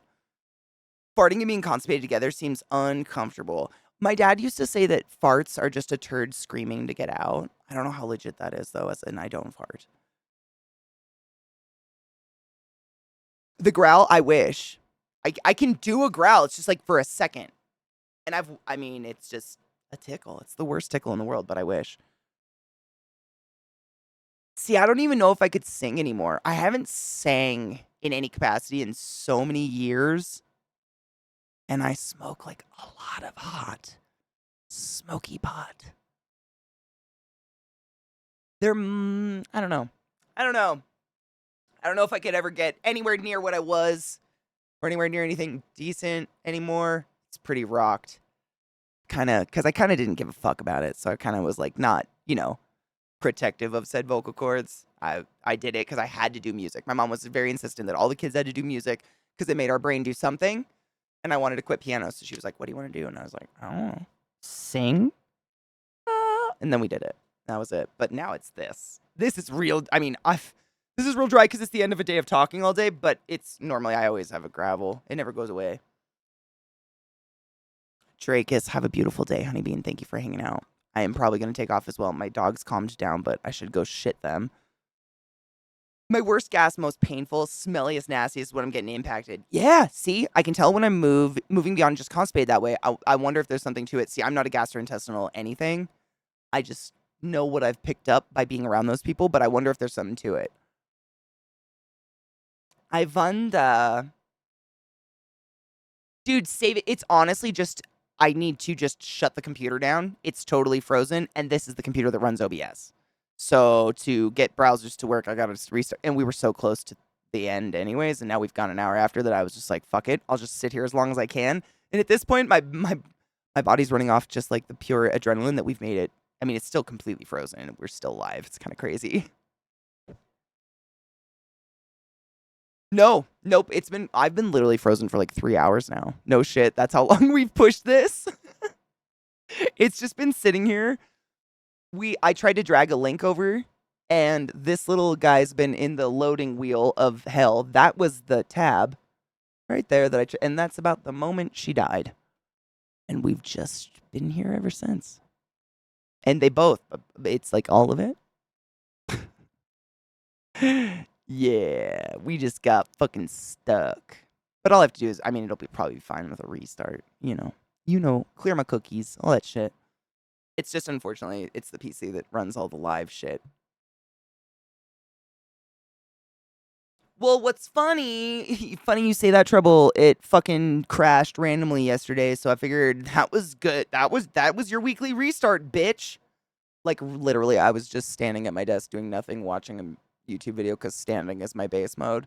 And it just blue screened and made the sad face emoticon. Oops, something went wrong. Like my fist through your fucking holes. All of them. Computer. Bastards.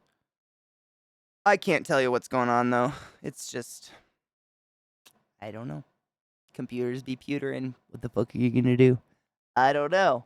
Hope it lasts. Well, Donna, there's some. So what I remember from like the brief, in anatomy and physiology, like the month we got to learn about the digestive system was basically, very basically, your body doesn't know the difference between digested food and not digested food. So basically, the longer it sits in the colon, it starts to rot, and your body is absorbing those toxins on top of it, and feeding the bacteria are feeding on the toxins. So maybe that results in like the worst farts ever. By our powers combined, we'll be the colors of those cups in hospitals in the 80s. Whoops. I should change that. I'm gonna go walk my dog. Thank you, Vex. I blow dried it this morning while making the pumpkin ick for the dogs, whom our poop is shitty.